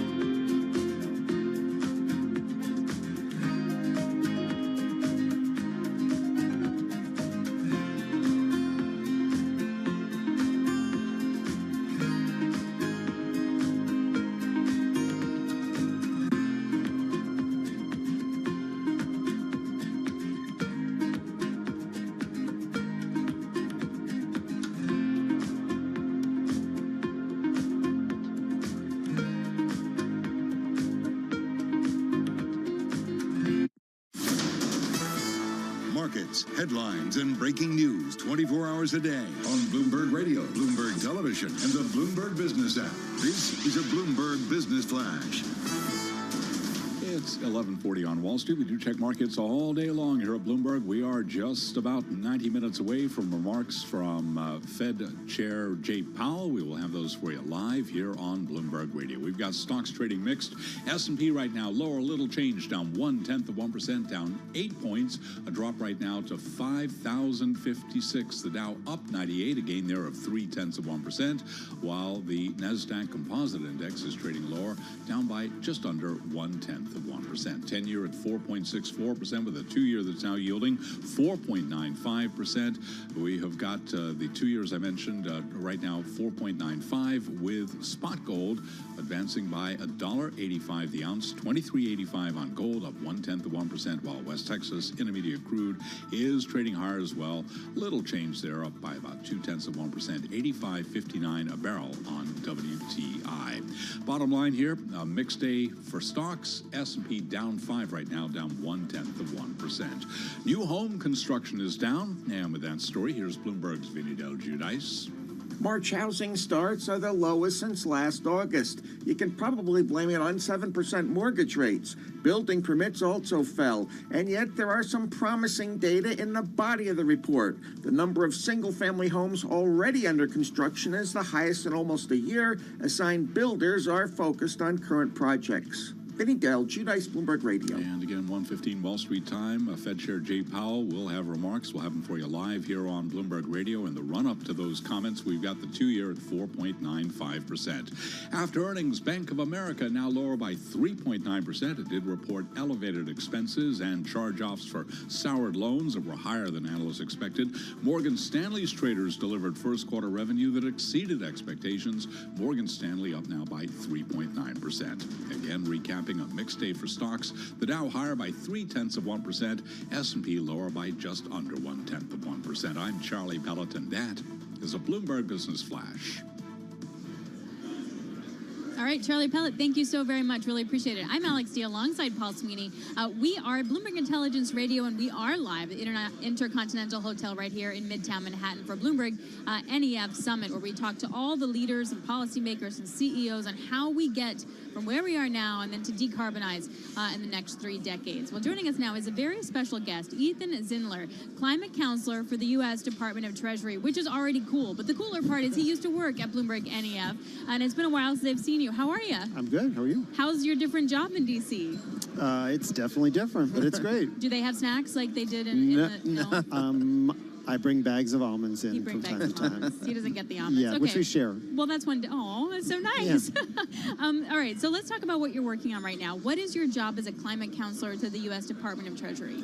So, the Treasury Department is across a lot of different things in the climate space, and we have multiple divisions that are working on things, everything from the International Affairs Office, the Domestic Finance Office. We have a federal insurance office that thinks about some of these climate issues as well. So my job really is to try to coordinate some of those activities across the department, to collaborate on some of the key issues, and most often that's been on the Inflation Reduction Act, but other things as well. And also to provide some counsel to the Secretary, as the title implies, on some of these key issues. What are the key issues you guys are focusing on now? What are the most important mandates right now as we try to navigate this change? Yeah, so there's a lot of things going on, but certainly the implementation of the Inflation Reduction Act is front and center for us at Treasury. A good deal, the majority of the funds overall that are aimed at clean and green initiatives would go through the tax code with all the rules written and implemented over time. And so a lot of what we spend our time on doing is writing some of those rules. So that's one thing. Other things, indeed, on the international front, working with some of our partners and some of the multilateral development banks on some of the work that they're doing around evolution and thinking more around climate issues. The Treasury also works very closely with the Green Climate Fund and the other funds that are focused on multilateral climate development. So working with them on that stuff. And then finally, maybe one last topic on insurance, which we've been doing a lot of work and thinking about as well. So let's go to the IRA for a moment, because the big hubbubaloo was about hydrogen for a little while. So it was, how do you qualify for the hydrogen tax credit? Does the hydrogen need to come from clean energy? Can it be sort of carbon captured natural gas? Or can it be just straight up natural gas? that part of it sort of skated by okay. But then everyone started talking about how you qualify clean energy when it comes to hydrogen, an hour for hour or like sort of a yearly base load. And that was a big deal for a lot of these producers. Talk me through how you guys thought about it, what you think about it, what the problem was. Sure. So first, I'm going to stop and take credit for the fact that the IRA is, to be clear, the most important piece of climate legislation ever passed in the United States. And the level of investment that we've seen overall has been really pretty terrific. $250 billion by one count in the first 12 months after it passed, and we've seen over $600 billion in manufacturing since the start of this term. On the specifics of the 45V hydrogen tax credit, look, the way we wrote the rules, to be clear, a draft version of the rule, and we've drafted it, was that we effectively took our cue entirely from the law, and the law is very clear about saying that you had to think about what CO2 emissions were and referenced the Clean Air Act. It also referenced, not to get too wonky, a particular model for tracking emissions called the GREET model, and so we really wrote our draft guidance to be as compliant with that as we could, and that included taking into account what we called induced emissions. That's emissions that might be created by taking some of existing zero carbon generation and allocating it to something else. So we really sought to be as clear as we could. But again, to be clear, it's draft guidance, and we've certainly received comments. We've received, I would say, no less than 30,000 comments last I checked. So we're working our way through those, and stand by. We'll eventually have the final rule drafted this year. So Ethan, as we make this transition to a cleaner sourcing of energy, one of the objectives, I think, is to reduce reliance on China and maybe some other folks around the world, and maybe onshore or friendshore more of our energy infrastructure. How does that factor into your work? Quite a lot. I mean, I think it's something that the Secretary has been very out front on. I was with her last month in Chile, where we were having conversations with government leaders there about some of the opportunities around so-called friendshoring. And we visited a lithium hydroxide processing plant where that lithium is being exported to the U.S. and elsewhere to make batteries. The Secretary has also had some very direct and candid conversations with Chinese leadership, and just got back from Beijing last Wednesday, and these issues around oversupply and overcapacity are things that have come up. But it's also our view that it's very important and productive to continue to have conversations. And so actually literally almost at this very moment, we're continuing with those back at the Treasury Department through two working groups that we have ongoing with the Chinese to continue those conversations. I was at an energy function in Houston a couple weeks ago, and Secretary Granholm was there, and she was basically like, guys, there is money in D.C., come get it. Are we spending too much money in a short amount of time? Like, not that we don't need the money over time, but there's a condensed period with which it can be spent. Are you worried about throwing money into bad stuff, or things that aren't going to get the job done, or things that are not going to return as much? I would just say this, that I think this is a really critical and important time. I think the Inflation Reduction Act has created an inflection point where we have an opportunity now to be supportive of these technologies in a way we've never done before, and it's important that we seize that going forward. And I think we feel pretty good that we're doing that at this point. There's a lot more work to be done, and to be honest with you, we're working around the clock through the rest of this year and beyond. But no, I think that this is a unique opportunity. And look, the clock's not, the clock's not getting any quieter on climate change, and we really need to have these technologies developed further and deployed further, particularly some of the ones in the harder to decarbonize sectors like industrial processes. Ethan, just 30 seconds. What's the next milepost people like me should be looking for? People that don't track this every day. Good question.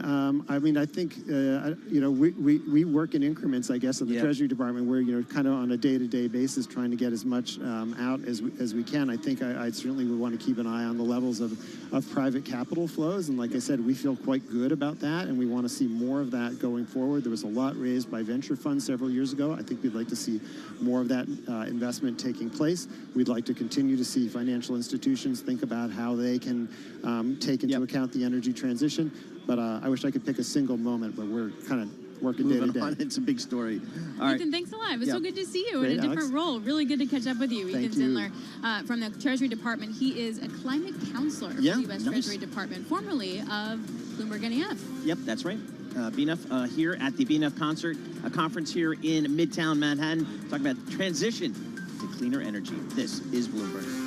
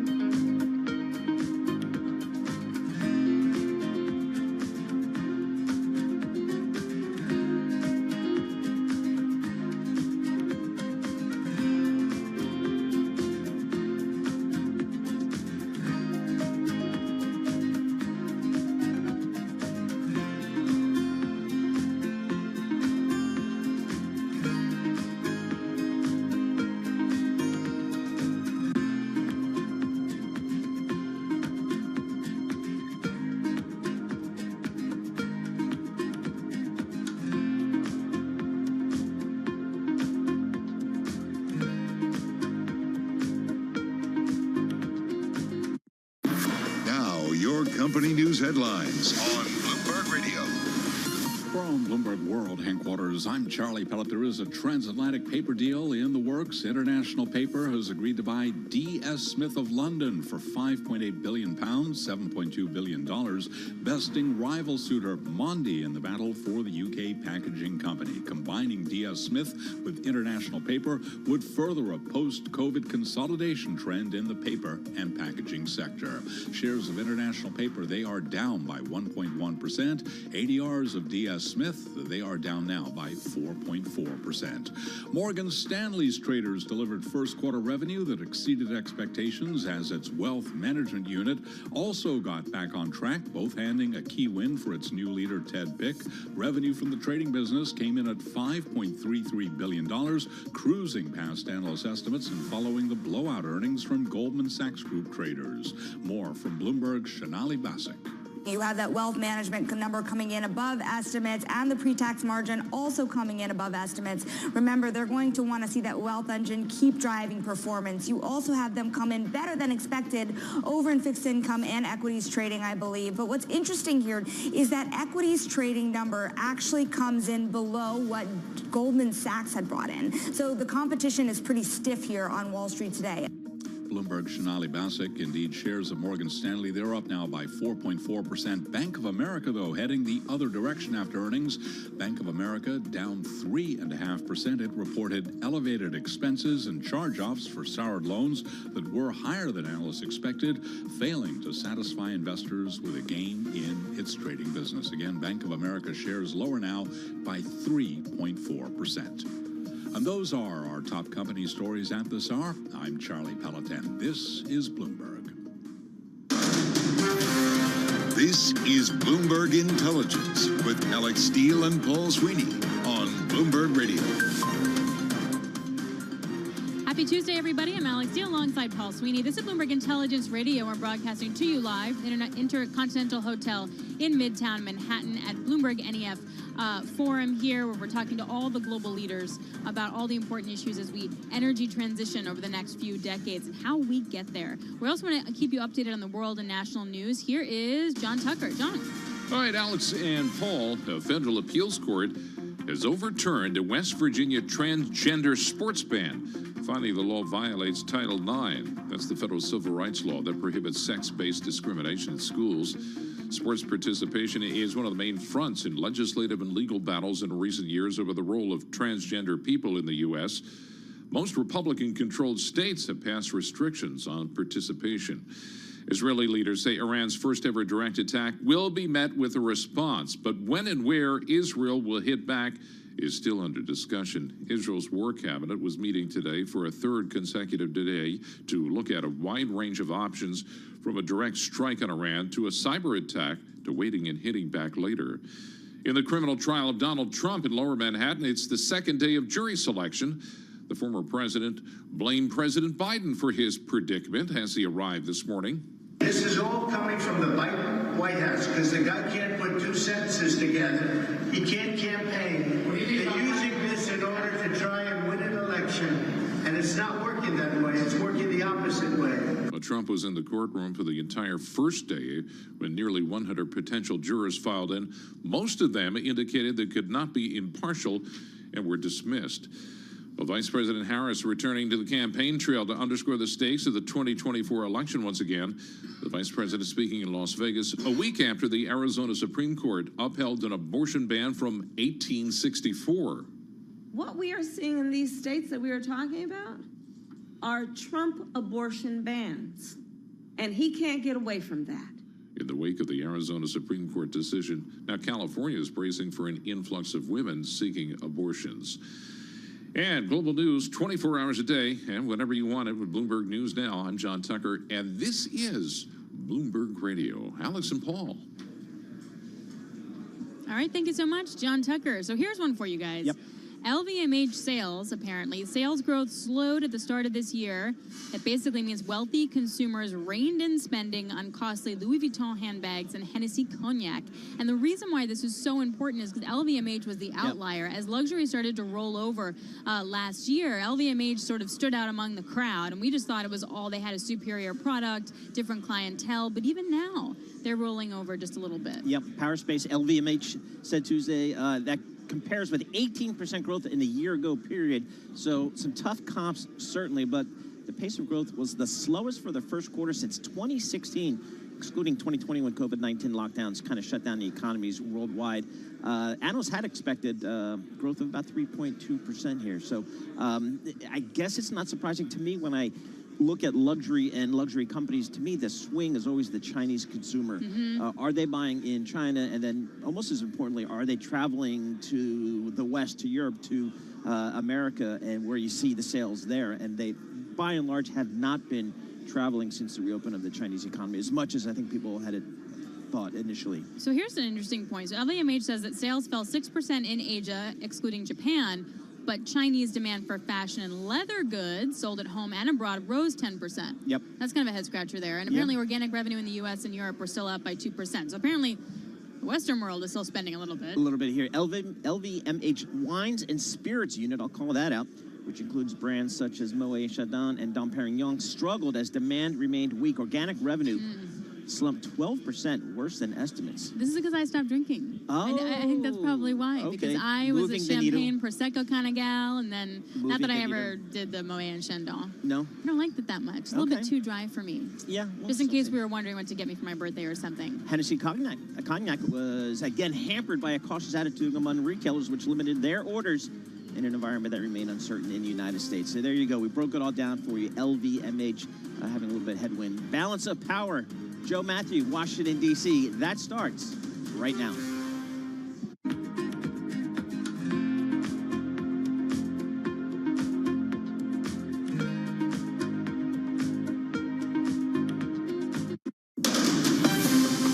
From the world of politics to the world of business, this is Balance of Power.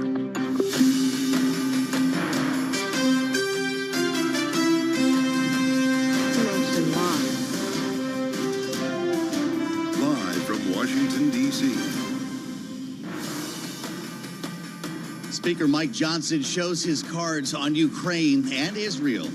Welcome to the fastest show in politics as lawmakers prepare to vote now on separate funding bills for each of our allies, even as a motion to vacate gains momentum on Capitol Hill. We'll get the latest from Bloomberg's Megan Scully, and we'll distill the news today with Nathan Dean from Bloomberg Intelligence. Jury selection, crawling, and Donald Trump's hush money trial.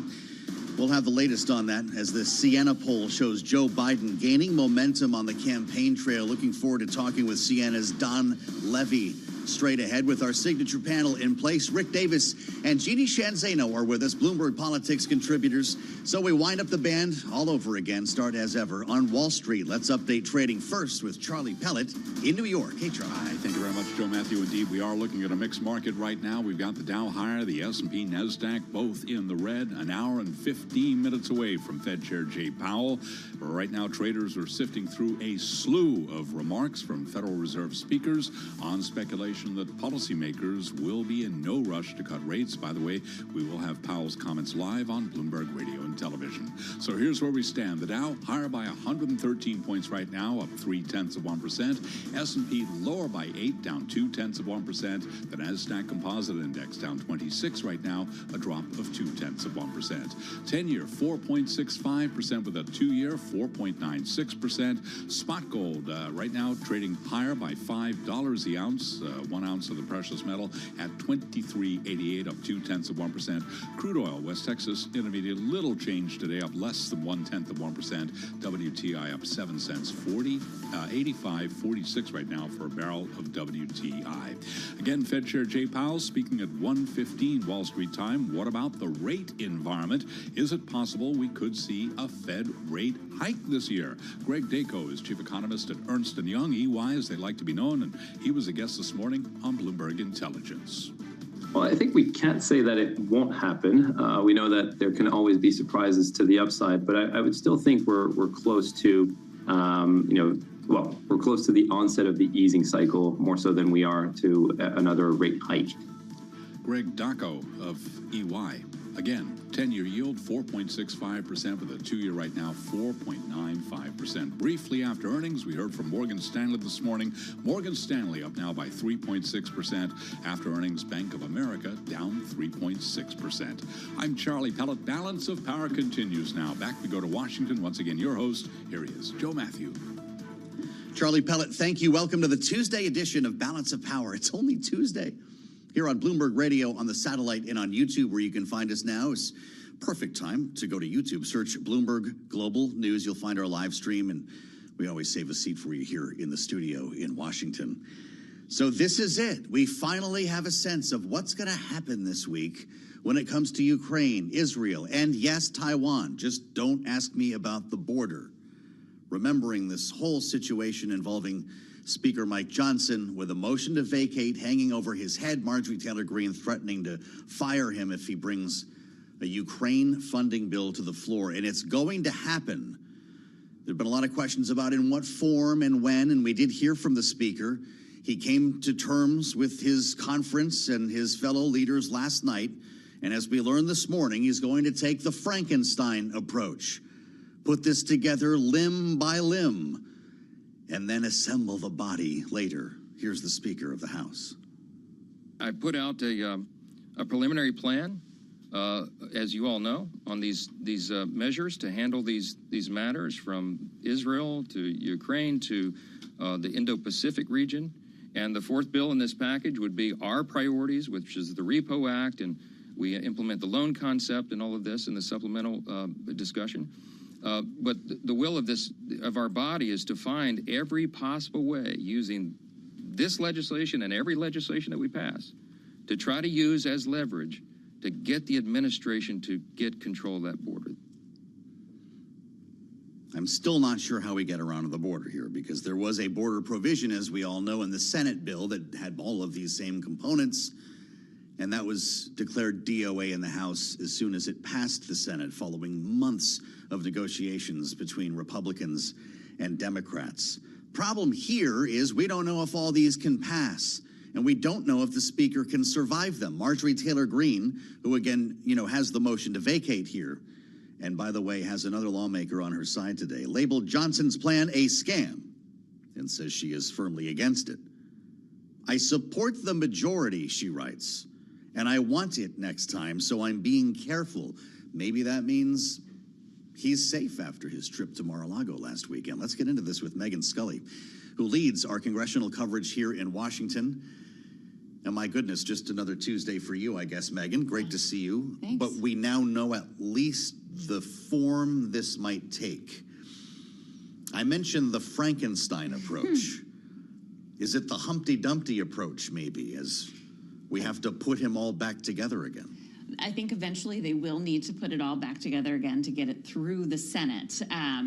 Right now, they're taking it apart piece by piece, like you said, essentially to try to get it through the House. Ukraine will pass the House on the backs of Democratic support.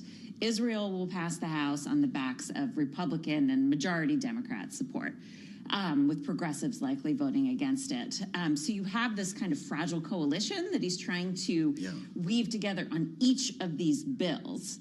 So then it's a matter of, do you package them all together to try to get them through the Senate, which has its own hurdles?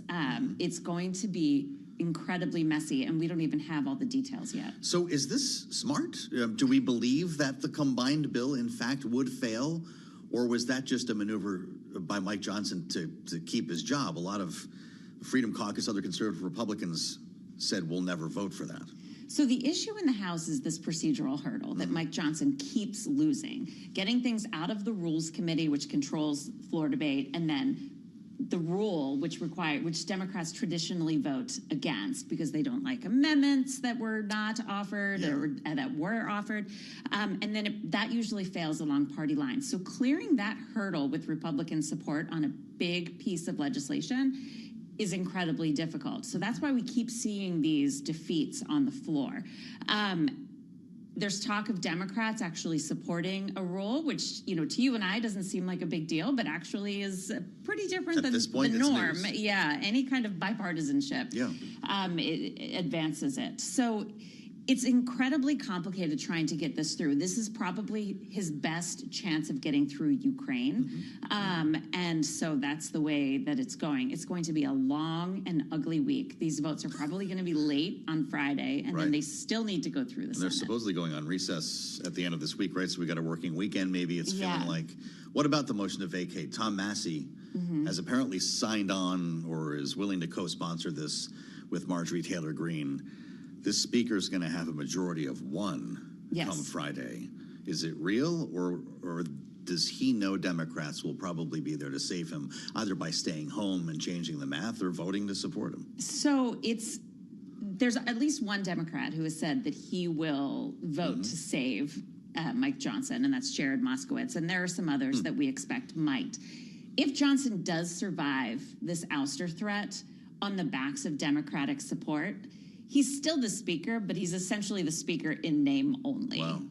So he does himself in if it takes Democrats to protect him. Yes, I think he's probably vacating that office at the end of this. Can we believe then that Donald Trump will protect him? Did he make a deal with Trump last weekend at Mar-a-Lago to keep Marjorie Taylor Greene off his back? So Trump certainly did Johnson a favor at Mar-a-Lago and went as far as anyone expected him to, probably further than many of us did expect him to, in terms of embracing Johnson. But that doesn't mean that still holds true today. We know that Trump's opinions about people can change pretty wildly.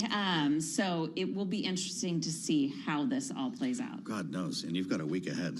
Megan, great to see you, and thank you for the insights. Megan Scully leading our coverage here on the terminal and online, as we now have a sense of the what and when. Just a question of whether this is actually going to work, but it looks like at least 4 spending bills. And as we just heard from Megan, we'll be voting likely by the end of the week. So don't pack your bags for recess yet. And as Donald Trump looms over the House agenda, pretty incredible day yesterday, even though we're all used to seeing him in court, becoming the first former American president, as you keep hearing, to go on criminal trial. It's just different when it happens. And looking at those images of him scowling in the courtroom make you wonder if he continues to raise money on this, whether there is actually a backlash here for the broader public as this now becomes a general election battle where one is attempting to gain votes. Brings us to the latest Siena poll. Important. We mentioned it yesterday. We have an opportunity to take the deep dive now with Don Levy. It's always great to have him with us, director of the Siena College Research Institute. As we read in their partner New York Times publication here, the president's popularity ticking up slightly. This is looking kind of like a tie. Mr. Biden, Mr. Trump, virtually tied with Trump at 46% to 45%, an improvement for Biden from late February when it was 48 to 43. There's a lot more under the hood, though, and that's why it's great to have you with us, Don. Good to see you. Welcome back to Bloomberg. Let's just start with the headline. Is this the post-State of the Union bump everybody was looking for? It appears to be. Certainly, we see Biden picking up with a couple of key constituencies, doing better with women, doing better with black voters, and doing better with Latino voters. So a 4-point closing from 5, which sounded like a big lead, down to 1, which I think you're absolutely right, is a tie. So at this point in time, Biden over the past 6 weeks has picked up some support. Still, both candidates have tremendous hurdles to overcome. One thing that stood out in this poll to us was the folks who we describe as double haters. Those voters who say that they don't like either of the two candidates. That's a full 18% of Americans right now. And right now, when you look at that group of people, and they're a little bit of everyone, they're not just one demographic, but 30% of double haters say that they would vote for Biden. 21% of double haters say that they would vote for Mr. Trump. But nearly half of double haters say either I don't know, or I might vote for a third candidate, or I might stay home. And that's where a great deal of this battle is going to be waged, is amongst that group of double haters.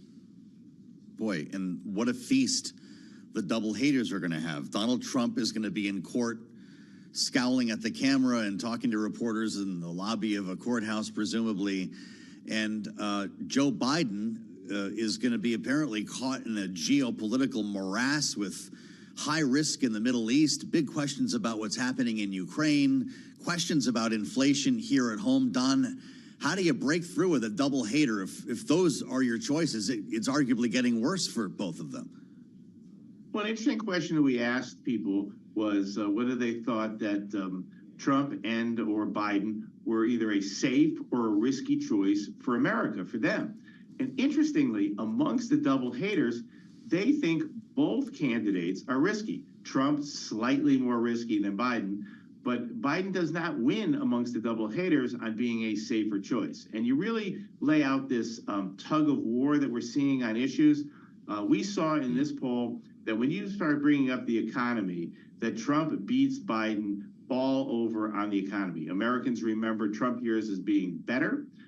They think that far and away, 2/3 say that they approve of the job that Donald Trump did on the economy when he was president. 2/3 say they disapprove of the job that Joe Biden is doing on the economy. So when it comes to economic issues, that's a tremendous weakness for Biden, a tremendous strength for Trump. Then you flip it over to the trial, and there we continue to see, for the third survey in a row, that a majority of Americans say that they think Donald Trump committed serious federal crimes. And when you come to this trial taking place in New York right now, a plurality, not quite a majority, but a plurality by about 10 points, feel as though he's guilty. And they predict that he may very well be found guilty in this trial in New York.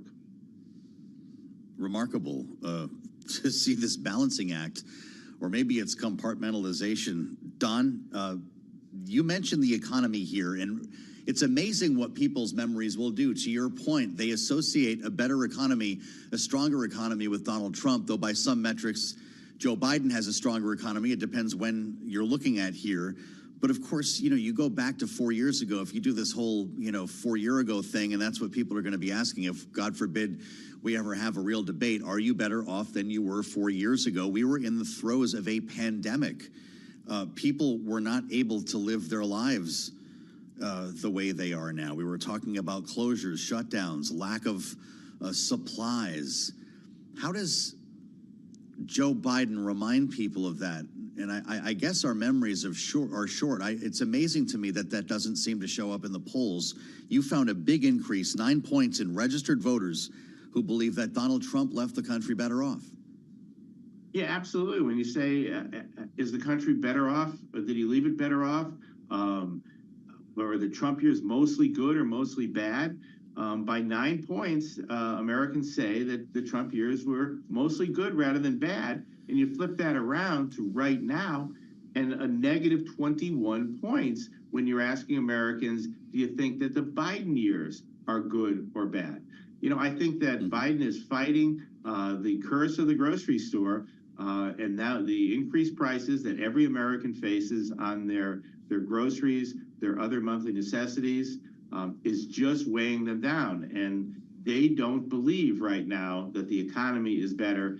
And they're overwhelmingly saying, we saw a 6-point increase in the percentages of Americans from this survey to one just in February who say that they think the American economy is no better than only fair or poor. It's slipping away even more in the eyes of voters. We've spent some time in our last minute here, Don, talking about the value of national polls. How should we interpret these numbers as we work our way through the rest of this cycle here, knowing there are swing state polls we have at Bloomberg, different snapshots tell you different things? Well, certainly the national polls give you a feel of how the country is. It contributes towards a national conversation. But you're absolutely right. We're going to hone in on these battleground states. We'll be polling those battleground states starting in about 2 weeks from right now.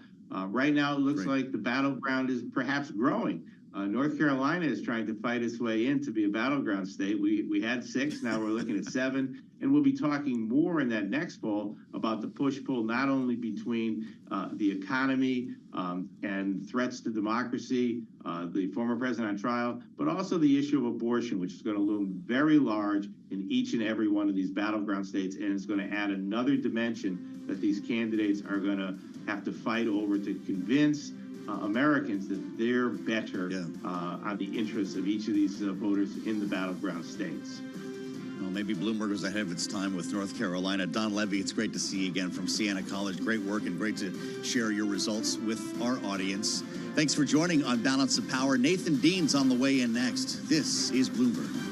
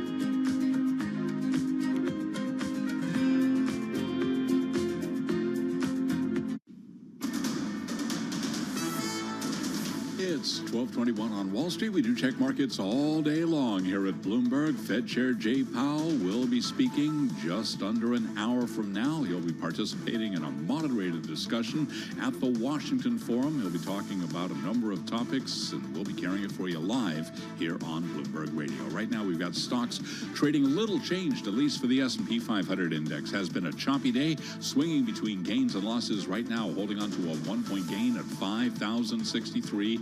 Little change there with the Dow up 172, now up 0.5%, while the Nasdaq Composite Index higher by 10, a gain there of just about 0.1%. The slide for small cap shares continues, with the Russell 2000 underperforming today, down by 0.4%.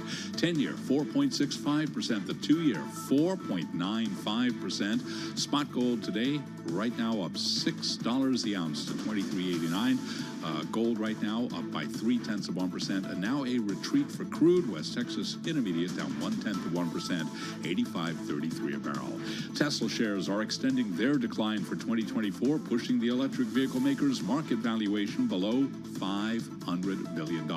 Tesla now down by 2.6%. One sports note, briefly, Whitey Herzog, Hall of Fame manager who led the St. Louis Cardinals to 3 pennants, just died at the age of 92. Recapping, stocks higher, S&P up 1 point. Balance of power continues now. Back we go to Washington, and once again, here's Joe Matthew. Charlie Pellet, thank you, and thanks for joining us on the Tuesday edition of Balance of Power here on Bloomberg Radio, on the satellite, and on YouTube. I am not resigning is the line of the day in Washington, courtesy the Speaker of the House. This after he was urged to resign by one of his own, Thomas Massie, the Republican from Kentucky, who is now apparently going to help Marjorie Taylor Greene with a motion to vacate, says it's time to clean the barn. There's a big family meeting, the Republican conference. And that's the kind of language the Speaker was hearing. He did reply today in a conversation with reporters. Here's Mike Johnson. I am not resigning, and it is, in my view, an absurd notion that someone would bring a vacate motion when we are simply here trying to do our jobs. From a short time ago, with us now in Washington, Nathan Dean, senior policy analyst at Bloomberg Intelligence, who's running odds on whether this new Frankenstein approach to foreign aid will actually work and whether these bills can pass the House, be stitched back together, brought back to life in the Senate. He's back at the table now. Nathan, great to see you. Time to clean the barn, huh? If you have to say publicly you're not resigning, are you winning? Yeah, what's your definition of winning here? I mean, the Speaker, Mike Johnson, is going through probably the hardest job in Washington as we speak. And look, there are going to be 1,000 different political calculations and hiccups and roadblocks and stuff that are happening here. And we have a very complex week ahead. But we are saying that we think there's a 60% chance that a Ukraine, Taiwan, Israel funding bill to the tune of around the same package as the Senate has already proposed, which is around $90 billion, can pass sometime in the next few weeks or months. The reason being here is that a majority of lawmakers want this. A majority of lawmakers want to get this off their plate and start getting back to governing and working on other types of legislation in advance of the election. And when it comes to the motion to vacate with Speaker Johnson, just remember, who else do they have on the bench? I mean, obviously, nobody wants to go through a multi-week process of trying to figure out who's going to be the next Speaker of the House in an election year. Certainly President Trump doesn't want this. And so take this to be like, we struggle to say here's how it's going to happen exactly, but you take all the different factors, put them together, just like the Frankenstein, we think it can get done. So amazing. And he keeps his job in the process? I mean, I don't think he's going to keep his job much. I mean, I think if Speaker Johnson is, saying I'm going to focus on the future, I think he has to focus until the end of this year. When we have the election, just remember, all this is coming about because we only have a one-person majority in the House right now. I mean, you had at one point a 5, now we're down to 1. We'll eventually go back to 2. So we have to see what the election happens next year. If the Republicans take the House and the margin is still only of just a handful of folks, we're in this situation all over again. It really depends on who the president is. If things are different, then obviously, Speaker Johnson may have different options or different paths ahead for him. Well, in the meantime, and of course, we remember Marjorie Taylor Greene said, you bring Ukraine funding to the floor, I'm making this thing live. I'm going to make this a privileged resolution. She has yet to do that, even knowing this is coming this week, which makes us wonder what really happened and what was said at Mar-a-Lago last weekend. But they don't have a lot of time to work with here, and you are running odds on whether these can all pass together. It's leaning toward yes, but not by a lot. Yeah, so we're at 60%. And for what it's worth, we don't do 50-50 calls. You don't? Yes. I mean, if you have a 50-50 call, then what do you need calls? You just flip a coin. Yeah. But we're at 60%. Now, I'm not saying 60% this week because that text needs to come out ASAP. If they want to have votes on Friday night, you got to give them 72 hours. That text has to be out today. Now, let's just say that if there's any subsequent delays, let's say that a motion to vacate comes through tomorrow or on Thursday, and they decide to just delay the system even further. My question is, when is the ultimate deadline that Ukraine aid has to get done? There's nothing hanging out there. There's no sequester. There's no government funding bill. There's nothing. So this is going to drag on. I mean, it could be May or June before they actually move forward with this. Now, I think it's going to be sooner rather than later just because it feels like the momentum is heading towards a catalyst moment of trying to get something done. But just remember, you know, we're confident in this 60%, but we're not confident in terms of timing or how ultimately the path they get so there. This recess they're coming up on this weekend may not be a deadline that gets this done. They go home again and do parades or whatever for the summer, and we're talking about this still in June. Absolutely. I mean, think about the Israel-Iranian conflict. You know, there were estimates out there that Israel spent around $1.3 billion in missiles and airplanes and fuels and so forth like that. Yeah. Now, the supplemental package that's out there is $14 billion, $5.2 billion to replenish a lot of those Israeli-owned missile defense systems. But if you have the national security apparatus telling lawmakers, and I'm just saying what-if scenarios here, if the national security apparatus is telling lawmakers things are going to dial down once and if Israel responds one more time, that could take a little bit of the pressure off to get something done ASAP. Sure. You know, so again, it's really difficult to say in terms of the timing of this, but we go back to the fact that the majority of lawmakers want this. The majority of the lawmakers want to get it done so they can go back to other things and other legislation and campaigning. And I think a lot of people are just saying, look, we're tired of this. Let us, Campaign summer is the real deadline, is what it sounds like here. And that's smart analysis as we spend time with Nathan Dean from Bloomberg Intelligence. The Ukraine money specifically, and I guess the Israel money, we're talking about defense contracting in either case here. You put that together, it's about $74 billion, if I remember correctly. We talk a lot about the defense contractors when you come in